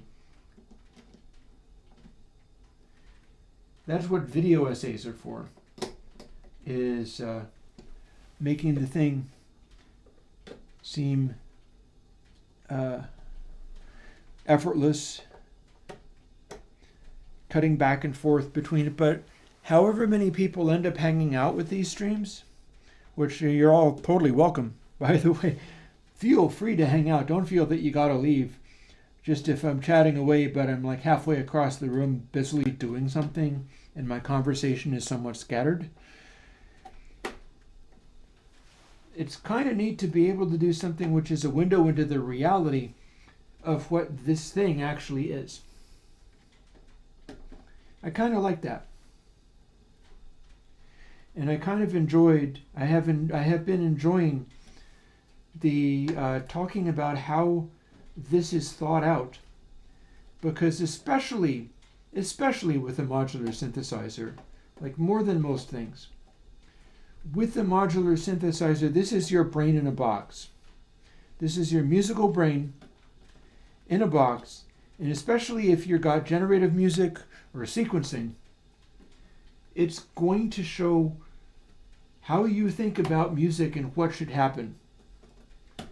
Like with me, I have a lot of focus on these percussion things, because whatever happens, I always feel like, okay, I want there to be these kick drums or these hats or something. I want to have some of that stuff happening, because that's one of the things that I can scale up to be like a superhuman thing, where if I'm playing instruments, it's not going to be like that. If I'm playing instruments, it's going to be more analog, lots more human, which not everybody likes or wants. But if I'm using these, then this can become a supernatural monster. It can become a really wild beast, and beyond even what you can do in the box. Because if I can make a machine that, using the attack speed of electronic rise times on oscillators and logic circuits, if I can make a thing that hammers out a mechanistic beat with a tenacity greater than you can even achieve in a computer, because the computer has to think about one sample at a time. This doesn't. This doesn't have to think about samples at all. The computer can just be recording the end result of it. And when you're recording stuff in a Shannon sampling theorem, it will include timing beyond what the samples can, like they're not integer things. If you have an attack that is quicker than one sample can do, it might mean that an adjacent sample might move a little bit to account for how a sample can attack quicker or slower than the individual samples can do. That means that the timing of it is adjusted not by the time differential between the samples, but how much amplitude resolution you have on the samples, because you've got the one, and then the other one is showing how much closer to the adjacent sample the attack is going to be. And so amplitude determines that, and it gives you more resolution than you would otherwise have.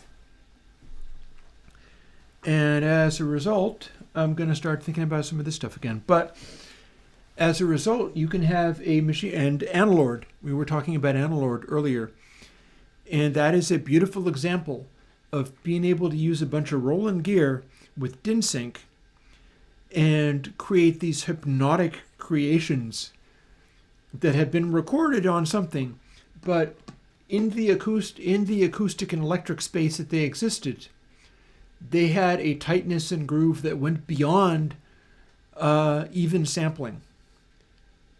While that stuff was being created, it was being made with a groove and timing resolution beyond sampling.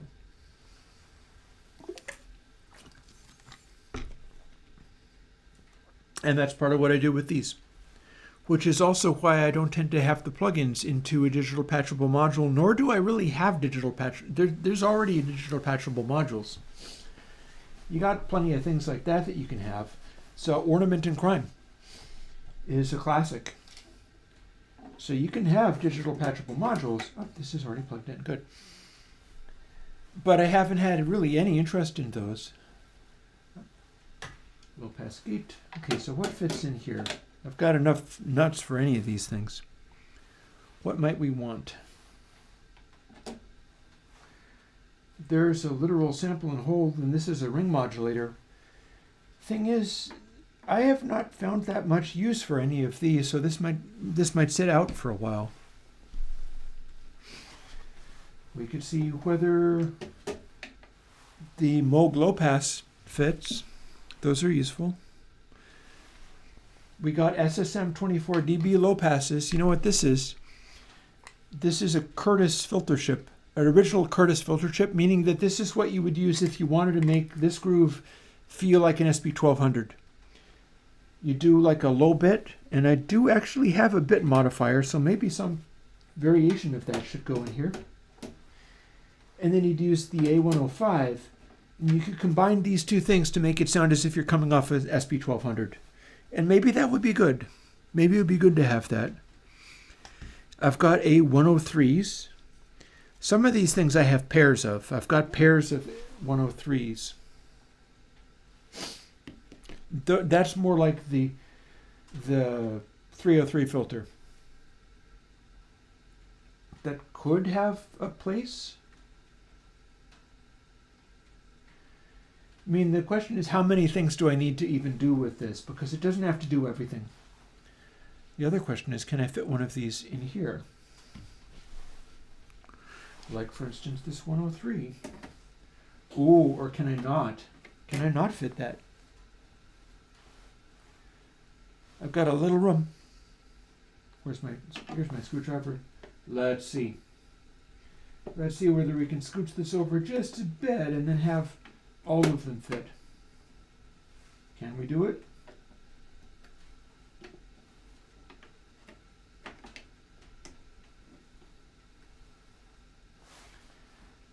Signs point to actually, no, we can't. Interesting. So this combination of stuff isn't going to quite work, and I got to think of something else, or use something else that's going to fit. I've got some odd spaced things, like here's the Blue Lantern kick. It's a funny place to put it, but I could fit it.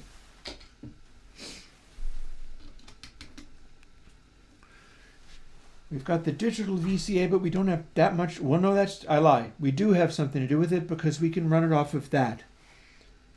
There's two of these, and VCAs are always useful. We've got the Mr. Blue. That does some things I've never done. Like there's a gate to trigger. It's got noise generators. Those can be kind of handy for some of these. In particular, the other Blue Lantern stuff. Like this will let you bring in a noise, but I can get a noise from this too. This switch going to this thing, there's a noise output on this, so I don't necessarily have to have multiple noises out of this. So maybe not. These are always handy. LSL3KT. So if I was to go, I already have a Zox box, so let's not use 303s. These already have their power cables. And if I was to try to sneak these in, what do we get? Still not fitting. These guys don't want to fit. They're close, but they don't want to.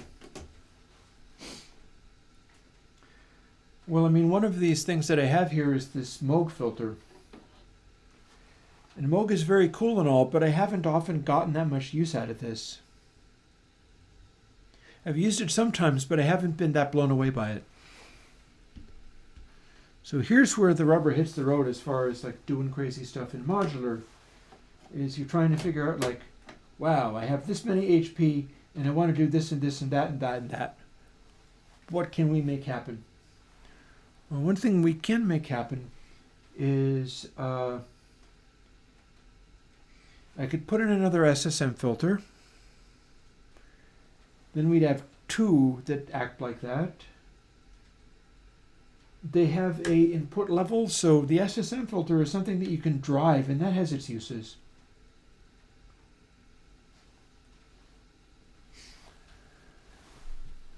So we're looking at comparing two other things, because there's all manner of other stuff that could be done here. Never mind like swapping out stuff from in the other ones. So these both have audio and they both have level. They both have a resonance.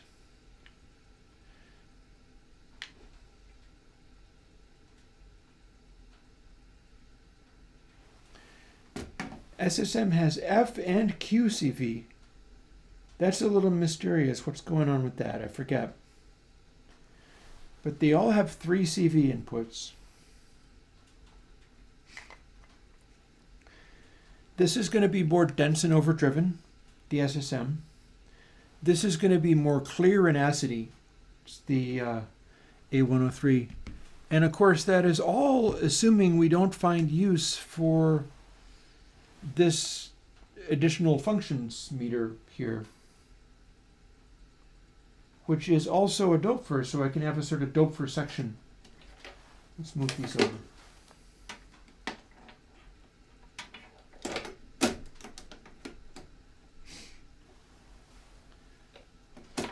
So if you have this funky thing that I never use, and these, what happens when I try to fit one more of these in? I feel like I'm not close. No, it won't do it, but that means I have more than this much space and probably more than this much space. Are we going to actually fit the Blue Lantern kick back in here anyhow? Or both of these things? No, not both of these things. Not even close. Interesting.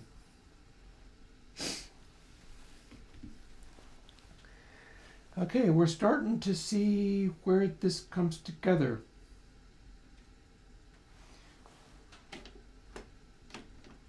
Here's what fits. And it fits pretty well. It fits pretty much exactly the same as the bay over on the top. Well, all that's happening is I'm putting together something that might enlighten future streams as far as me jamming on the modular synthesizers. And that might be worth its weight and whatever. But mostly what we're doing here is just figuring some of this out. And one of the things I figured out is that I can put all of this stuff here together and let's see now. This is the exact HP for matching the level on top. And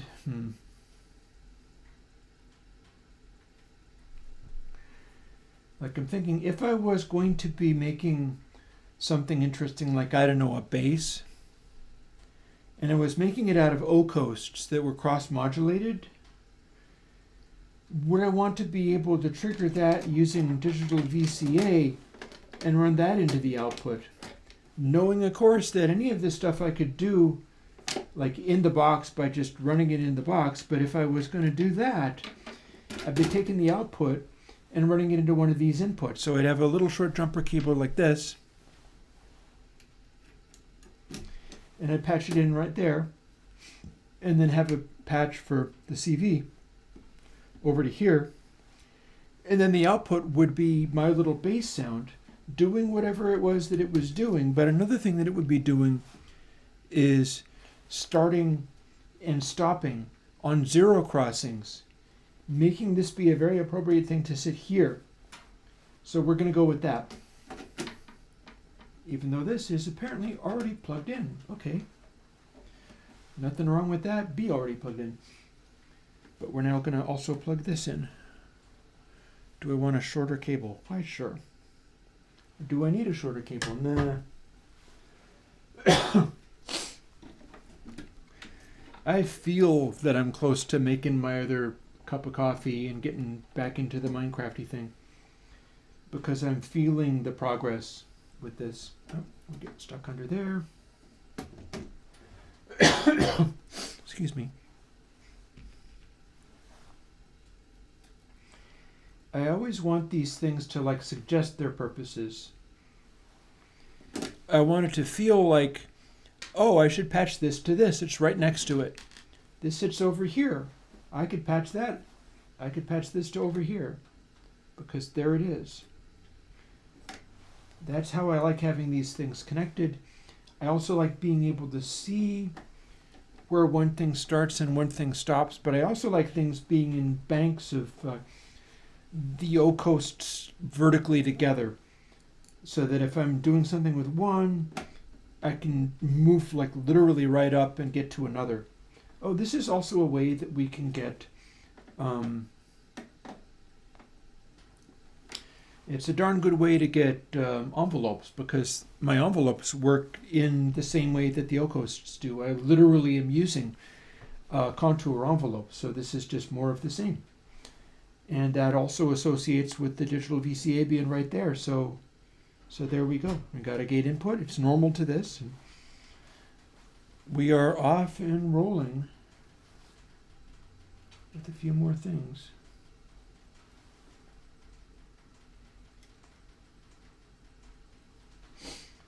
This is also powered up, or powered.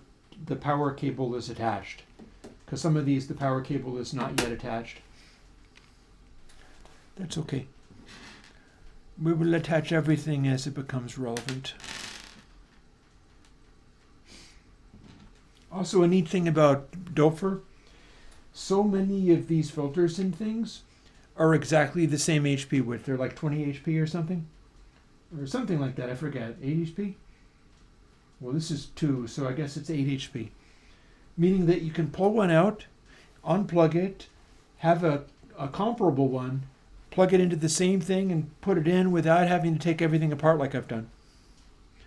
Like if I decided that I didn't want the SSM, and instead of having that there, I just wanted it to be the 303 style filter, unscrew, boop, and cross the power over, put it in, screw it back on. I don't have to take away all the screws or anything like that. So that is something that I've really warmed to on the Doepfers. Because of course it doesn't even need to be another filter. I have a basic VCO that would fit into exactly the same slot. I've got sine wave VCOs. I've got a batch of sine wave VCOs over here that I have specifically so that I can do 3 different oscillators all cross-modulating each other, and they're all sines. That's what this section is for, because it makes such a cool, like, 1960s noise that I've never been willing to be without it. Once I figured out I could do that, I was like, okay, this takes up this number of HP because I have to have that. It's really quite good. It's really an awesome noise. It snuck into one of the tracks I did over the last year too, just as a percussive element. I ran it into the DVCA, fired it up, and I ran with it. And man, great sound the thing makes. So let's see. Now we're getting into the ones where I don't have power to any of them. So let's pull these right out and begin plugging them in as needed. I could, instead of having this, have the Mr. Blue. Okay, crunch time. Decide. Ring modulator. And I don't do that much with ring modulators. I don't think I've ever patched up a ring modulator in a patch, which means I don't think of that. I have a sample and hold with an out and with slew rates. It'll do either a slew or it'll do a sample and hold. Thing is, I haven't used this either. I have this, but I have never used either of any of its 3 functions. This I have used for things. It's got a really bright white noise. It's got a high pass white noise, a low pass white noise, red noise, which is really dark. It's got a wave folder. That might really start being a thing. I don't do that much with the wave folder, but man, you can make heinous noises with the wave folder. And the Ocost has wave folders, so this kind of goes along with the Ocost. So, and then it's got a gate to trigger converter. That is a useful little utility. And the wave folder will also make a pulse, so that might be interesting. Okay, I'm sold. We're going to do the Mr. Blue. Mr. Blue instead of the Doepfer useful tools thingy. And that's going to go next to the kick drum, which is the only thing I have in this size that will fit. And then we've got the bit modifier, which can make anything into low bit digital. The SSM, which can make any low bit digital sound like a SP1200. And that could be a really useful 1-2 punch of processing. And the Vactrol low-pass gate, which could be something I do with the Doepfer here, or anywhere I can get chords or things. Module Company Coffee DSP. No, but they sound like they're right up my alley, right? Here's our Unity. It is engaged and plugged in. I think low pass gate goes on the end, so that plug in there. SSM next.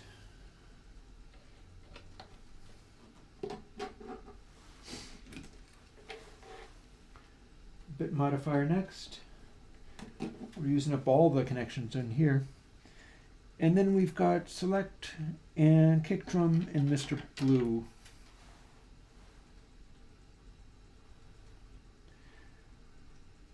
Let's go Mr. Blue kick drum into select. Maybe that goes farther over like this.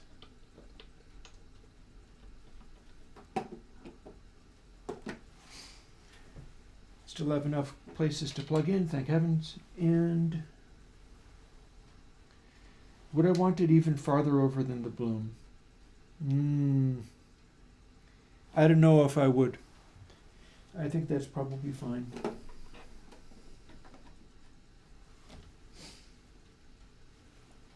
Only 2 more things to plug in, and then we're done with the plugging in part. Yay.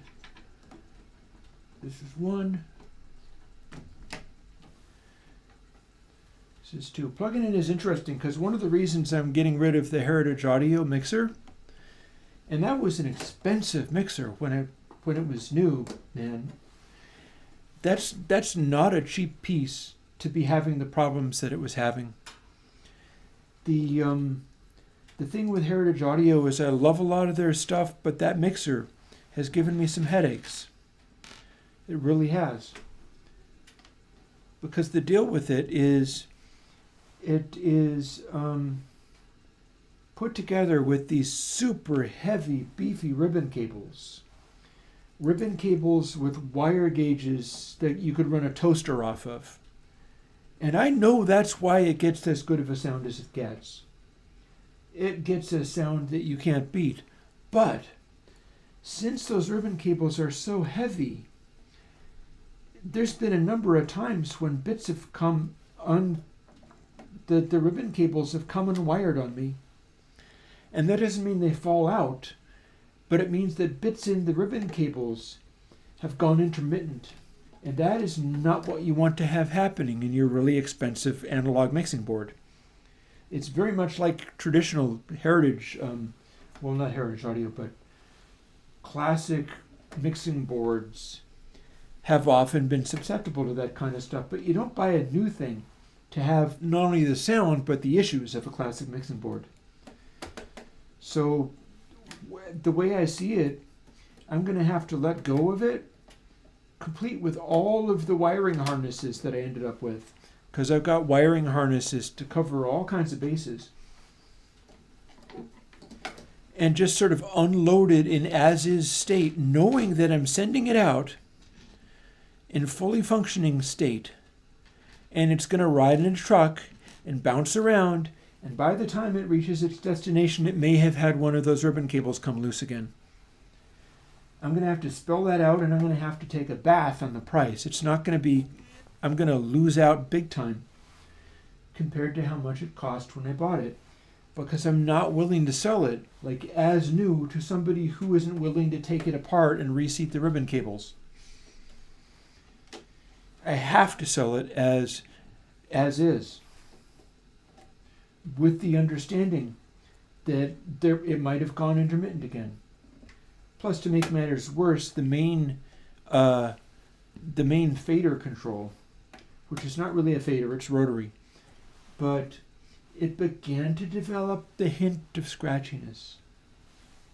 And with that, I'm kind of out. I'm like, this is no longer doing the thing that I hoped I was going to be able to do with a boutique, full-on awesomeness of all awesomeness analog recording console. I got years of use out of it. I'm not saying that it's wrong, but I'm very frustrated that I have to treat it as if it is garbage in order to sell it. I feel like I have to behave as if it is just no good, as if it is already broken, and it is not. Like, I can use it just fine. If it gives me any trouble, I can fix it just fine. But I can't trust that anybody else is going to, and so maybe that's why I'm just not seeing these around much. People don't trust that they can sell them, and get away with it. And that's the whole thing. One of the reasons that I like doing the open source and Patreon supported stuff is I can make a mistake and survive. I'm not going to go out of business if I make a bad plugin that people don't like, or a bad plugin that's like, I tried this and it made loud pops and then stopped. It's like, oops, sorry. I guess that was one of my off days. Oh well. But making hardware is not like that. Making hardware is risky on a whole other level, because you kind of have to be able to deliver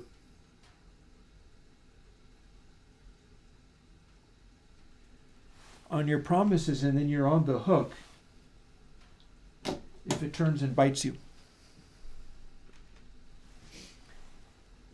I love hardware, as you see. I enjoy the heck out of hardware. But it would be a scary thing to start getting into it. Only way I could see it is the Seat Lombard stuff. That guy is so much of a quirky, on the spectrum artist man. I think he's doing it on purpose. I think it's partly, if not an act, he is just letting himself roll with that because it's to his interest. To be like, I'm the goofy person that makes the synthesizers out of sassafras wood because they need sass. And that's literally what he says about them. And the type of wood that you use is not giving him the sound. It is his circuit designs and the layout of his traces on his circuit boards, which are themselves weird, and the choices in design that he makes, and that's what gives his stuff his sound. And it does indeed have a unique characteristic sound that is sought after and awesome. But he also comes off as such a weirdo that you wouldn't really badger him to fix stuff for you. Like, why would you go to somebody like that and be like, your thing's making popping noises? You'd be like, yeah, it's that time of the moon. And this time of the moon, the Seat Lombard noise, the things they make popping noises, they feel sad, so you have to make this series of gestures over them. And he's like, he doesn't do that, but I can see him doing it and getting away with it because his stuff is that odd. It's that weird. And the noises his stuff makes is like, it's like the way Airwindows stuff, sometimes like the most recent demo that I did, where I just got some fairly ordinary stuff, like the exciter that didn't really work very well, and I ran that into Z output stage, and the next thing you know, it's making the most heinous noises and it sounds like your computer is exploding. Well, Seat Lombard easily does that kind of stuff with CMOS circuits. He easily makes things that sound just as wild and untamed with just CMOS circuits. He really is a genius. He's really very good at what he does. But the way that he goes about doing it doesn't make you feel like he's wearing a white lab coat, we'll just say. And I think that is cool because we've also, anybody doing our making thing, we always also have to contend with the fact that you are making a representation of yourself as like a brand, as like a product. You're doing your thing and you're being perceived. So your job is also to control how you're being perceived. And that can involve all this kind of stuff and how you come across.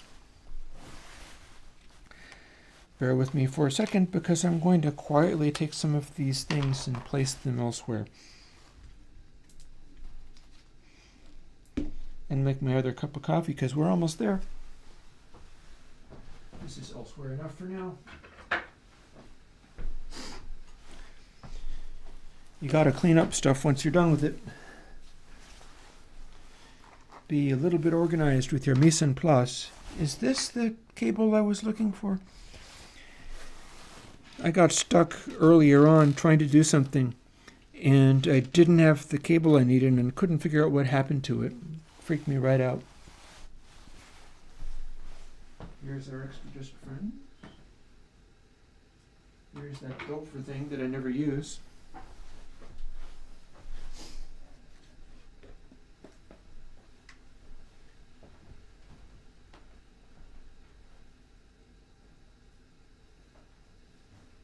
Here's a batch of stuff.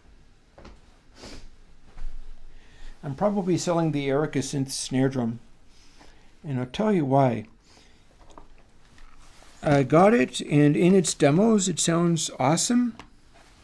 And then I got it, and there's a root note to the snare that seems to be a complete preset. There's a doom, and it's always the same damn note, and you can't change the duration of it, and it's just this built-in thing. The fact that you can't change that makes me bonkers, and so I'm getting rid of the Erica Synth snare.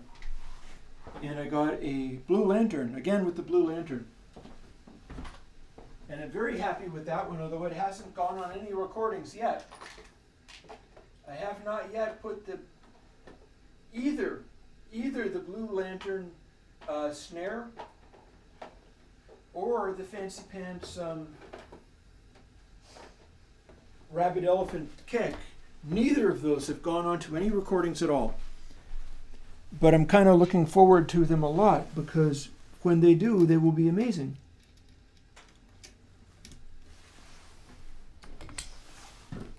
Putting away some tools.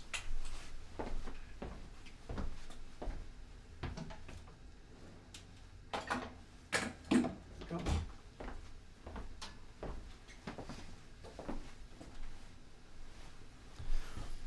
Great.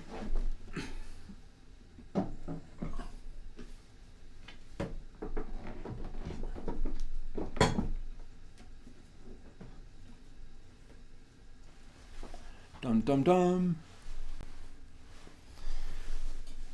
Putting away this without hitting my Chapman stick. Thank you. Very good, very good.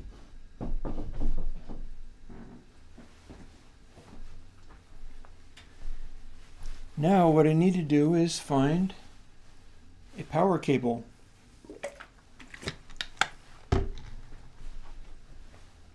So putting away the soldering iron, unplugging and putting away the soldering iron.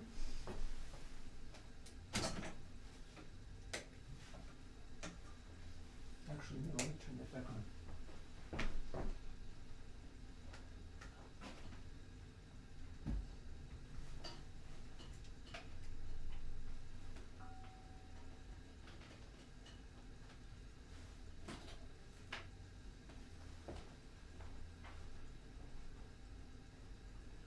And what if we got, this would be it. This would not be it. What if we got that is in fact the correct cable? This would be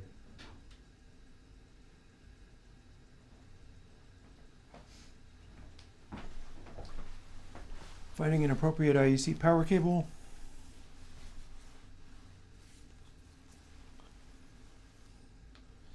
I guess that's going to count as appropriate.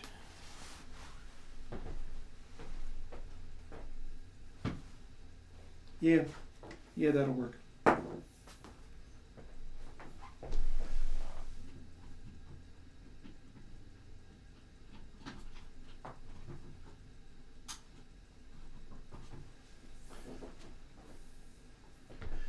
On with the blinking lights.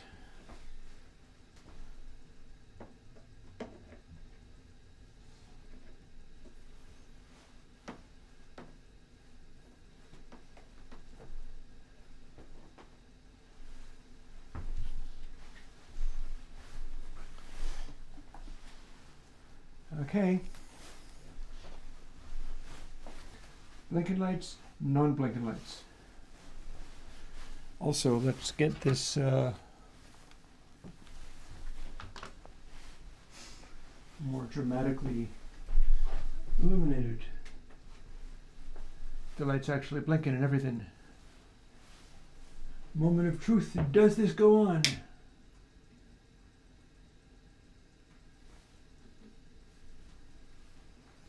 Signs point to yes.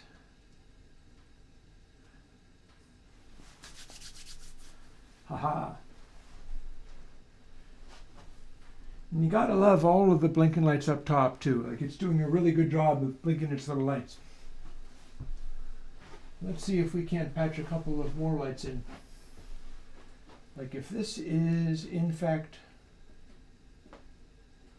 the clock output. Oh no, that's a clock in. So if this is the clock output, can we use a slightly shorter wire? How about that?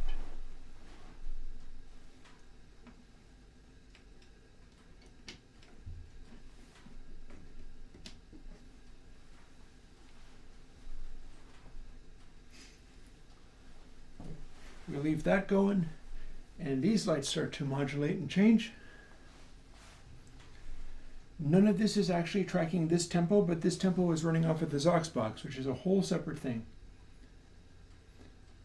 But we've got these blinkers, and we can also clock stuff off of this too.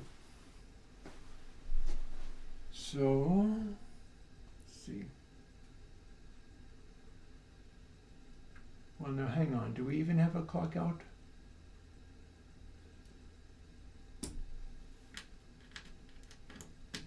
Trigger out. Oh yeah, that's livelier.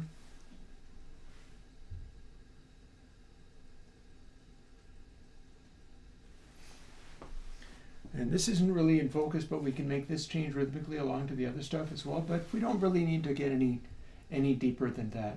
Well, let us check one final thing. Burst. We give it a trig. There we go.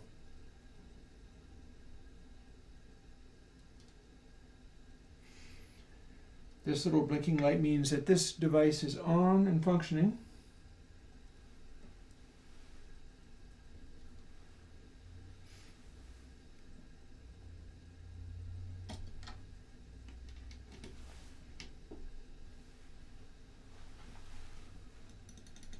That button means that this is on and functioning. The blue lantern gives you a button that you can push. See the light that blinks right up top there? Oh God, I have all of my controls on screen as well. And, like here, check this out. What you're seeing is what I see when I'm making videos. I go to this, and then I sit here and I go, hi, I'm Chris from Airwindows, with a light like up here. And what I'm looking at is this green focus assist. This is how it looks to me when I make those videos. Is I'm looking at green tinted Chris and the out of focus blinking lights in the background. That said, I'm loving the out of focus blinking lights in the background. That is awesome.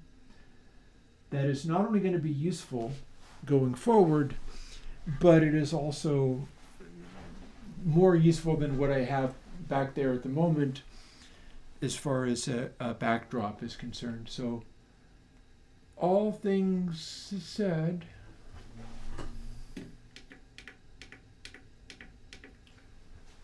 I'm taking a moment to see whether I can tap in a tempo.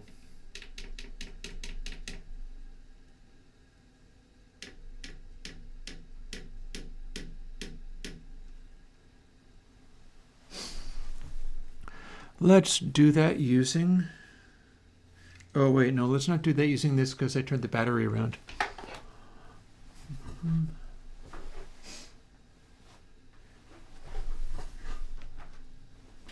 You know what, I think we're about ready to go forwards. This is Alive! It is alive! My creation is alive! And that pleases me real good. This camera doesn't show all of it, but the other one does. And, yeah. I say it's Minecraft time. Minecraft and make another cup of coffee before it's the end of the afternoon time. How about it? So, on that note, let's set up this, but against blinking lights this time. And I'll shut down the blink lights later, but we went to all of the trouble of making these work. I'm leaving them here for the moment. Back with some coffee in a moment.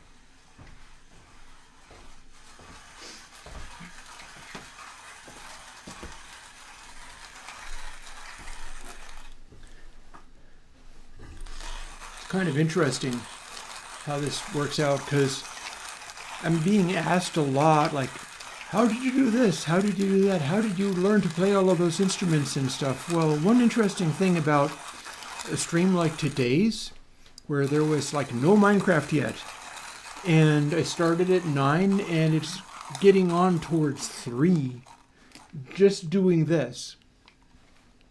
I have not made a noise. I did not play a note. Well, I played notes. I played music for you. It's like doing the thing. Sometimes it just takes a bunch of time. Just keep at it. Keep on plugging away at it. And with some persistence, you'll get to where you're trying to go. And then get used to what that is and enjoy it. And let's see now. Ready to make my coffee now. I have successfully ground the grounds. Back in a bit, just expressing that thought.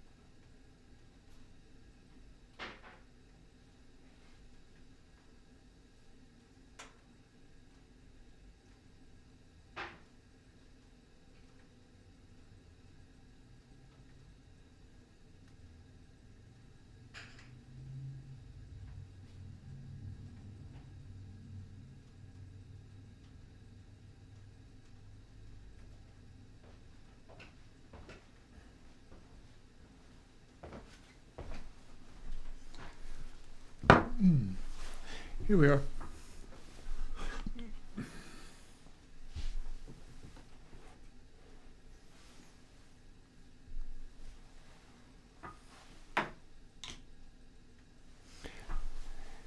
It just makes me want to do space music or something. It just makes me want to be like, I will do an album called Ganymede, and it will be space ambient, better than anybody's, and it'll use my plugins for the reverbs and things, of course. It needs to be space music. It needs to be crazy synthy stuff. Anywho. Hi, Jonas. Go ahead and fall asleep on the other side of the planet, man. Falling asleep is awesome. Getting a good night's sleep is very cool. Do so with my blessing. Yeah. Well, we'll be doing something. We'll be doing stuff like that. Like there's a lot of stuff like this I could easily do with this exact camera view, or of course this one for playing instruments and things, but we could do stuff where it's like, I'm going to do this thing, let's make this work. And in the background is the exact synthesizer that's being used for making what you're hearing. It'd be cool. It feels like that would be very cool. But for now,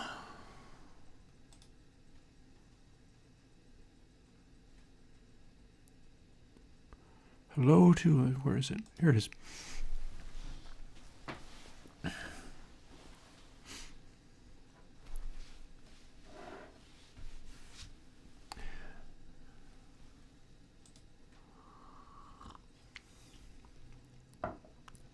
I will never understand why some of these programs are constantly updating themselves.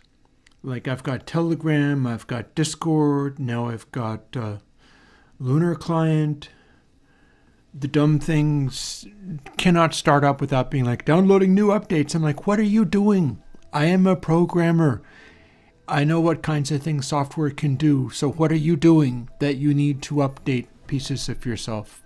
With this, at least I know they're just uploading new advertising garbage because they're trying to sell you skins and things like that. So with Lunar Client, I can see it. Telegram and Discord, I don't get it.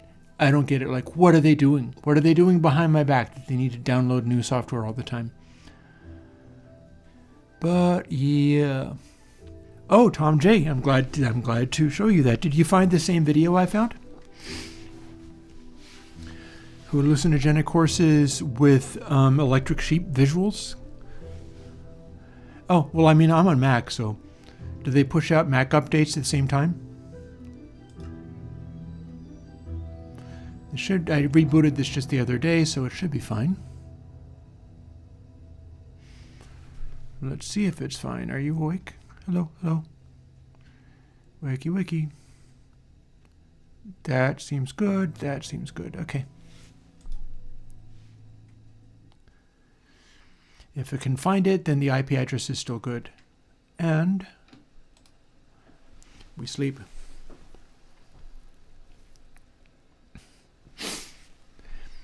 Yeah, it's funny how that works. Like, I feel like I would be able to do the same kinds of sounds that one uses for serious dedicated psytrance, like hallucinogenic horses, for like space ambient.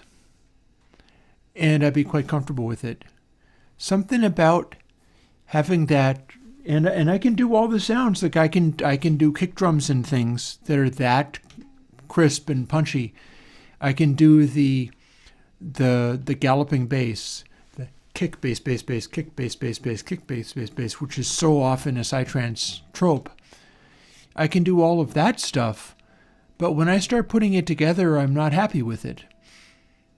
And when other people put it together, I want nothing better than to put that on and be going around doing various stuff or whatever.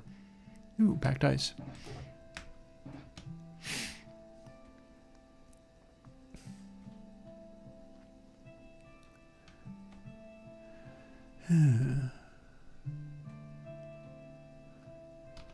Well, now, what's that up there? Are these? I think those are just cold blocks. Yep. And I know why. I know why that is. Somebody was playing with their lightning bolt. Somebody was playing Zeus on the diamond blocks.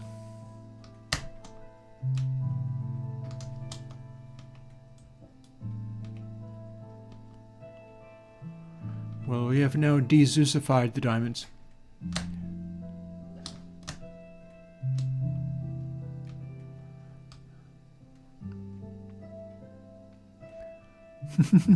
Fotis wants space transits with the alien kittens dance to. Huh? Keep asking for things like that and it could happen.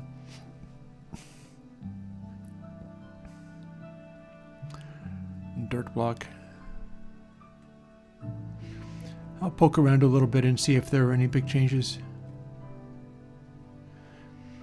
Usually the way this rolls is if you're there, then people are there playing. If you're not there, people wander off.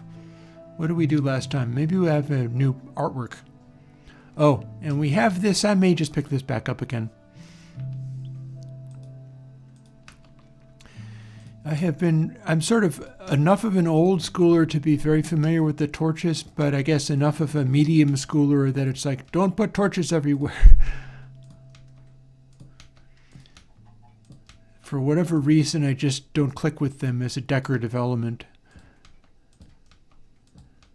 So some of our players are enthusiastic about the torches in a big, big way. Well, I'm enthusiastic about having stacks of torches in my inventory, so thank you. We'll take those. Oh, and a missing spot, too. Ooh, that'll never do.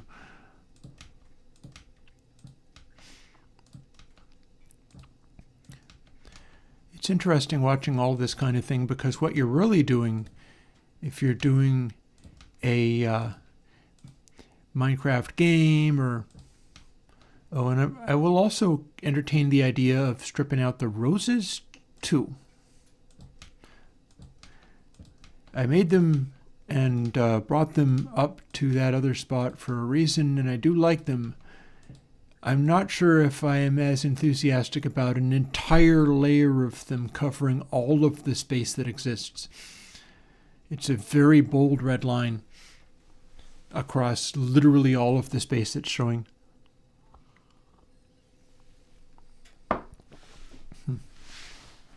Do I feel like putting another load of... Sure. We're doing pretty good. Let's throw another log on. Ideally, this burns out to the point where I just have ash left over rather than a bunch of charcoal.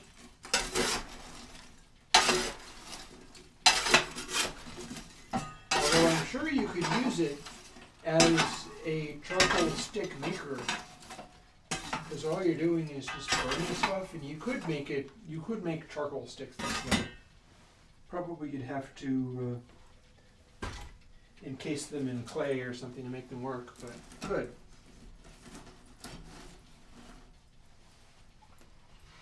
I'm just stacking all of the coals together in a sort of ridge in the center and then balancing the log on top, which means that there will be air around it on all sides, and then when it does catch, which is going to happen in a moment, it'll burn more in free air, and since it's not damped down, it will help to burn out the charcoal underneath it more effectively. And there it begins to go. That'll probably hold me for the rest of the day. Or at least it holds me perfectly fine for right now.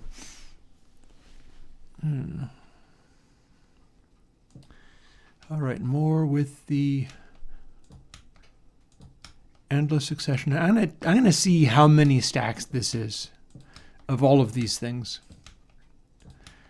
Snowball Madness is all about the infinite space for getting any number of things, and not the infinite space in the sense of space transfer alien kittens to dance. I mean infinite space, and if you want to put a torch on literally every block of grass in my front yard, Yes, you can. I just might pick them back up again. And this is not literally every block of grass. This is a moving line of every block, which is still more than I bargained for. And so we're going to go back to having it look a little more natural. 45 and 64, so that's close. Oh, no, we're not done. We're not done. It's like they might be trying to sound, and I'm not done, and I won't be till these torches fall off, which may not be a long way off. It's a classic They Might Be Giants song, but it's not torches they're talking about. And the funny thing is, it leaves monsters to spawn in all these areas too. It doesn't even serve the purpose. That said, although I'm clearing up this edge, I'm not going to remove the large mushrooms that are literally on the space that I cleared and painfully made over the last... 1 minute warning for ad-suffering people. I'm not going to move those. I'm not even going to take the torches off the top of that one. But I'm taking these. I did not actually bargain. Maybe that's what it will end up being, is we'll just like put stuff on this area. Random bed. The line goes around the bed. That's enough to make an OCD person get real weird. It's like, why would you do that? Oh my God. By the time I'm done doing all of this, it'll be dark, and then the torches will be gone, so monsters will spawn, and I'll be like, oh no, what have I done? Just one short of 3 stacks. That said, I'll have a few more because the stuff actually literally on the canvas is coming up. Not the stuff in the houses, but the stuff literally on the canvas. Manu. Clearly it's Manu QQ who is doing the thing with the torches everywhere. Okay.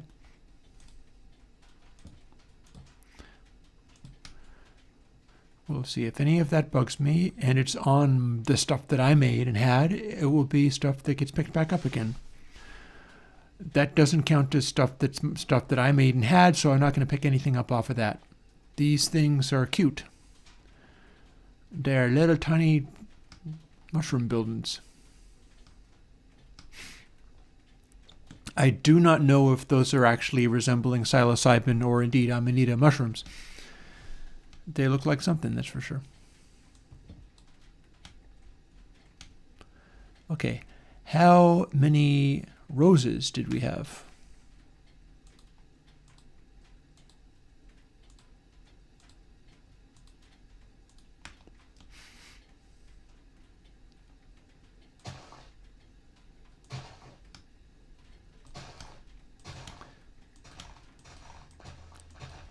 These get chopped down a lot easier, I'll say. By God, I'll have these before the day is out. I may have to run.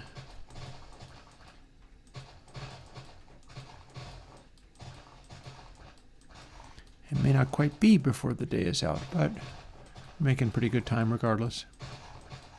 And look at all the extra roses we ended up getting.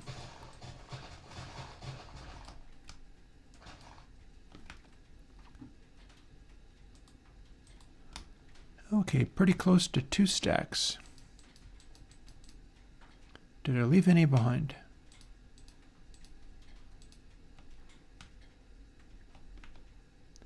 Even closer to 2 stacks.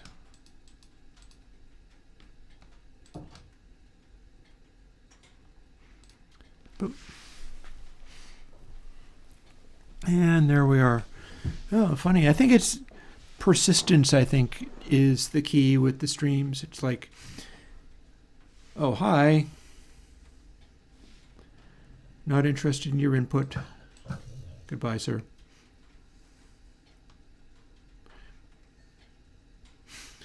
It's like if your entire day is spent streaming freaky blinking lights and synthesizers or just soldering stuff together, then you continue with that. If your day has been entirely Minecraft, have people used this? A little bit.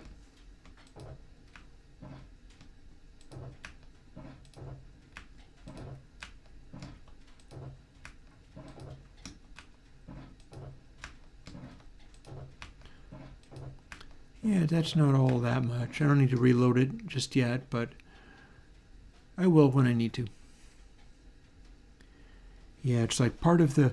Oh, one thing I can talk about before the day is over is interesting stuff I've been observing with the game I'm not playing at the moment, but I'm paying a lot of attention to it.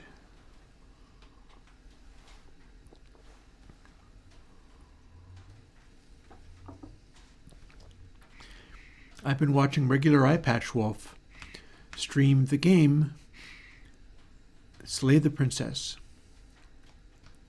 and it is very interesting. Partly because I know who made it, not personally, but I have observed the creator of Slay the Princess before. One of the creators, but I feel like, boy, this person's creativity is all over this. And her name is...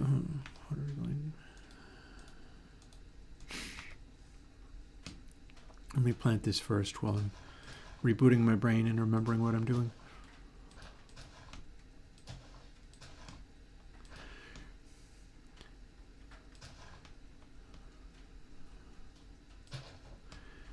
Name is Abby Howard, if I remember correctly. And she was one of the contestants on Strip Search, the Penny Arcade game show about being a Penny Arcade subsidized web cartoonist back in the days when you called them web cartoonists. They're just going to fill in this entire area. How about this whole dip is going to be nothing but pure roses. It will look like they're not too high because they're in an indentation in the ground.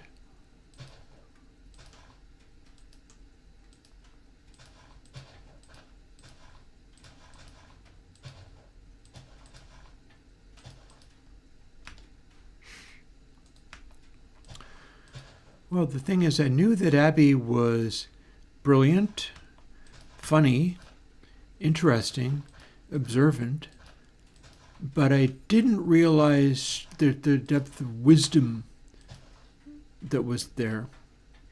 This game is one of the most amazing artworks I've ever seen, and I'll tell you why.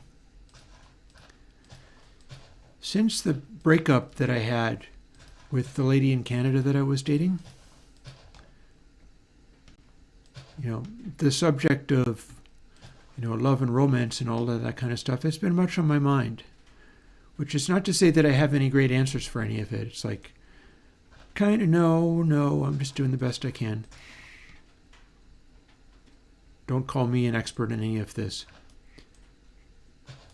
But I was able to figure out more about myself and how I was reacting to things, and what would or would not, what I could and couldn't live with as a person, as a process of all of this. Let's see, do we have more? We do.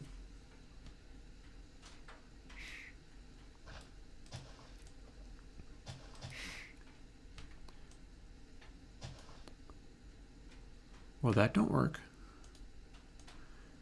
Time to switch over and start putting him back.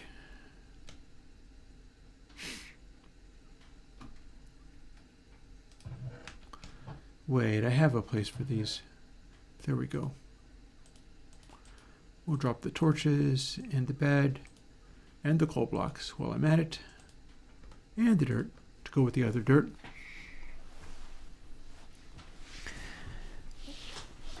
So I've been watching regular Eye Patch Wolf, which is Super Eye Patch Wolf's gaming YouTube. Play the game Slay the Princess.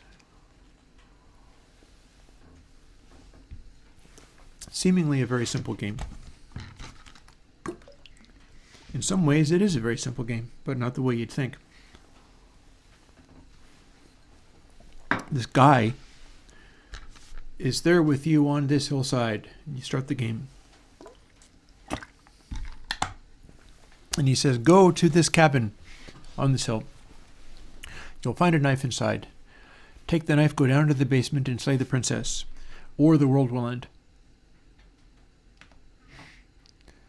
Well, that might sound simple, but man, you would not believe the depths of what can be going on in a game as simple as that. Because it is not just a game. It is a love story.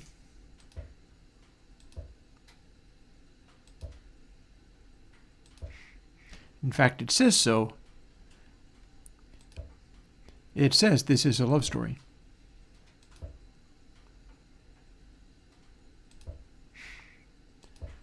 So what happens? You go, spoilers if you are interested in being completely unspoiled and playing this game and not ever having heard anybody pontificate about it, then you probably need to catch up one of my other streams some other time, because I'm going to talk about this a little bit. I have an appointment with a therapist tomorrow, which is one of the things that I do to help deal with my autism.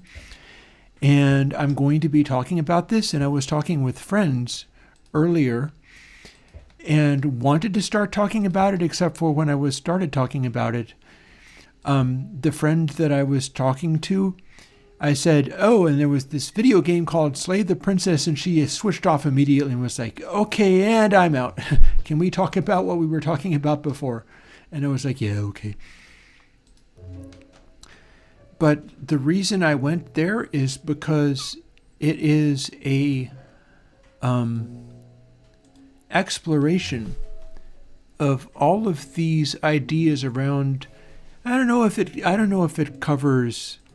It only covers gay or lesbian experience to the extent that you fall into that male-female dynamic. Like, if you have a lesbian and she's very, very butch, and that's how she connects and is with somebody who's very femme, it applies completely. Does not matter what parts you have, it matters whether you are a man or a woman. And trans women are women and would relate to the princess side of this way more than the hero side of this. That's kind of how you can know that they are women, is if they are connecting to the other part. But I think this game was made for the heroes. The game was made for capital M men. You go to this cabin, you take the knife, and you go downstairs, and sure enough, there's a princess. She is this cute lady. It's drawn by Abby Howard, and she is such a good artist. She was a good artist before, but she's become like stupid good. It's ridiculous, a little bit ridiculous how good she's got. And oh, hello, opening eyeball cat. Here we are.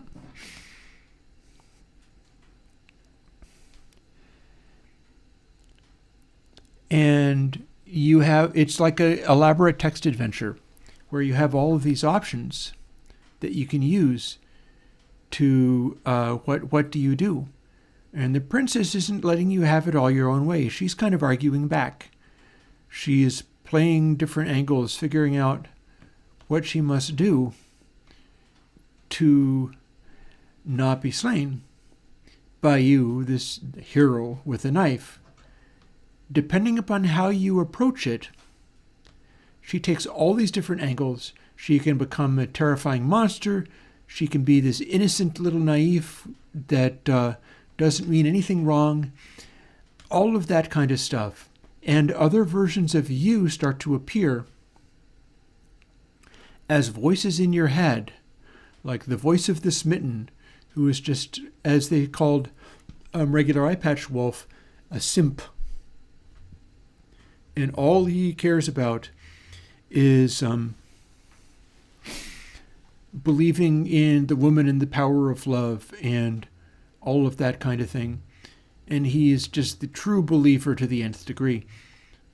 I'm gonna put a little hopper chain under here. Might as well do something, so we're gonna do a something. Doesn't really matter what we're doing. We're just doing.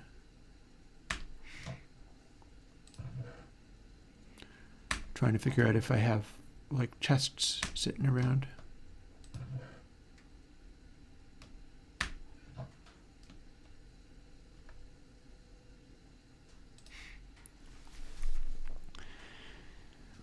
Well, consider the name of this game.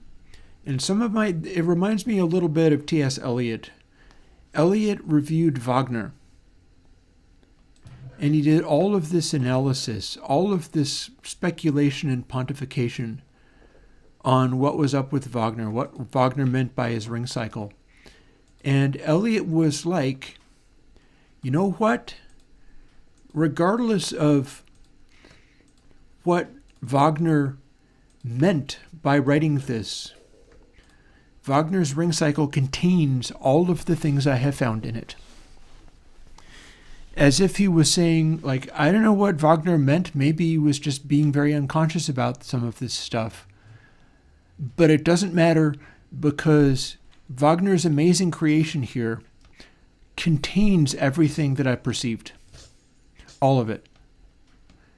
Everything that I'm observing here is literally here in this creation. And it is brilliant. And he's basically like, yeah, I nailed it. I understand how this works. I understand what this artwork is. This is great stuff. And this is these depths that I am observing exist in this artwork. What am I doing here? Let's fill in some of these blanks. Won't be needing that sword there, so probably not anyway.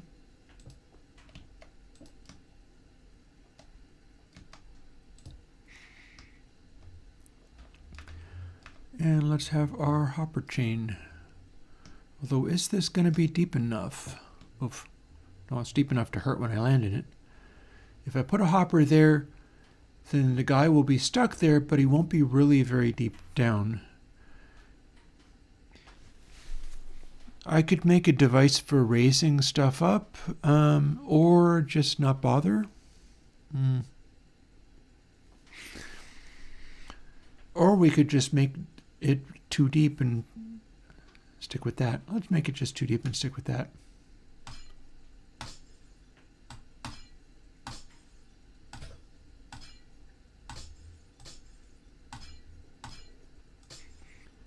Dude is easy to attack from there and cannot jump up, so that's going to be satisfactory.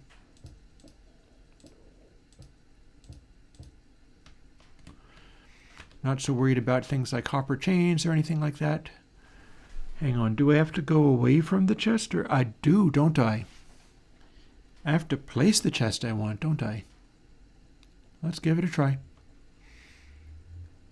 It's got to be this far down. So we're going to place a couple of these.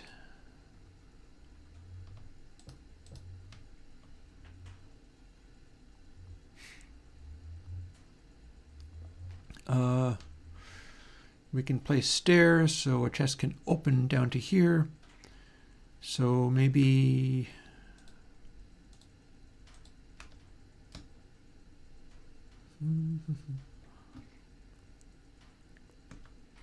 but it just probably won't open into ice. But we could have stairs here too, couldn't we? Okay.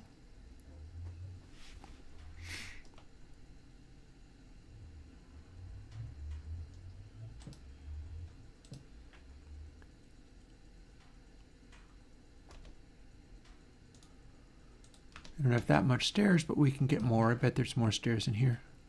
Oh god, yeah, lots. So,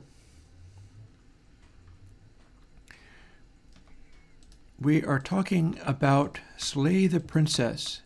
It's a love story. What would you say if I told her, what am I talking about? Man, I'm getting carried away with this, ain't I? What would you say if I told you that you could also call this Lay the Princess? And it would still make sense. What would that then mean?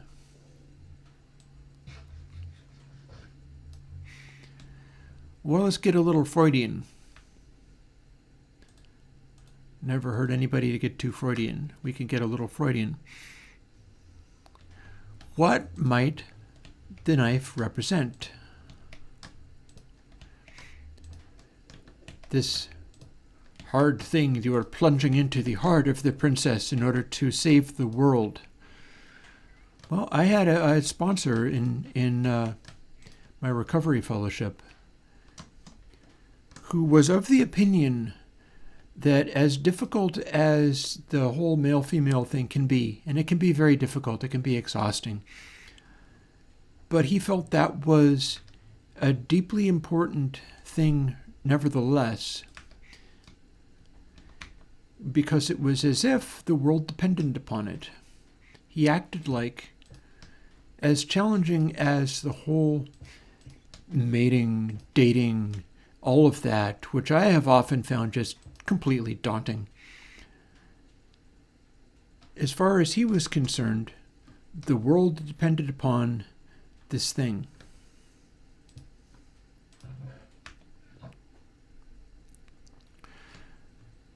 And there is a certain plausibility to it.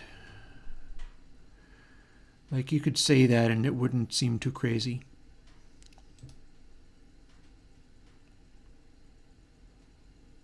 Hang on, let me play some of my blocks while I'm expressing these thoughts. Because here, in talking about this video game, yep, that works. We can get access to a chest down there. Very good. We've got to get close enough to it, and then there we go. And we walk up onto here just the same. And all I got to do is place the ice, and we're back in business. Nice. And then if the monster falls in there, he can't jump out, and if you kill him, then not that we have like a lava blade in there, but we could. Should we? Shall we have a lava blade? It would be bad news if you fell in there, but I don't think it'll melt packed ice.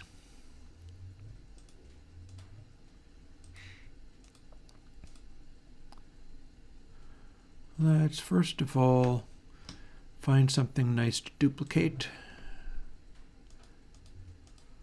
and ditch some of this extraneous stuff.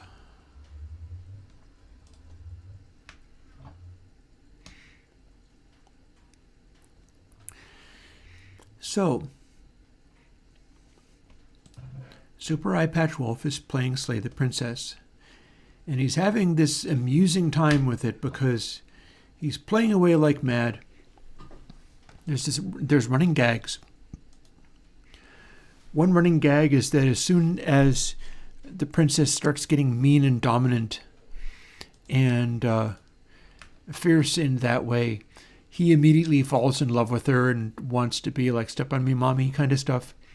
And then Chat teases him about it, and he full gets all outraged about it. Like, if I'm remembering correctly, Super Eye Patch Wolf is a married man. He is entitled to have whatever floats his boat is basically fine. But he's joking around with people on the basis of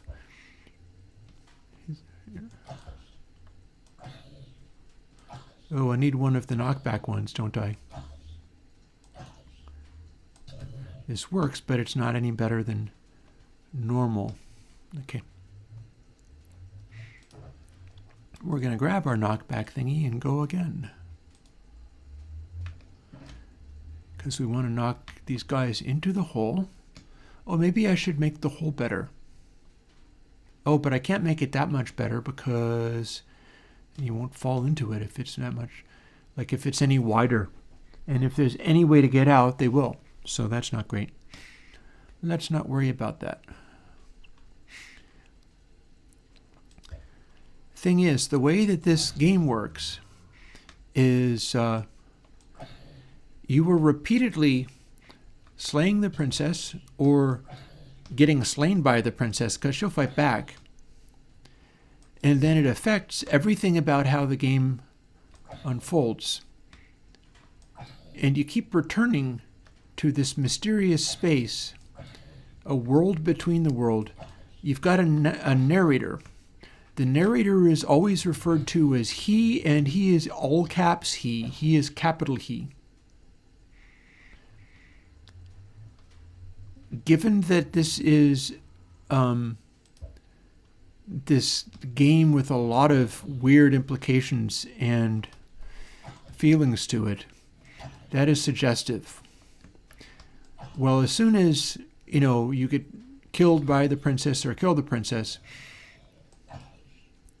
you can go back to this other place, which is like the top of the hill, but it's without the cabin. Instead, it is this mystical place, and a female creature, a female entity is there. And she's very, very mystical and very chill. It's very deity-like.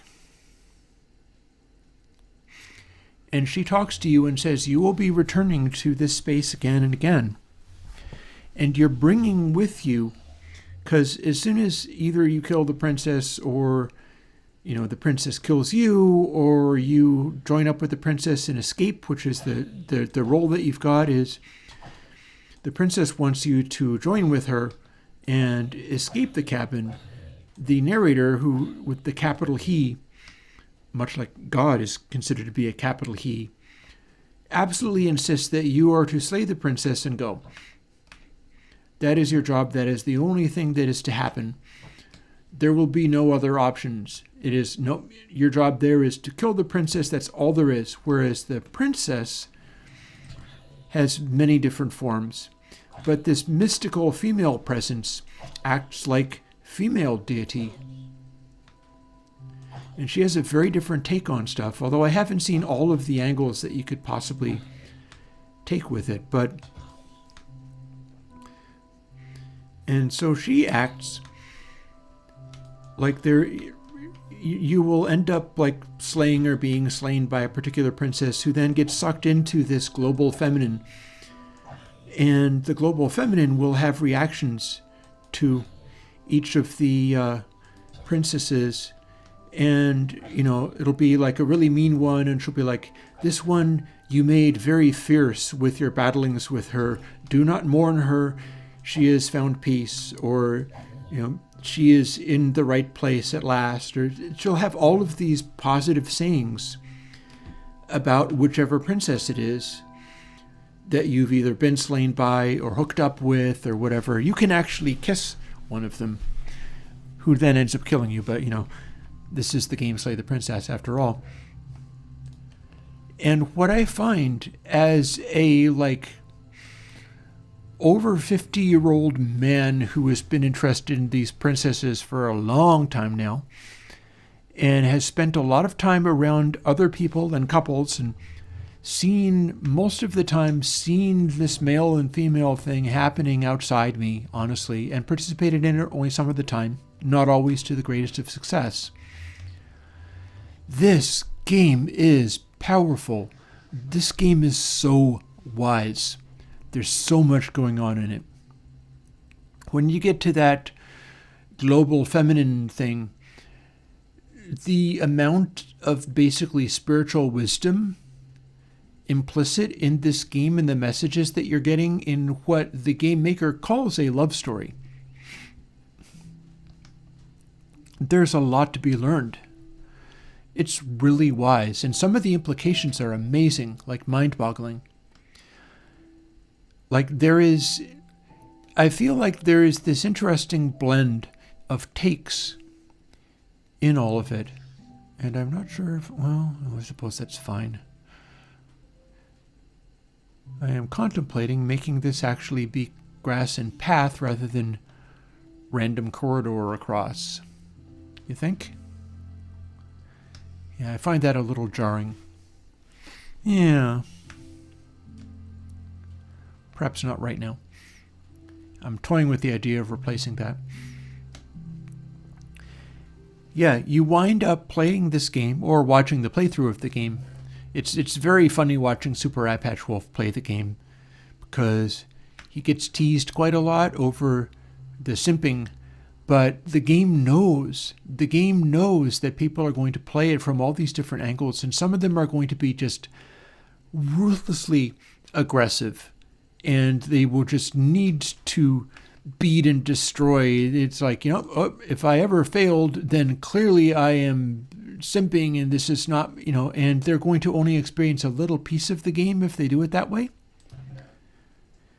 And so the game knows that's what's in store and gets involved shaping things so that they produce the kind of princess that kind of man would produce. Like, you get game versions of the experiences that you would have being that kind of person trying to lay a woman and bringing that kind of energy to it. And this includes, like, it's the most enlightened damn game, because one of the things that I've been doing is I like some of my left-wing creators that I like online, or guys like Vosh or whatever. I like Xander Hall, though I don't think he's the wisest man in the world, but then he's a lot younger than I am, so why would I think that? He's doing great, and he's doing great with what he's got, and he has a lot to work around. But then that's a whole other story. And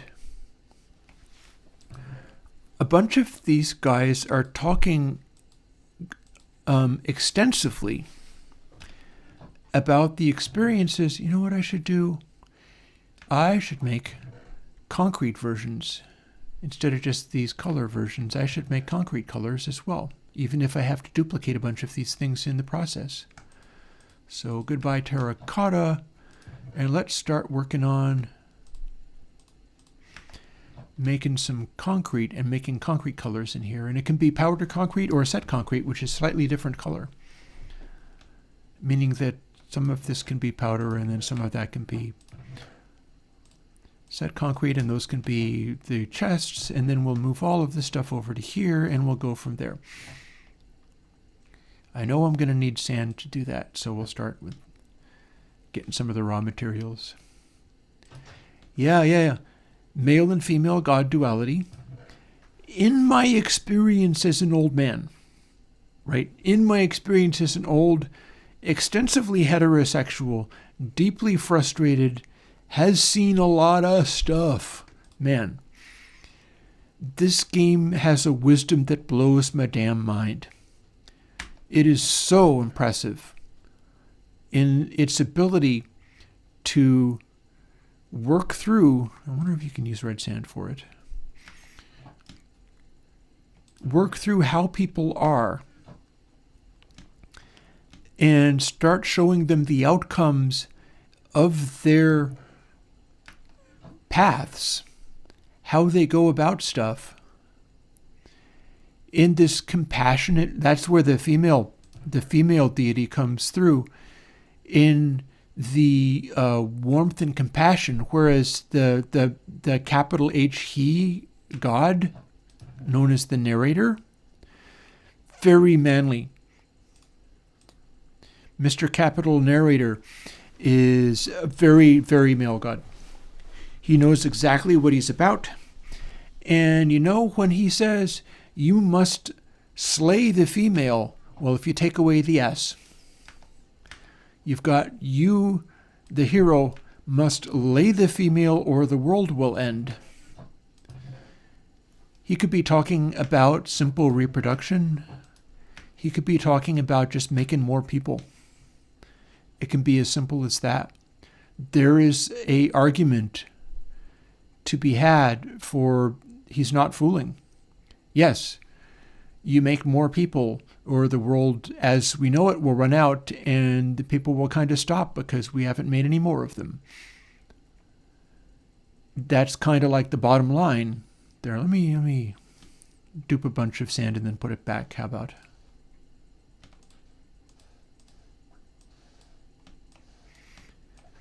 I can do that without draining the pond. You'll note that the female god entity is not angry with any of this. She is very sympathetic for the sufferings of the princesses that are delivered to her, that form part of her. She's very compassionate about them. She's not mad at the male entity or anything of the sort. Let's see, concrete?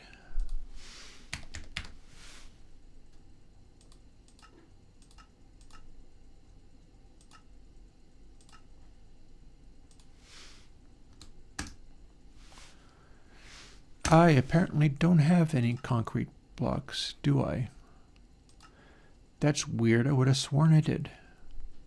What do I need to do to make concrete blocks? Do I need to smelt something?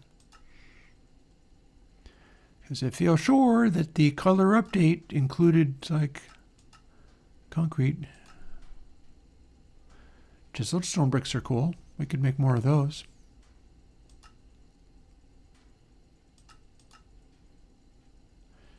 I might have to go online and look for what I'm missing. Or directly craft something in order to get reminded of what more you can do with it. But yeah, like the way this game unfolds is astonishing. In that, let's fool around and even some of this stuff out.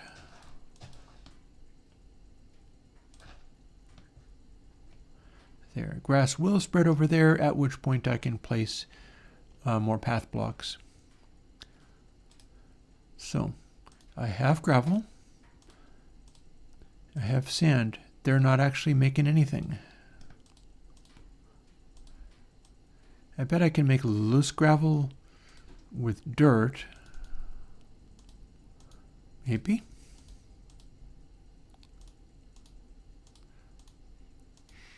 Heck with it. Bear with me.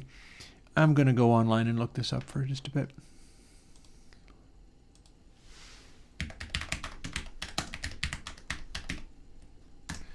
I hear a zombie. That's not good. Or did I?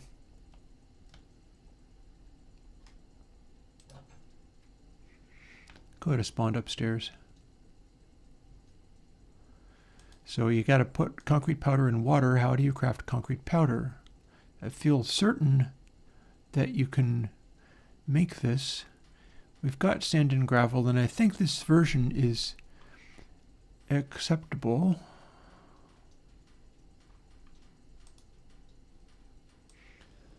Here's our instruction. I hear the baby zombie.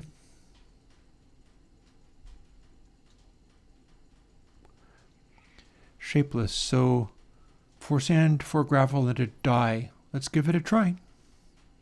I know I'm not carrying any dye in my inventory, so that would be what I'm missing. It's going to be night soon enough. That said, I do have enough gravel, so I need to put dye in my inventory, and then maybe I'll see what's possible. I would have thought that it would show anyway, but maybe I'm missing something.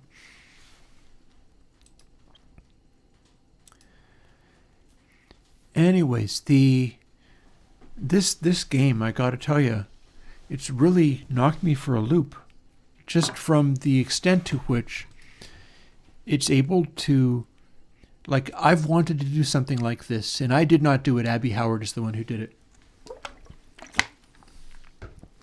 I may never do anything of this nature as well as Abby Howard has done this. And I'm comfortable just being like, yup. So it be. I just embrace that because it's like, well, there's nothing I can do about it. This is just beyond anything that I can personally be.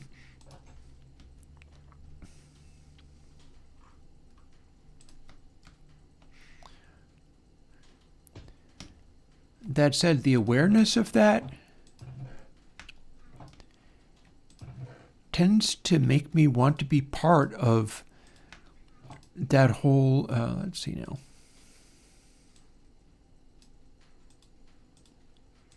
Can we craft the thing? Let's see if we can craft the thing. We totally can craft the thing. Yay, there we go. There's a concrete powder. Now we need to make a whole bunch more gravel and sand and everything. So let's start making stacks of that. But for starters, we have our first concrete powder, and that will also make us our blocks of concrete once we're done.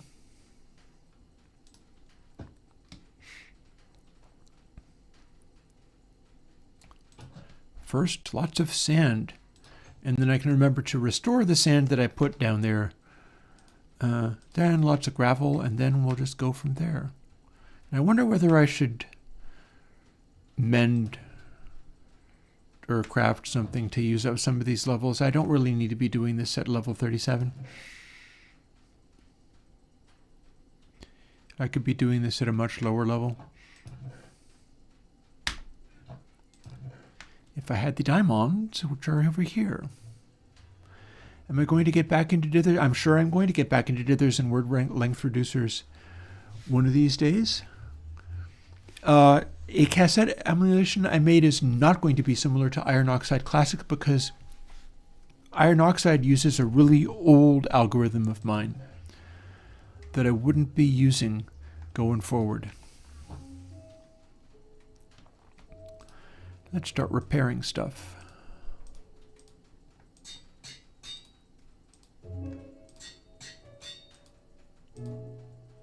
Oh, can't repair that. Can repair that. And then we'll repair our clothes while we're at it, which is barely touched, but I should at least be able to repair it.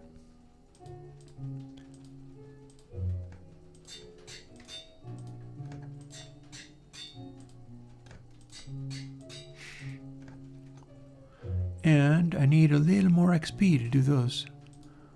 But that's probably fine. I wanted to get down to a low level, and I have successfully got down to a low level, so we'll call that a success. Oh God. Thank you. Just what I needed. That's sarcasm. I didn't actually need anything of the sort. Oh, hello. The machine didn't get hit. Yay! Let's put those back where they belong. More blocks. And let's fill that in. Stupid creeper. I do not enjoy being snuck up on by creepers. They are not pleasant. They are meanies. Yeah, like, with regard to this game, and I wonder where that guy came from, too. I have been lots of these guys. There was a long time when I was Mr. Simp Dude, and I could still be that guy if it came to it. But not the last time I was in love. It was not me. I was not Mr. Simp Dude last time. I was... Oh, I bet I know where he is. He's going to be up here. This is why I didn't want that area to be there. Oh, I see a quick audio question. I'm going to jump in and answer audio questions preferentially. Just 'cause. But we're also going to grind some of this sand.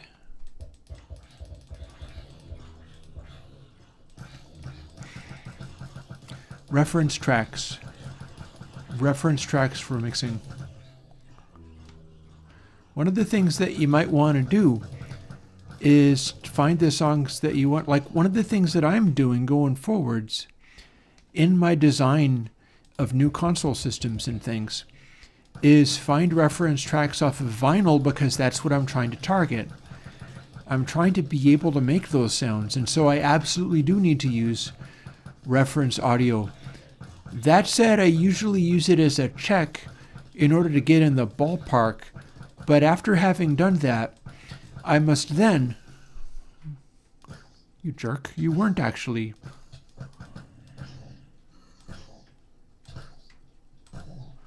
Oh, God. What are you going on about?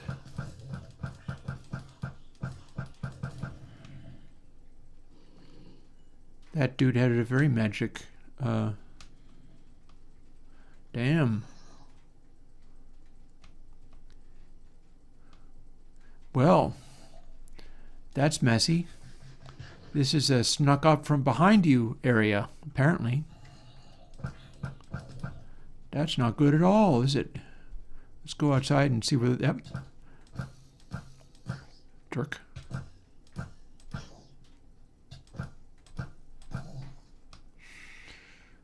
Gave me a carrot, but that sucked. I think they're spawning up on top of there sometimes. They do have it kind of unlit up there.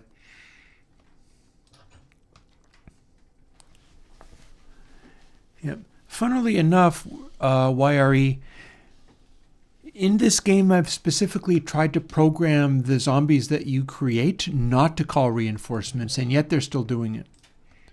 I don't know why that is. I just am noticing that that is indeed a thing, that they are calling reinforcements.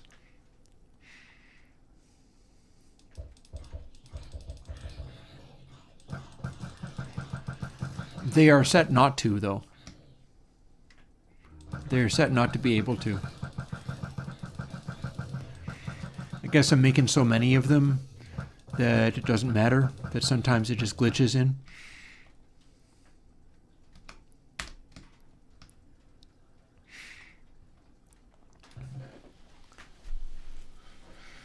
So yeah, Sebastian, what I would do is use the reference tracks to make sure that you're roughly in the right area. Having made sure that you're roughly in the right area, then switch away, turn off the reference track, and try to get it to be good. Because you're not trying to exactly clone the thing. Look at that. Zombie showed up with a boutique sword, of all things. Kind of fancy as a zombie drop.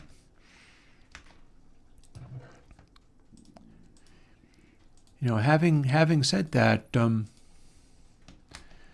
the basic functionality of using the reference is always valuable in its own right.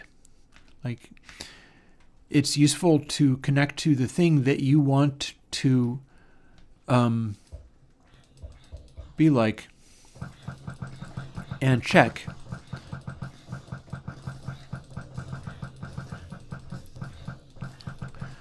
You can also use a metering plugin like Span or whatever and just eyeball what the general curve of the thing is.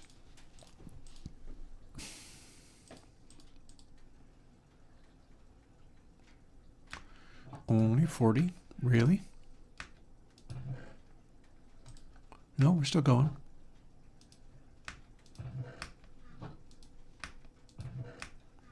Weird.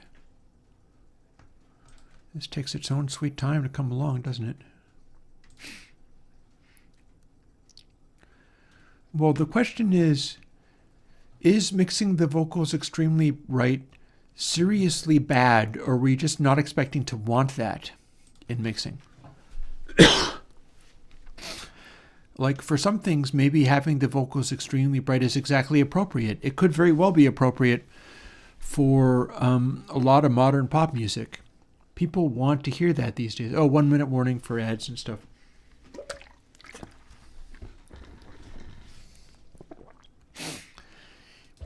My take on extremely bright these days is I need to do it in such a way that the extremely bright is like 70s extremely bright.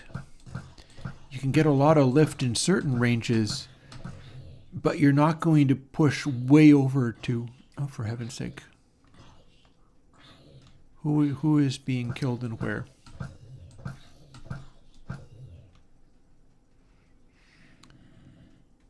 More outdoors guys. I bet. Sure enough, there he is.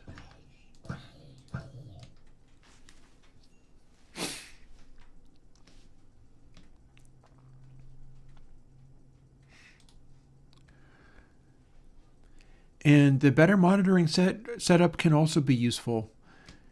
I am a known fan of the Yamaha NS10s, and that is not because they have a mid-range bump. It's because they are extremely quick. And if something is extremely quick, then loud stuff will get back out of the way again, so you can hear past it more easily, and it should highlight the way the loudness registers better than otherwise. In particular, stock NS10s are already super bright.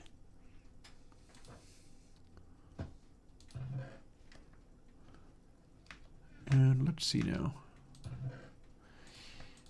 We have room to ditch all this sand here. And that, and the potato for that matter. And then let's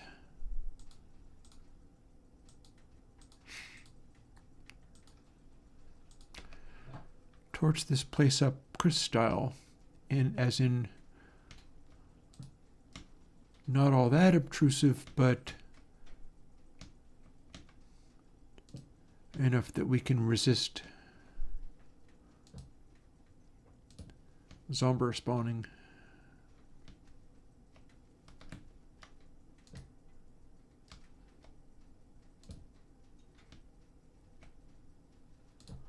I mean, they'll spawn at night, but I'm a bit over them spawning in the middle of the day. But I don't want all of these torches to be wildly visible here, but I want them not to just constantly make these zombies appear while I'm busy doing stuff downstairs. So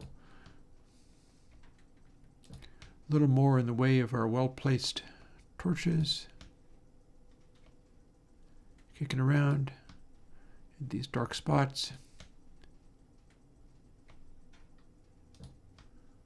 And maybe a couple of the torches on trees. This is a dark area as well, but on the insides of the trees so that they're not so visible from looking on outside, if you're even in a position to be looking on it from outside. That should clean things up a little bit.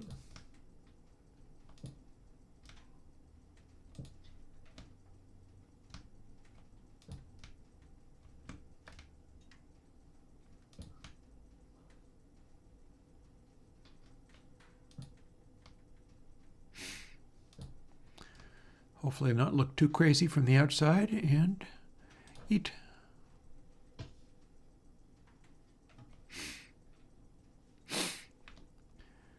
Back to, let's put the torches away. Much like me with the synthesizer work, it's nice to put stuff away when you're done with it. Keep a little bit organized. Also, in about a half an hour, I need to get prepared to make my dinner. Hearing the reference track, and it benefited. Yeah, well, that's what happens when you're a little off base and your aesthetics are fighting what you're trying to accomplish. You can lose track of that stuff a little bit, and then you're like, why is it like this? Because you were expecting it to be a certain way.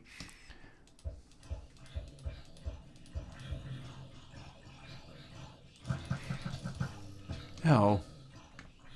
What's going on there? I'm getting hit by random arrows. Let's go from here. Maybe one of them was wearing thorns? I do not know. But we're ready to do a bunch of stacks of gravel, so that's fine.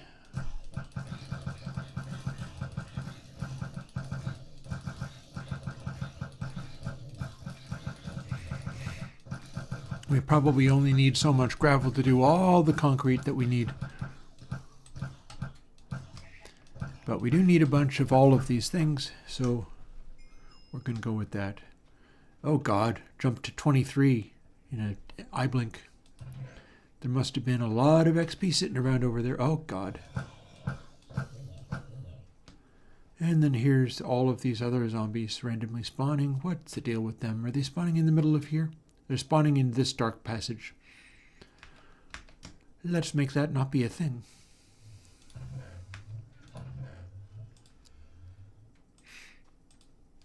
Little glowstone and the world's your own. Oop. Well, gosh, I didn't mean to do that.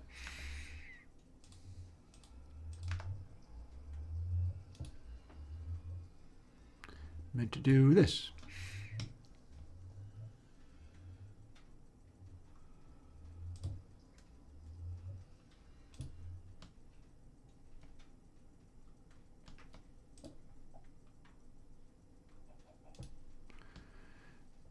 There, like I feel it will be less likely for zombies to spawn there. Sebastian, pretty much nobody ever does that. Great visual artists often at least refer to some form of reference just as a matter of course. It's normal. It's normal to observe. You're observing. And so when you're observing somebody else's mix, you're observing that as well. You're meant to be able to imagine twisting it or turning it this way or that way to make it be different.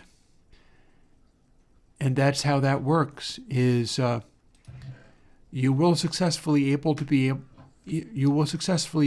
to make your thing be different. But that's also where the difference from your source comes from. It ceases to be the way you wanted it because you weren't referencing. Hang on a second. I think I can throw a little more wood on the fire.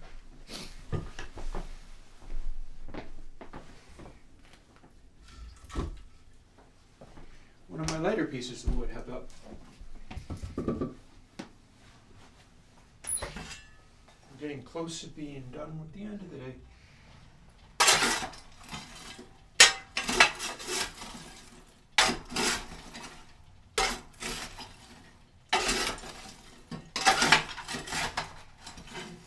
I'm really kind of excited about some of the new compositional ideas I'm wanting to play with.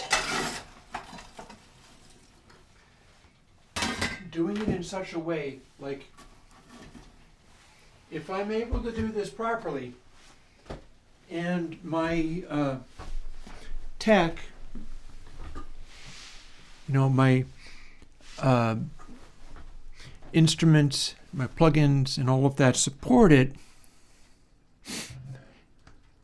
I should be able to pull off. Why do we have these diamond things here? I do not know. I should be able to pull off like being a modern day rock star. And not so much in the sense of like, I'm replicating old fashioned people from the 1960s. Or even I'm Dave Grohl and I'm the last living rock star that can sell out stadiums and stuff. Rather, like what used to happen was musicians that went out there and played and performed and communicated the specific things that they were trying to do so effectively that people went, oh my God, you are amazing, you are so wonderful. Well, people act like that around the plugin sometimes, but as far as music is concerned, different kind of story. And it should be possible to make it so that you're doing music and just like I was reading the David Bowie all the songs.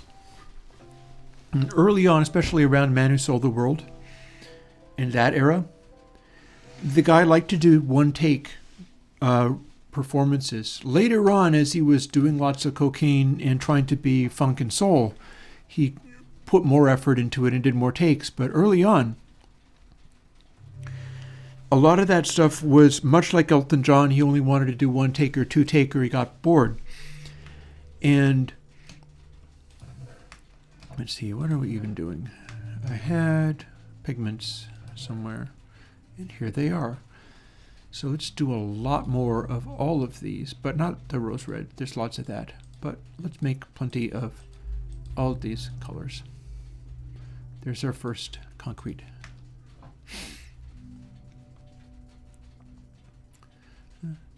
Sun is setting.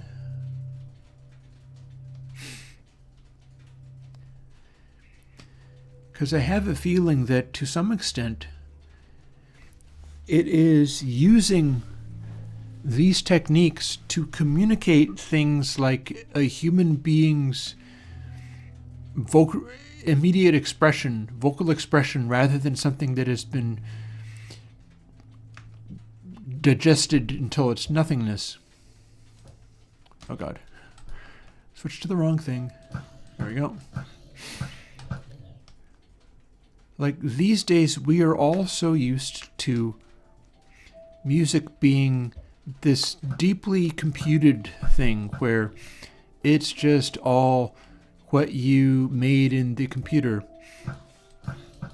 And there's no future in that because AI can do it much better than us.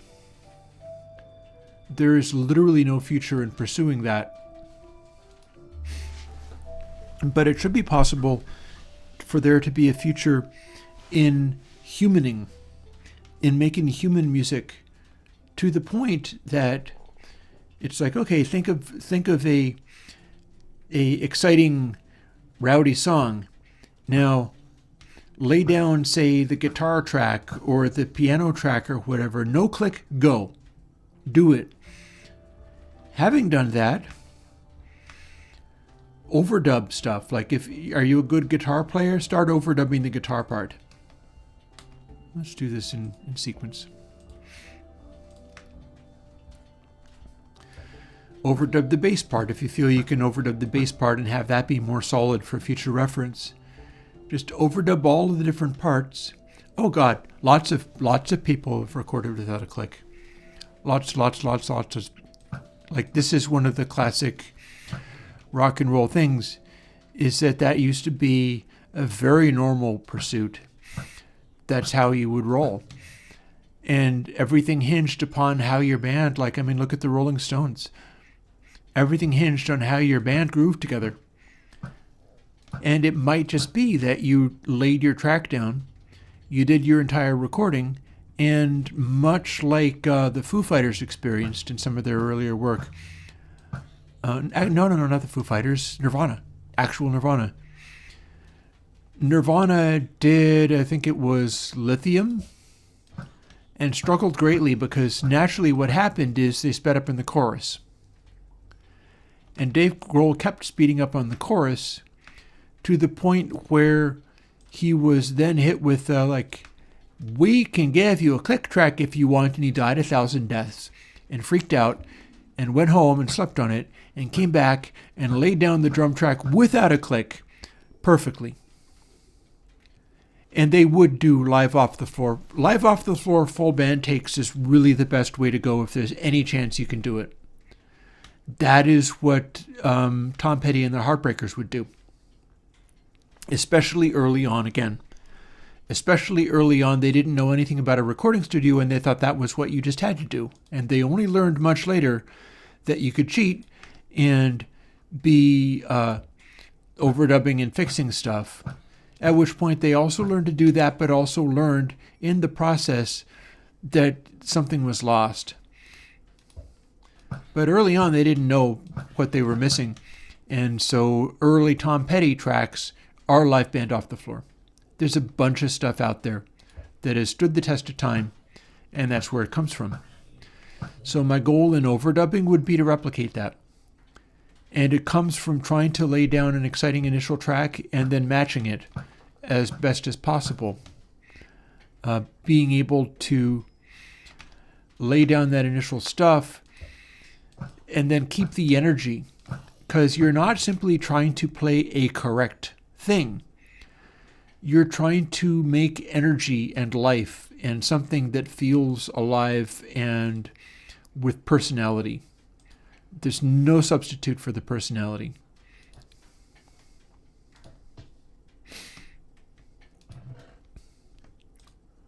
Here at Iron Ingot. Spare zombie flesh. That'll do for now, but we can offload some of the colors.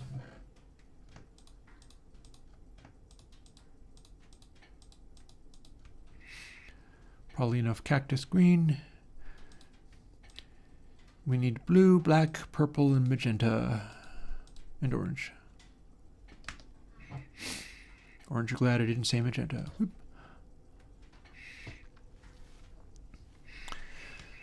So that's exciting because I feel like I know the secrets behind how that stuff worked, and people have absolutely forgotten. And so they're like, we should be able to do stuff that sounds like kind of 60s, except for that we are replacing every syllable and everything is running off of a click, and then we're sample replacing the drums and whatever, or some of our stuff is programmed and then some of it is not, and we can't figure out why the stuff that is not feels out of place. It's because you have to do all of it that way.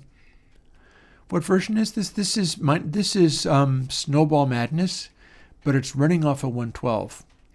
So what I'm currently doing is getting ready to make a bunch of concrete powder, because that's another color that my system allows for replacing this expansive stone. I can put colors in here. And we're making some of the stuff that can be swapped out for different colors. That's what this current process is about. But yeah, the exciting thing about the music bit part is that I feel certain that I can figure some of this stuff out, demonstrate it, and even do music which has the kind of polarizing quality I need to have. I find that if I'm doing anything that is distinctly its own thing, some people will like it. Hey, you ran. I'm not quite sure who you are, but hey, I won't be so familiar to you in return. But I should be able to do like rock and roll style music, or I would say rock music because rock and roll implies like 50s, and that will also be possible. But using these techniques that have been largely forgotten.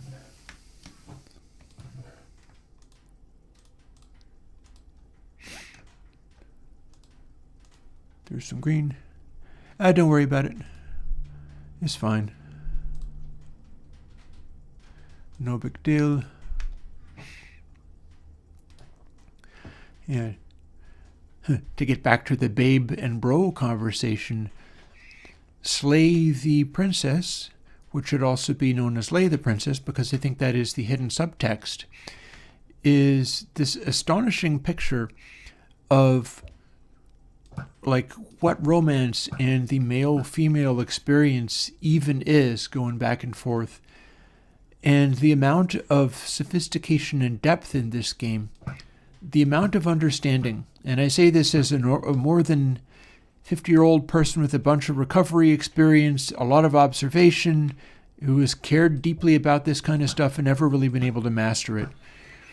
I recognize so much of this in what I've had to learn over the years around all of that. There's so much wisdom in it.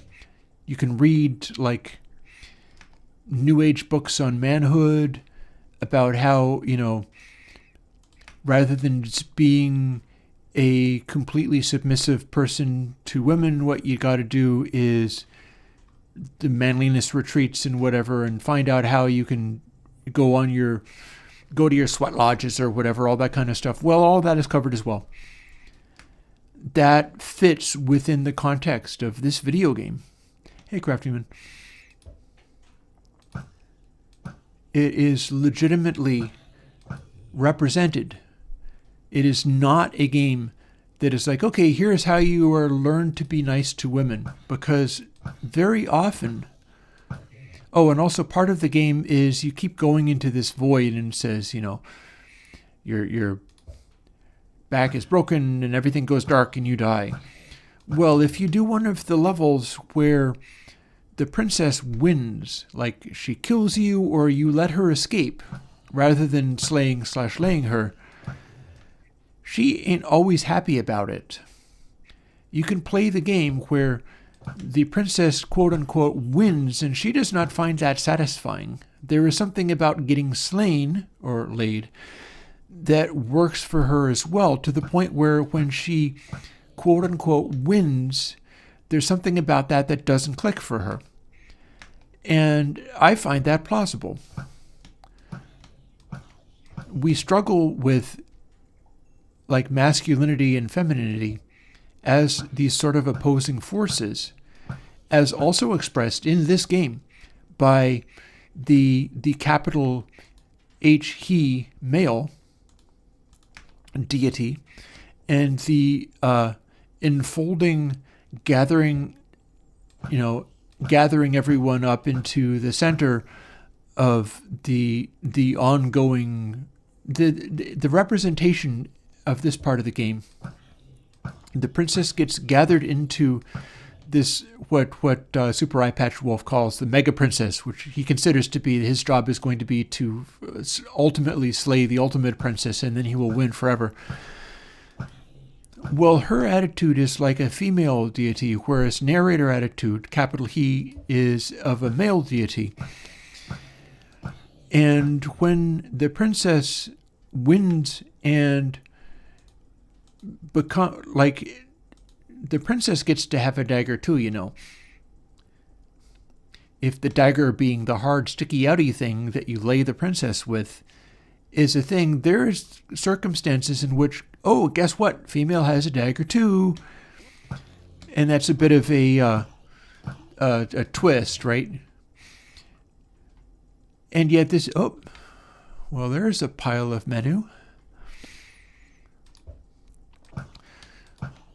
Well, remembering, of course, that you can see things in such a way that you can have a person who is born a woman, and yet it comes natural for that person to, like, maybe just kind of woman who is growing a little beard all of the time and just only lives to be pugnacious and is really frustrated by all the expectations of womanhood, or somebody who's born with a dick and cannot relate to that condition and needs to do whatever is necessary to match how they feel inside. Again, this game represents a lot of that incredibly well without specifying it or being direct about it necessarily, but is able to represent that stuff so strikingly well.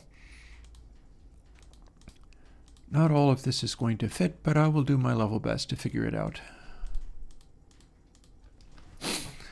Maybe some of this needs to start going into the other thingy.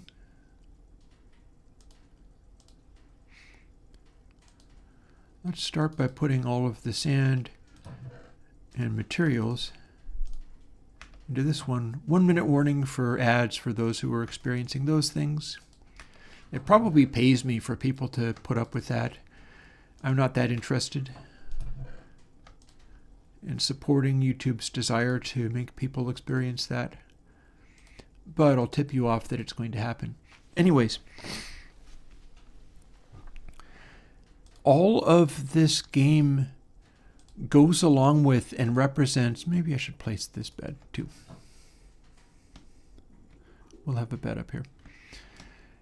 It represents this understanding that people get to be deeply feminine, people get to be deeply masculine. This is permitted. This is a way that people are allowed to be. And as such, regardless of how they started out as, because I think that is the modern twist on it that isn't always easy for everyone to handle, but that's the way I see it. And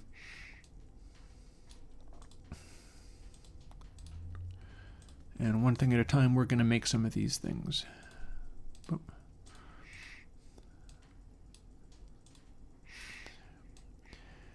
The game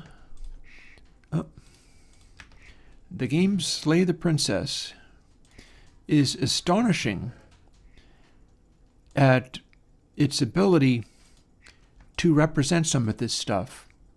Like to represent, oh, here is a woman who is fully womanly and is not really digging on the idea of having all of the control and power and stuff. It's not making her happy. There is all manners of twists to this stuff the way that this game is doing its thing. It's really striking, the depth and sophistication in there.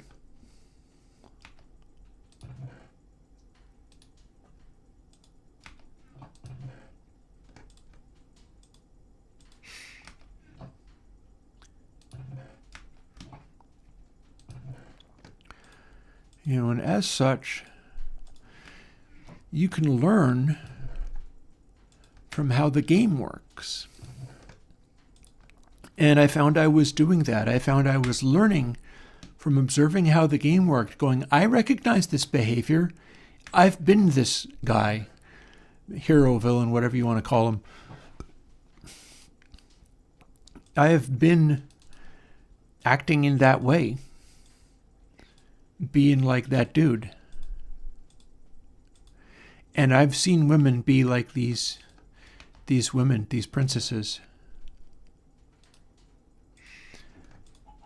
And I've seen some of the consequences from that. Let me continue to do this while I'm doing it and figuring out how I want to... Excuse me.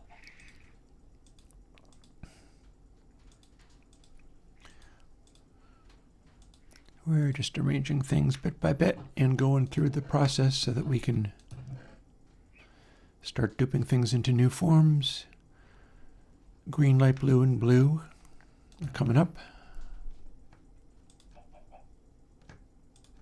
Oh, I feel that... No, that was just a chicken pushing me, huh?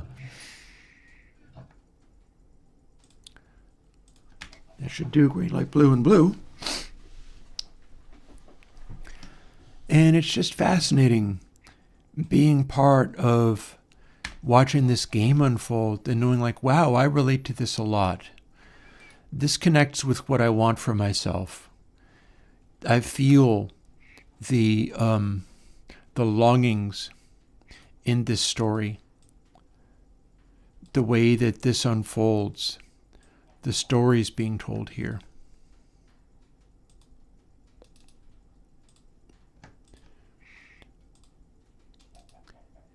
I relate to this tale. And that's a powerful thing.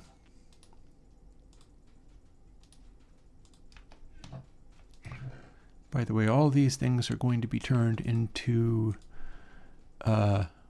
regular old concrete, but I'm doing the things one at a time.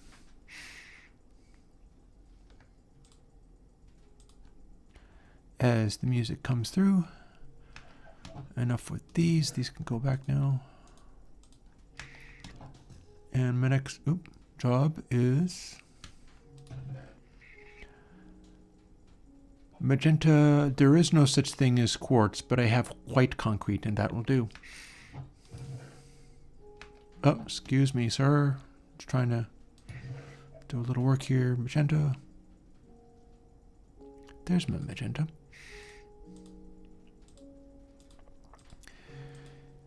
Like, I don't know about you guys. I've read a bunch of books on the subject of, you know, embracing your masculinity and all that kind of stuff. New agey kind of stuff, but there is something to it. Did I make lots of light gray? Yes, I did.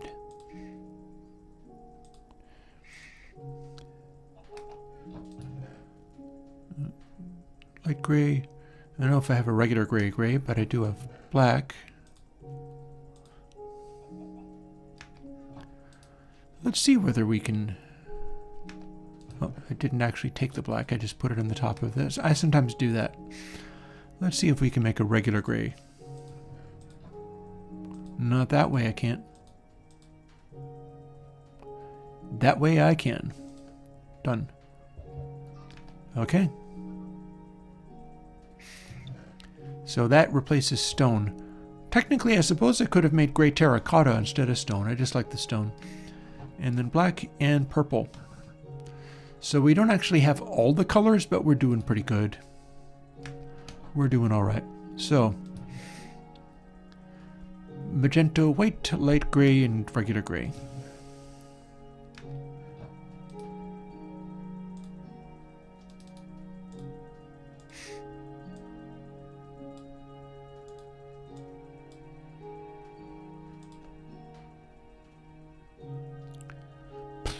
And I didn't pick up white. Okay, well, I got light gray, so let's go. We've got plenty of white, I just didn't pick it up.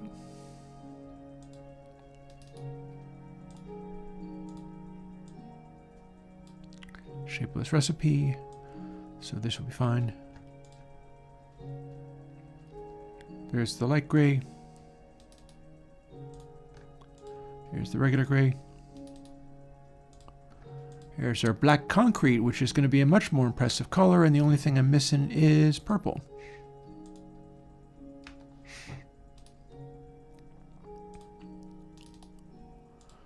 Purple. And also, you gotta love the brightness of these colors. One of the things I've always liked is colors. Let's see, okay, daytime again. Thank you.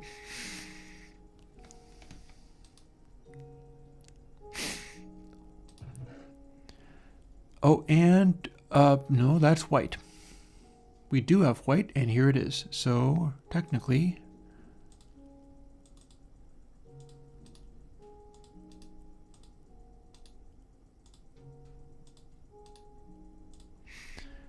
we'll just place this back here. And see, we did have a white after all.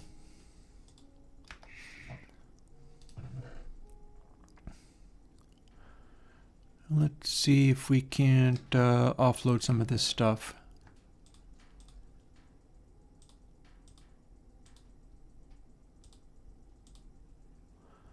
But not the, well, eventually it's going to have to be the gravel and stuff. For now, that goes back here.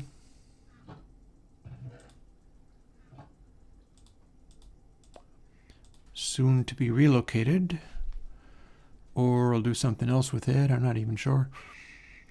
What was my order? Magenta, white, light gray, black, and purple. Okay.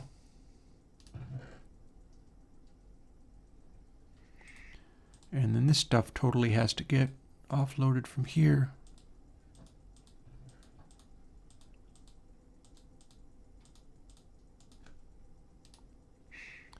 Magenta. White. Light gray. Hello, why is that? You're supposed to be 16.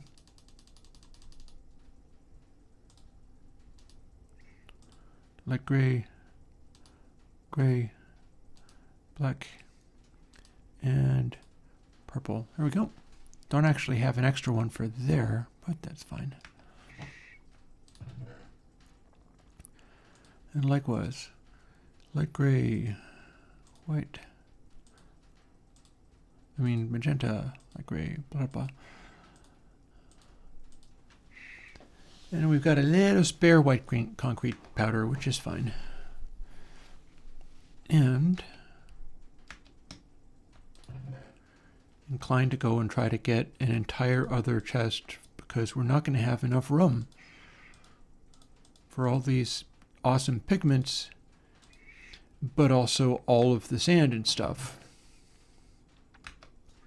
So, do I have the facilities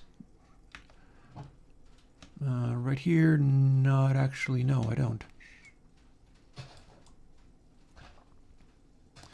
But we can tuck another chest right in here. Yep. This is fun. You know, one of the things when I had a painful and dismaying breakup. I was married a long time ago, and I was a lot younger. I had chosen rather unwisely. Many things about it was not, oh, would I ever use the slew option in monitoring 3 to nail the high end of my mix?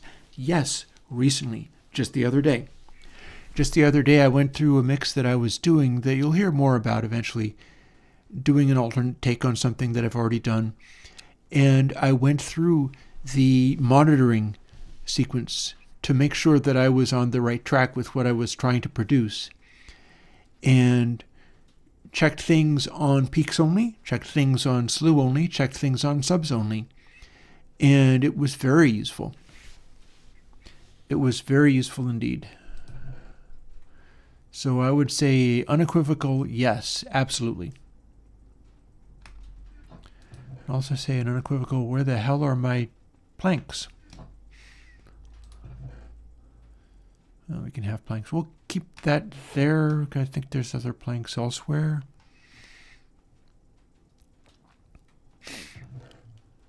Oh yeah.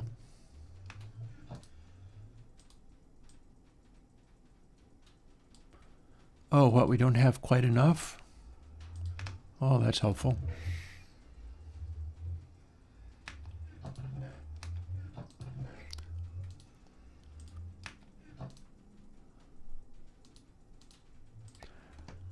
Let's make a little cha-cha. And then what we'll do is we'll just put that back and put that back. Use the cha-cha to make the chests because they don't come out any different either way. And then put the cha-cha back and people can craft with it as well. And it won't stack in the same place as the regular stacking. Oh, are we doing potions? Cool, cool, cool, cool.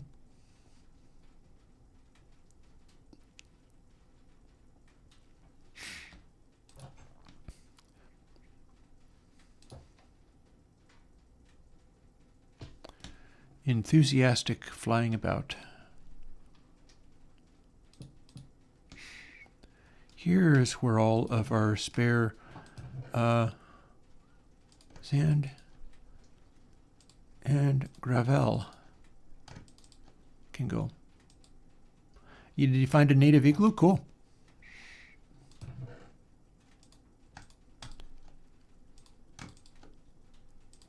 Oh, and it is 4:01. So one thing I should do, after I stick a few of these extra blocks over here, seeing as this should be a colors thing. As soon as I'm done doing that, oh no, roses should be in the colors thing. I'm going to go and get some of my dinner stuff thawing and ready to go. Oh, and we don't need this much.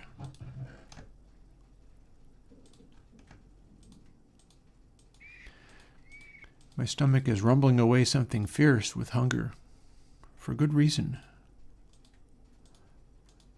I've not been looking after myself in every respect. So that becomes something that I should look into. Let me get myself over to a indoors place just so that I can step aside for a bit, and we will. It won't take me this long, but I'm going to do the hourglass thingy anyway. This is my visual language for back in a bit. I'm stepping away and doing a thing. I'm also going to wash my cup.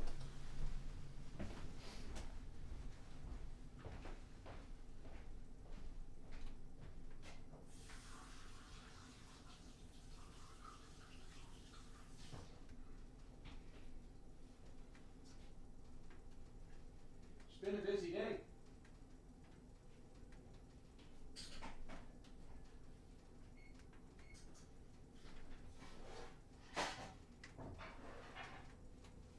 Been a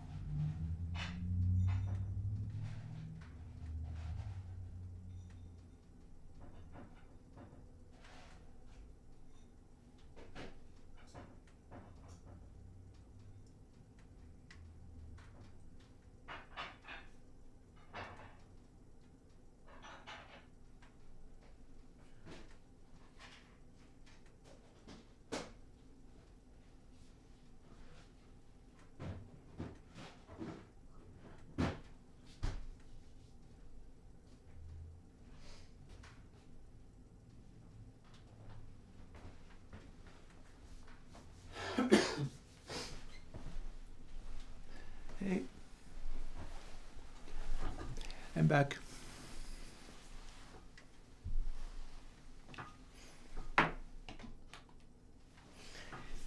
Yeah. I keep vacillating between wanting soft taco shells and toasty ones, and today it looks like I'm gonna open the baked hard taco shell package that I've got. I've got all of this funny combinations of stuff, right?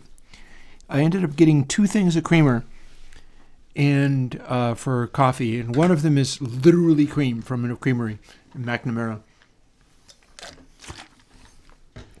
The other one is super creamer from the creamer aisle of the grocery store. It is sweetened but not flavored or vanilla or anything.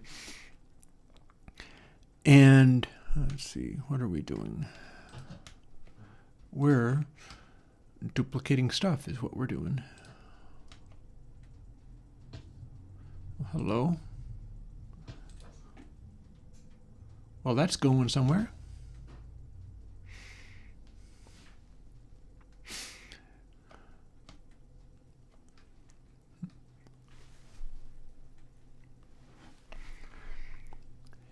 And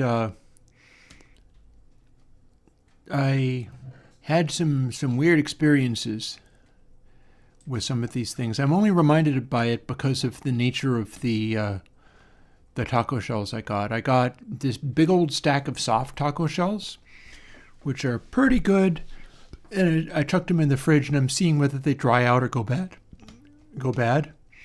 And then the hard taco shells that I also got, those are apparently good to March until I open them, at which point I have to go through them, and I go through them in a couple of weeks. Well, the creamer stuff that I got, I know that the actual cream from like a cow is going to go bad within 2 weeks. I've not experienced that with the more fake creamer, which is basically, it's got some stevia in it. It's supposed to be like MCT oil or whatever in it. Literally called super creamer. I went and looked, and that's good to 2025. And I'm like, oh, well, no wonder that it doesn't go bad when I open it and haven't used it all, but that's creepy. That's a little scary. But then at the same time, I made a bunch of coffee with the actual cream that I got from one of the things I like about McNamara for this is not only can you buy cream from them and it's delicious, but also, oh, have you got a zebra? Cool. But also, they sell it to you in a glass bottle. So you can return the bottle for the deposit, which is like $1.50 or $1 or something like that. I forget exactly. And that means you're not producing waste because they're recycling these bottles. They're using them over and over again. And you get to have it in this nice little milk bottle, you know. But I made one morning a bunch of coffee using this regular cream and ended up feeling sick as a dog. Like, it didn't sit well with me at all. It just super did not work. Whereas the fake stuff was much, it messed with me a lot less, even though it's fake. It's like not real stuff. There's some reality to it, but like there's more water than cream in it. And it's just this manufactured, boy, do I jump high with this. It's just like weird material.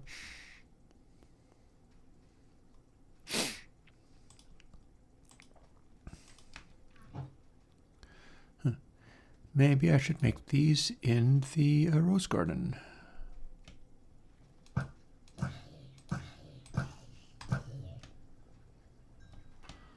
Well, it's not like it's getting me anything.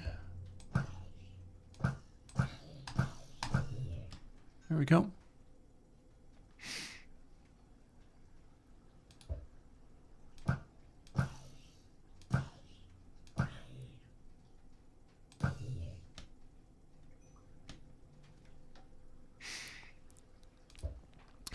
Similarly, like the the weird creamer that lasts literally forever, apparently.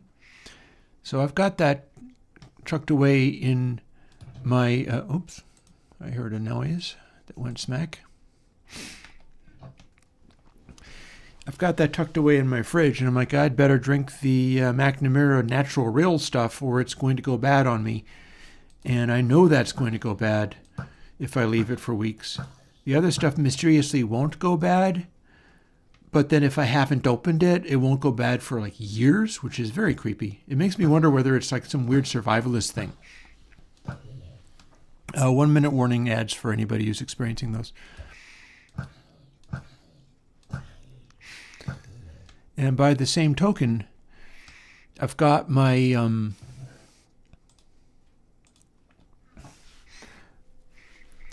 the soft tacos. I'm not sure what their expiration date is or how they're going to behave. I haven't opened the hard tacos, and apparently those are good until March of next year. So I could just blow off opening them and just have soft tacos instead and work through those. But those are sitting in the fridge. What am I doing? I didn't even give that guy a pigment. Sir. We have not done our job properly there. We need to put green stuff in here. Let's just load all of these in.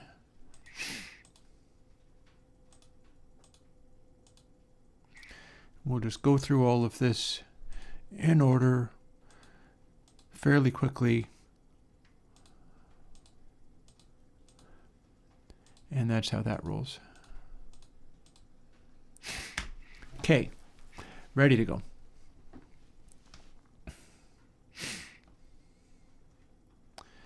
Oh yeah, the challenges of dinner time, right? As a result of some of the things I've been talking about, like this video game, the Slay the Princess, which could also be thought of as Slay the Princess, or the world will end, or at least our overpopulation of the world would end, right? Well,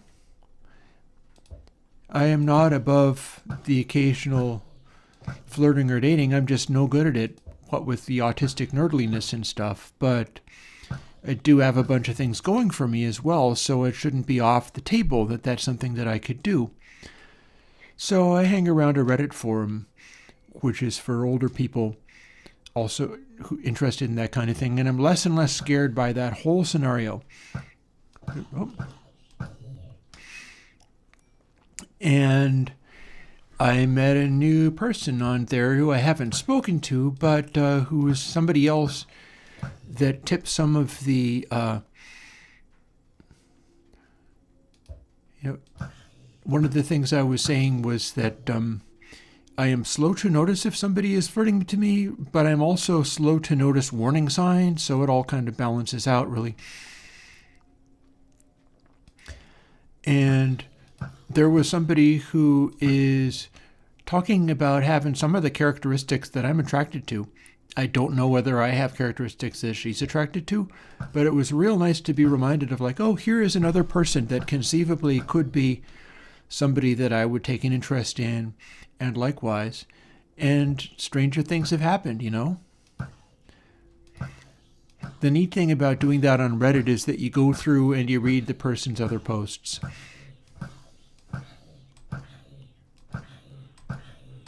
Damn, look at this guy.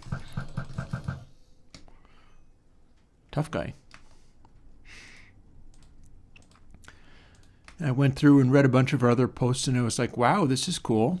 Like, not everything is perfectly in line, but like, she's doing yoga and wanting to have intelligent conversations and stuff. And then it comes down to well, this is what the person says they want, and in practice, what do they actually want? Am I going to be knocked off of the... Almost. They're getting more powerful. They're blue belts now.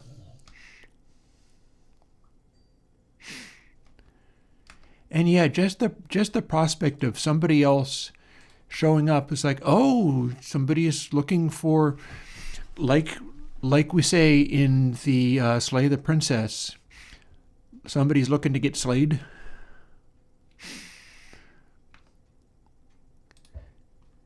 And then we do our best with it. That's how that rolls. We do our level best with what we've got. And one of the things in that game that keeps coming back, oh, for heaven's sake, stop it. Stop it. Thank you. Even when the princess seems to win, and she is let out and gets things all of her own way, or has the guy basically being a simp and doing her every bidding, one of the things that will happen is it seems as if she's got it all, right? She wins, the male deity is very sad and frustrated and mad at the guy. He's like, what the hell are you doing? Now you've ruined everything. And she's getting things all of her own way, but sometimes she is frustrated by that. And then also, she will inevitably go, why is it getting cold and dark? And she gets absorbed into the Mega Princess. And that's because we're mortal. We're telling story after story of people who are mortal and will die. Whether we do this right or wrong, we will pass away. And it'll be on to somebody else or something else. And that's a heavy thing. Like, in the game, you get to do it over and over again as many times as you want. And one of the key things to do with the game is experience all the paths. See what they're like. Experience all those paths and see how they grab you. See what works and doesn't work. Observe. And the amazing thing about that, it's slay the princess. I don't know everybody who's involved in it, but Abby Howard is involved in it and did all the artwork. And it is fantastic, phenomenal, deeply wise, incredibly insightful, just astonishing in every respect. I wonder if I should actually be placing all of this way or not. It don't matter. It'll give me more stuff to do.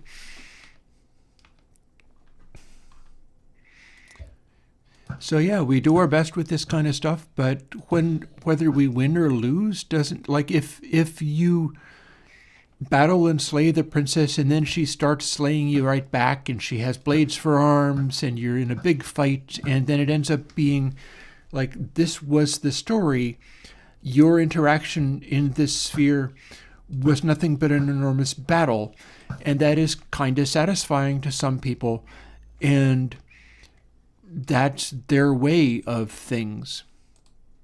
It's not necessarily a automatically wrong thing that this is a kind of special princess. I would say on the whole, no, not like Mario Brothers Princess. Oh God, no. But some of them can be quite like. I don't know how to better express it than that. If you've seen this game played, you know that you're dealing with something very different. And yet, no matter how weird it gets, like, I have seen human versions of just about every single character in this game. Every single character in Slay the Princess, every single princess, every single hero. I have seen all of them in real life. And sometimes it is a horrifying thing to witness. Because, like, you get to, if you live in the world and pay attention to what's around you, you get to meet and get to know the terrifying demon princess with knives for arms and the way that she acts and interacts with her chosen lovers and whatever. You get to know who she is, why she is the way that she is. And when she gets taken into the Mega Princess, the god feminine, what that has to say about her is very insightful. It's never judgmental. The male deity is always judgmental. The female deity is never judgmental. To her, everything has its place. Everything fits in its way.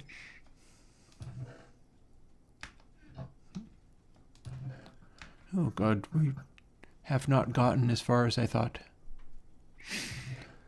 But we're doing just fine. I'll do more.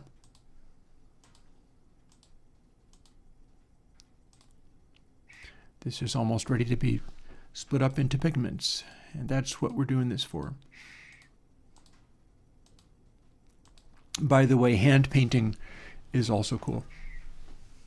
Oh, I think I have seen that game being played. I've seen that.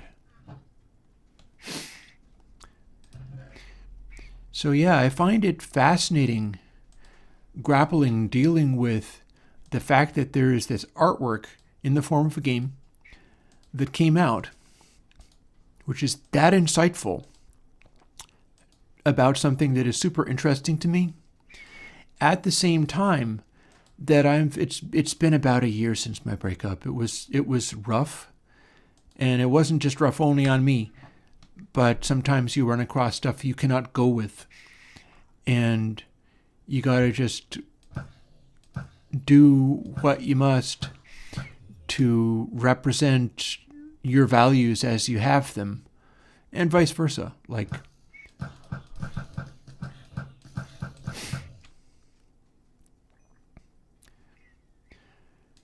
and about a year later, I am partly into that zone where oh God, that was close. I am partly into that zone where it's like, oh, I don't need any of that stuff. I'm just playing video games and following my routine. And my routine is already beginning to do that thing where I'm like making all the can labels on the shelf face forwards and stuff. And because it is kind of empty and hollow, it has to be incredibly rigid and precise. And that's what happens to me when I am not romantically involved with somebody. Since I have to just diminish within myself, I do it with a great deal of abandon and pursue all of my own whims. And I know the ropes. I've done that for decades. And I know I can survive it, and I know I don't want to stay there. It's like the long quiet, in a sense. There is a character in the game Slay the Princess, and like instead of slaying/laying the can you not stand there? Instead of slaying/laying the princess, there is one character who straight up gives up. He's like, I'm not doing this. This sucks. Count me out. I'm running away. And the male deity, of course, is completely disgusted with him. But you can still do it. When you do that, you create this internal voice called the cold.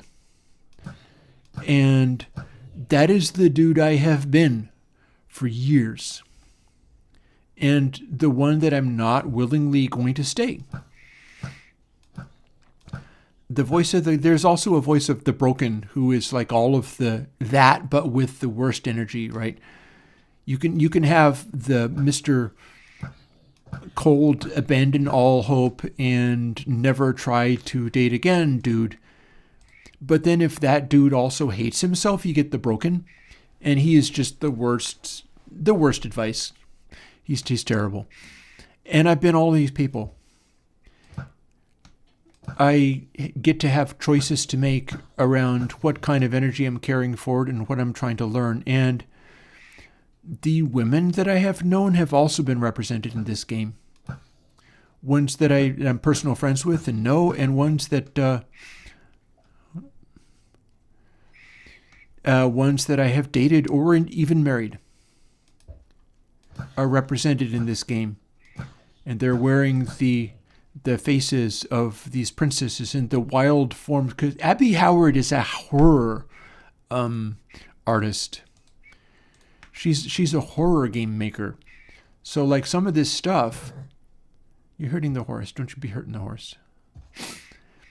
So when she makes these princesses that are like wild and scary and horrifying, then it's incredibly well drawn and it's incredibly creepy. And yet it still represents these people that I have known. That's how good this artwork is. It's phenomenal.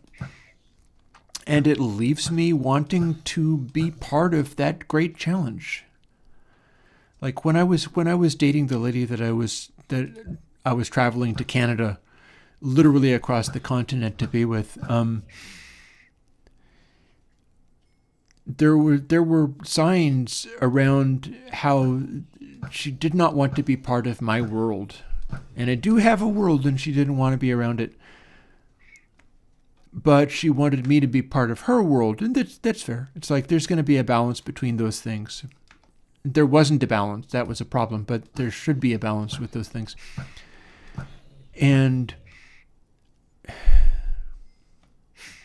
God, where was that stray thought going?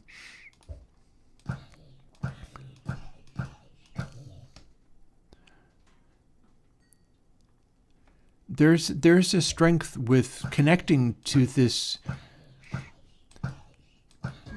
deeper, more powerful thing. And I don't think it's necessarily an intelligent or wise thing exactly. It's just human nature. It's like animalism. We can be as clever as we try to be, and we're still running around in these ape suits and being governed by these lizard brain things. Another very fascinating thing about this game is that the princess is absolutely a princess. Even when she's a monster, she is a monsterly princess. But sometimes there are times when she simps out completely to the guy and loses all her own volition, because one possible way of being feminine is being very submissive. You can be feminine and find a male to hook up with who fulfills all of your willpower and supplies all of that stuff. And it is a possible answer of being feminine to just do your sort of conservative tradwife thing. And just essentially it's the same thing as a man simping out to a woman is a woman simping out to a man. And this character can do that. If she does, the rendition of her starts to get more childish and simple. It adds these things like the romantic anime sparkles and stuff. She becomes more and more the ultimate wife. She becomes more and more the exaggerated waifu, every man's dream, right? It's all just like she's all of the things that I want. She does everything I say, and she doesn't have a will of her own, and she does all of those stuff. She does these things sincerely, but doesn't end up being that happy or well by them, but also not like when she finally passes away and she is confused by the cold and dark coming on and is distressed by that. Like, it does not spare her mortality that she has given up her entire volition to a man. She's willingly turned into a sort of cartoon. She turns into this sort of scribble of a person. And that is something that women can in fact do. It's not good for them as a person. It's also not necessarily bad for them as a person. It's just a odd choice to make. And it's overly trusting and kind of weak, but it fits with their, oh God, femininity. Here we go. We got trouble now. Excuse me while I try to deal with the, thank you. There we go. How many blocks did I get? Not enough.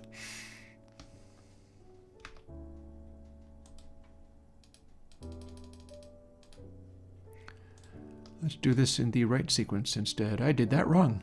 I was talking about stuff and lost track.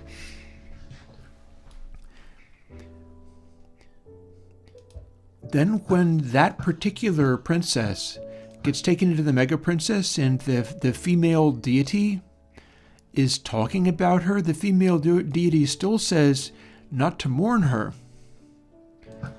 and isn't judgmental of her, but is like she finally is at peace or she finally has a place kind of thing, where it's like that was just another way to exist. Perhaps not the best, perhaps not the worst. Remember that some of the other princesses are in a constant sexual battle with the hero. They cannot rest. They cannot have gentleness or peace. This one at least manages peace, but she loses her personhood in the process, which is a bit of a trade-off. And it is represented in the art. It is not drawn as, oh yeah, this is great, you win, this is the best one. Instead, there's a lot of sarcasm in it, like, Oh boy, well, you sure did that thing, didn't you? I think there's even a win card, which is like, congrats, you win the game. And it's all like a childish scrawl. It's really kind of pathetic. And let me see, I'm going to be wanting to make these into concrete, aren't I? Let's see how this rolls. And it doesn't roll through firing arrows at anything. Although on the bright side, now I can take this and double all of it. Or make sizes out of all of it, like the other one. So yeah, it's interesting how, like, the way that I was raised and grew up, the idea of rendering a woman into something like that was unthinkable. I got raised kind of liberal. I got raised where, well, first of all, I have reason to feel that way because I'm old enough to where, as I was getting raised, during the first years of my life, my mom wasn't allowed to own a credit card because no woman was. That's how old I am. And that is how old that situation is. It's not in the dawn of time. We're not talking about the 1800s here. We're talking about early 70s that some of this stuff started getting straightened out. And well, it should, because there is no fairness in being like, well, women don't get to have credit cards because they're not responsible. That's bull. And makes me grumpy even talking about it, much less the fact that that was reality, that I was alive during the time where that was reality. I would never, that's not worth going back to. It sucked. But the game Slay the Princess, in its addressing of that, gets into this interesting realm where, let me go and solve some of this stuff while I'm at it. It gets into this interesting realm where it is depicting the princess, right, in all these different forms.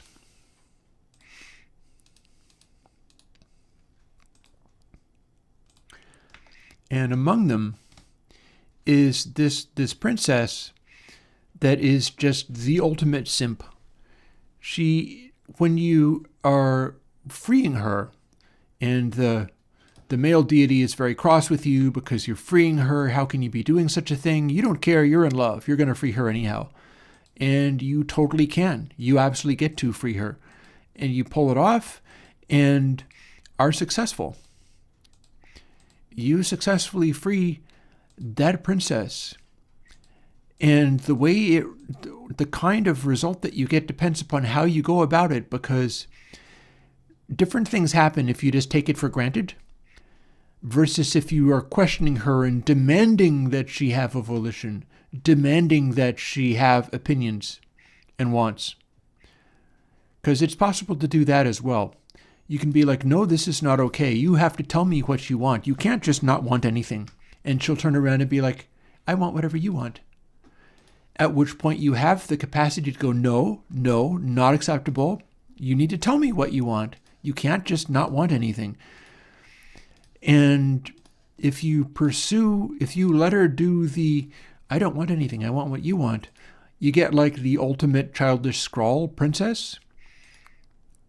And the judgment of her by the mega princess, the female deity, is that she pretty much became what she needed to and got what she needed. And it's not judging those choices of hers, those reactions of hers. Instead, it's just kind of, I'm a little distracted by doing this as well because I'm forgetting exactly how it is to be done. Also, 1 minute warning for ads. But we've got enough space to do this at least, so that's cool.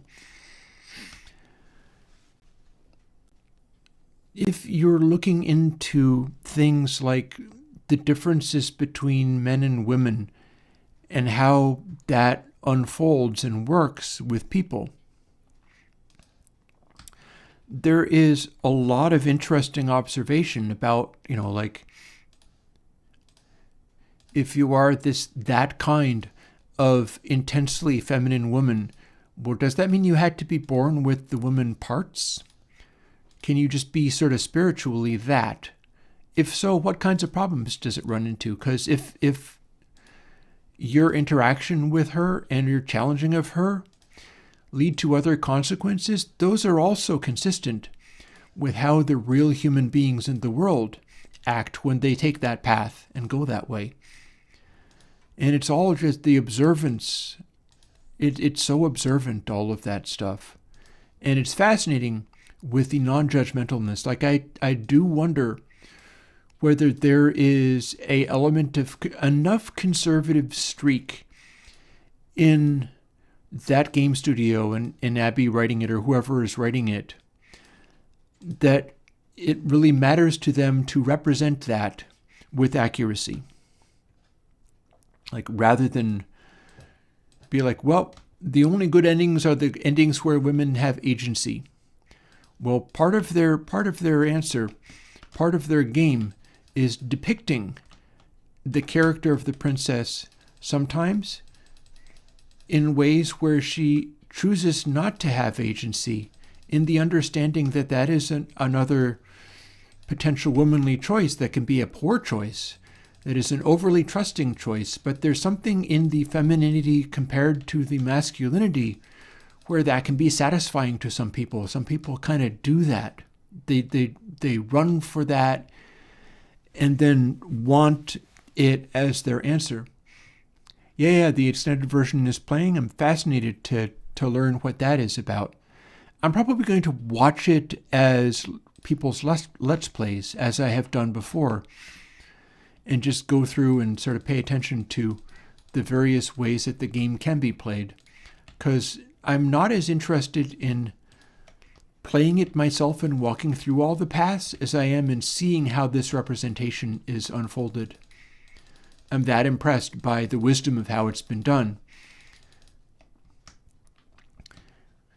And I will also say that in this context, because this is one of the things, there's reasons why a bunch of my life, decades of my life, have been trapped in that sort of sad boy place where I could not understand why women were not seeking me out or being nice to me instead of being nice to these mean guys that didn't like them or whatever. Why were they putting up with all of that kind of stuff? Why didn't they do the nice guy capitals who wanted to be kind and loving to them and stuff? And this is partly because my nature covers all forms of pig. I'm about done with your ship. Thank you. I can cover a lot of bases as far as masculinity, femininity kind of stuff, because none of those things scare me. I tried good and hard to be a gay person, thinking that would be easier, thinking that at least I could do that because guys are always horny, so I could play those games. And they can be fun games, but they didn't really do it for me. Like, I'm too inherently heterosexual. I didn't really get what I needed or wanted out of leaning that way, even when that was the way that I could have, like, sex and relationships and stuff. Whereas being heterosexual with a woman as a man was not something I could have. And I spent time like that, where that was not a attainable option for me.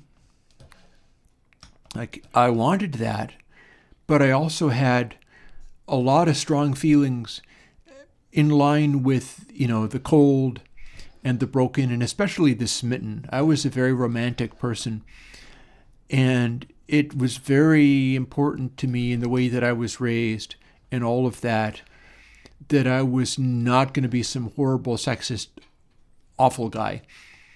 That was off the table, not even going to be a thing. And in doing that, I was taking away some of the healthy masculinity that I could have, to the extent where, I can be strong-minded and willful and generative and not easily shaken, have a foundation which is not other people, but my values and the things that I think of. And these are things that can count as, manly attributes. But I wouldn't let myself have them, because I figured with women, I had to be super simpy. Not just loving, but loving and submissive. And that is not necessarily something that all women seek. Not all women seek a deeply submissive man.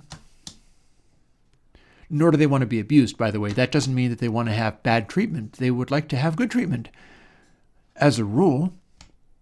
But that's not always the same thing as having a man be extremely submissive and defer to them and all that kind of stuff. It's the same as with, trans women. Trans women totally act like women, to the extent that they can be real simpy and want, Big Daddy or whoever to come and be extremely authoritative with them and so on, and just deeply romanticize all of that kind of stuff. And this also happens in BDSM situations where people are into that kind of thing. And it's all so relative. There is so much. And that's the neat thing about this game, the Slay the Princess game, is that it illuminates so much of that. It's able to document so many of these things in ways that feel very truthful to me. So it's like Abby Howard is not wrong when she says it's a love story. She's married, by the way. Her and her husband made this game, which I feel is a very strong argument in favor of pay attention to this one, because these are people doing the thing.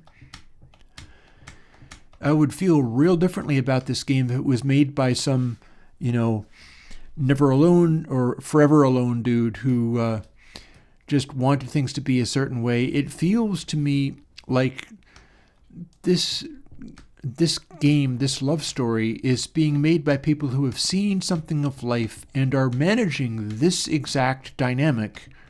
I don't know whether that necessarily means, hey, they are the people who are super good with each other and they have the love that will last forever and honestly, Abby Howard is that impressive that if I was able to hook up with her, I'd be like, damn, okay. And my physical preferences are not necessarily the same, but she's that impressive of a person that it's like, sign me up, man. But that's the thing about it, is it's that impressive of a creation. And I hope I can learn things from observing what there is, even if it's only just feeling some validation of oh, I recognize this. I've seen people doing this for years.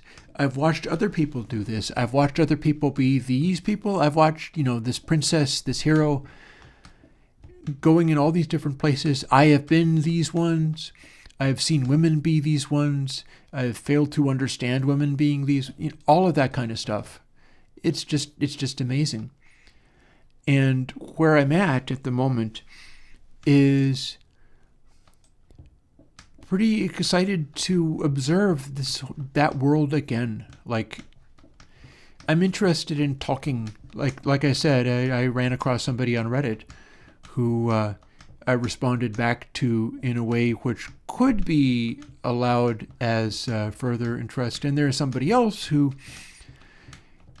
as near as I can tell, is also somebody that fits the things I like and care about, and is also seems to be a really good, interesting person with some wisdom and personal growth.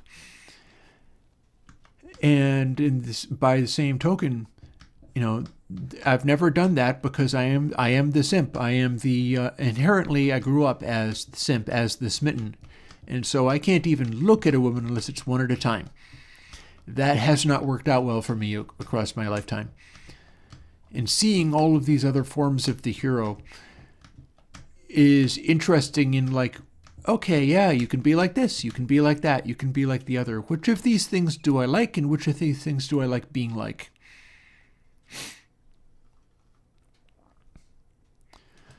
And which of these princesses do I recognize, and which of these princesses do I not actually want to deal with? And much like Super Eye Patch Wolf, or normal regular Eye Patch Wolf, playing this game is constantly being teased because he is simping super hard for the evilest monster princesses, like the ones that are 12 feet tall or savage or whatever. There's one that I would like to see him encounter because I want to see how she acts. There is a feral bestial princess who is like a cat. And, as you know, I come from being a furry way back. So I want to see that one. That might be my favorite. Which is not to say that that would be the best choice to live with necessarily. But it might be the one that I'm attracted to the most. Because, woot. And another thing about that kind of princess is that that is also characteristic of having a strong mental attitude. That is the opposite of the completely submissive princess that I grew up being put off by. That I grew up being like, this is done to her by hostile outside forces that are bad. And it was very hard for me to understand the idea of like, well, this was done to her and she also formed herself into this form because it suited what she was trying to be. It seemed unthinkable for most of my life. And yet it is also, a way to be. And it's certainly not I can't say that. By the very nature of the whole simpy thing, it's like, yeah, that is a way that a man can be. But it feels like a natural way for femininity to be, even though that may be pushing it a little bit. I don't feel as if it's mine to say that. Like, I feel very confident talking about ways men can be, because I relate to that very strongly. Even though I have not had the busiest life in that way, I relate to that so strongly that I'm very comfortable talking in that way. But I don't feel comfortable talking about how women can be. But the person who wrote this game is a woman. Abby Howard is female and married. And I feel like she can write something. Please don't throw things in my way. You have spotted the missing color, I see. I knew there was one. Brown. We're going to do these ones, and then we're not going to do brown today because I'm barely able to do these today, if that. If I do it real quick with a lot of fast clicking, I can get away with doing the rest of these before it's 5, which is in only 10 minutes, but I'm not going to be able to do a brown. That said, I think there's space for one.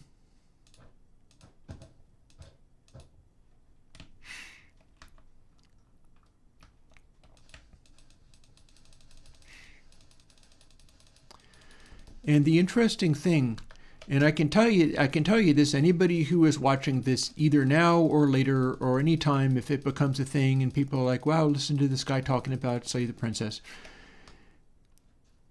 And watch me try to place these blocks, which got missed.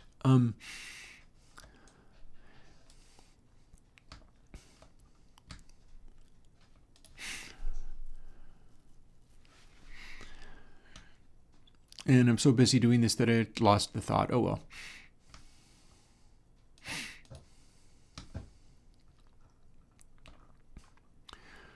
So one of the things I'm thinking of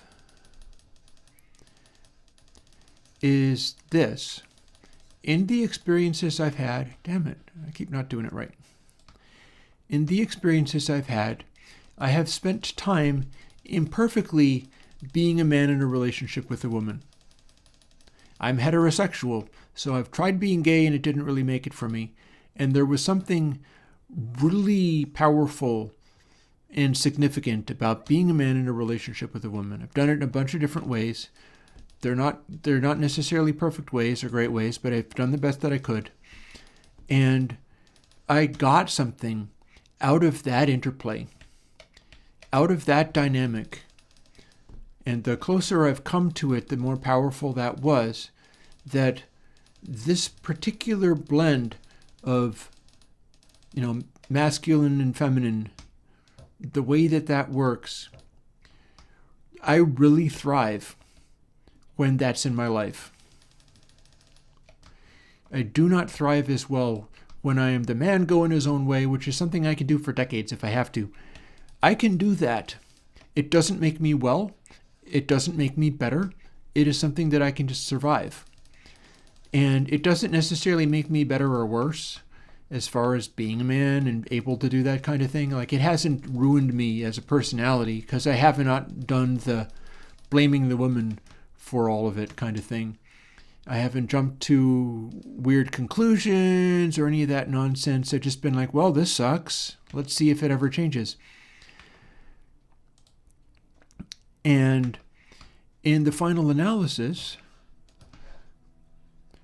once I'm finished with, what am I even talking about? I'm concentrating on these other things, so I'm having a hard time framing my ideas.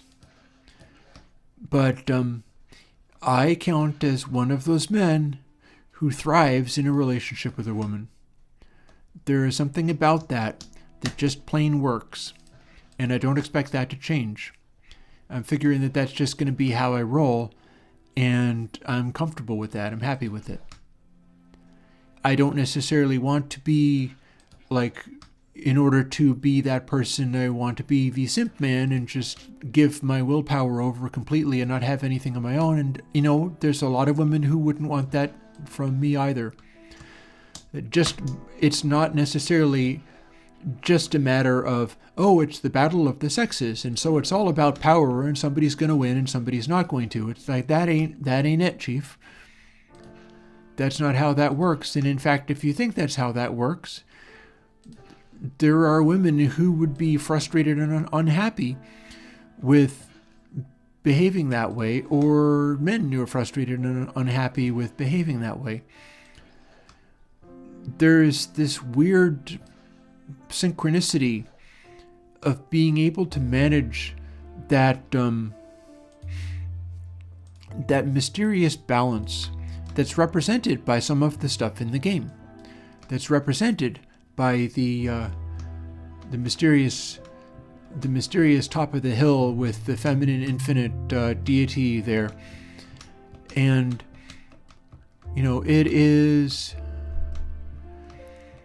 representative of something that's bigger than individual humans. I feel that something is going on.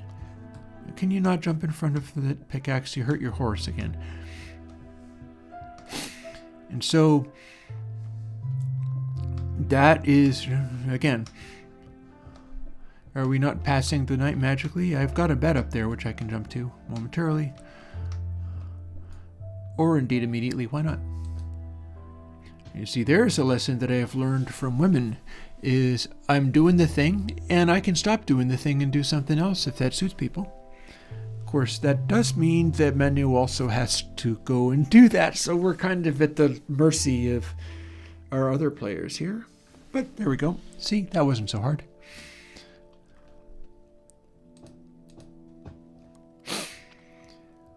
And yeah, it can be very satisfying to be in that dynamic and just allow it to unfold when it's going well, when it's possible for it to be going well, because some of the princesses in the game, or the heroes for that matter, have gone through so much crap that they're just deeply broken, and that is represented correctly as well.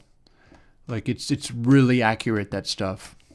I am also hoping you don't pick up my blocks, because I am telling you, going through all the trouble of doing this means that I expect to have the correct number of blocks when I finish, and if you pick up blocks by galloping past them, I will be grumpy. That doesn't mean that I'll flip the table, smash the computer, and get really mad, but it means I will be cranky. I don't want you picking up my blocks. I'm collecting these for the purpose of doing this thing, and you know what? I think you have done that. Give me my blocks back. I'm doing this for a reason. Give me my blocks back.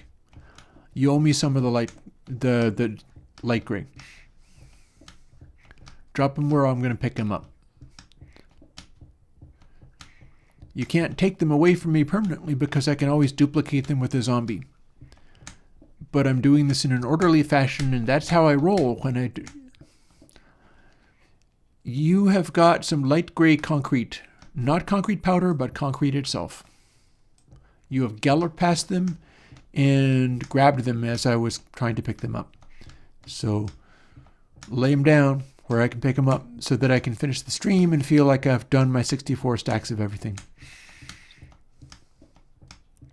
If you don't, I'll only have to duplicate them. But and this is, there you go.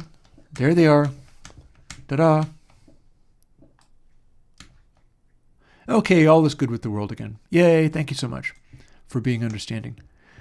See, that is a way where, like, if I am spending lots of time not in a relationship with the woman, I'll get grumpier and grumpier about that kind of stuff.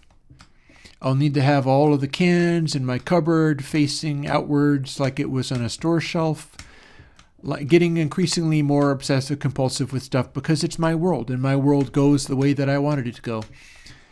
And that's my way of having, like, my power is to have the things going the way that I wanted them to go. Oop, as we missed dropping onto the thing. And speaking of which, we're doing pretty well, and we even have room for the brown ones, but I'm not making them today. I noticed somebody was dropping, I forget which one of you it was, but somebody was dropping cocoa beans and reminding me, oh yeah, that's right. There's another color. I don't have any brown. I have skipped that color completely, so we're going to fill it in. Not necessarily with the terracotta. Maybe with the terracotta, but most certainly with all this concrete. It's worth doing a little bit more. It's just not going to happen right now because it's dinner time and I'm hungry. You know how they say don't let yourself get too hungry, angry, lonely, or tired? Well, I've spent a lot of time being lonely and I've spent a lot of time being all those things, but I'm going to be able to deal with hungry pretty soon. I'm just going to do these final stacks. And you know somebody could come by with a, this is also like that game and life and the way that I've designed this game to work. Somebody could come by with like a pickaxe snowball and all this could be gone. Just like that. And it would be just time to go and do something else then. Actually, come to think of it, as long as I'm having these final thoughts... Did you drop the cocoa beans anywhere? There's our quartz. We never did the medium gray terracotta either. We'll fix that tomorrow.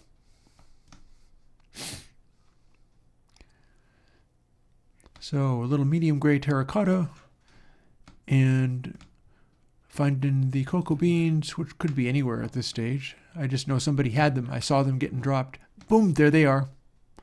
64 cocoa beans. Thank you, Crafty Man. Now we are prepared for Thursday. Because I'll be back on Thursday, probably with less blinking lights. And we'll play the Minecrafts again. Probably without a day of building things. And for now, we will return to the glorious spaceship cockpit of the blinking lights.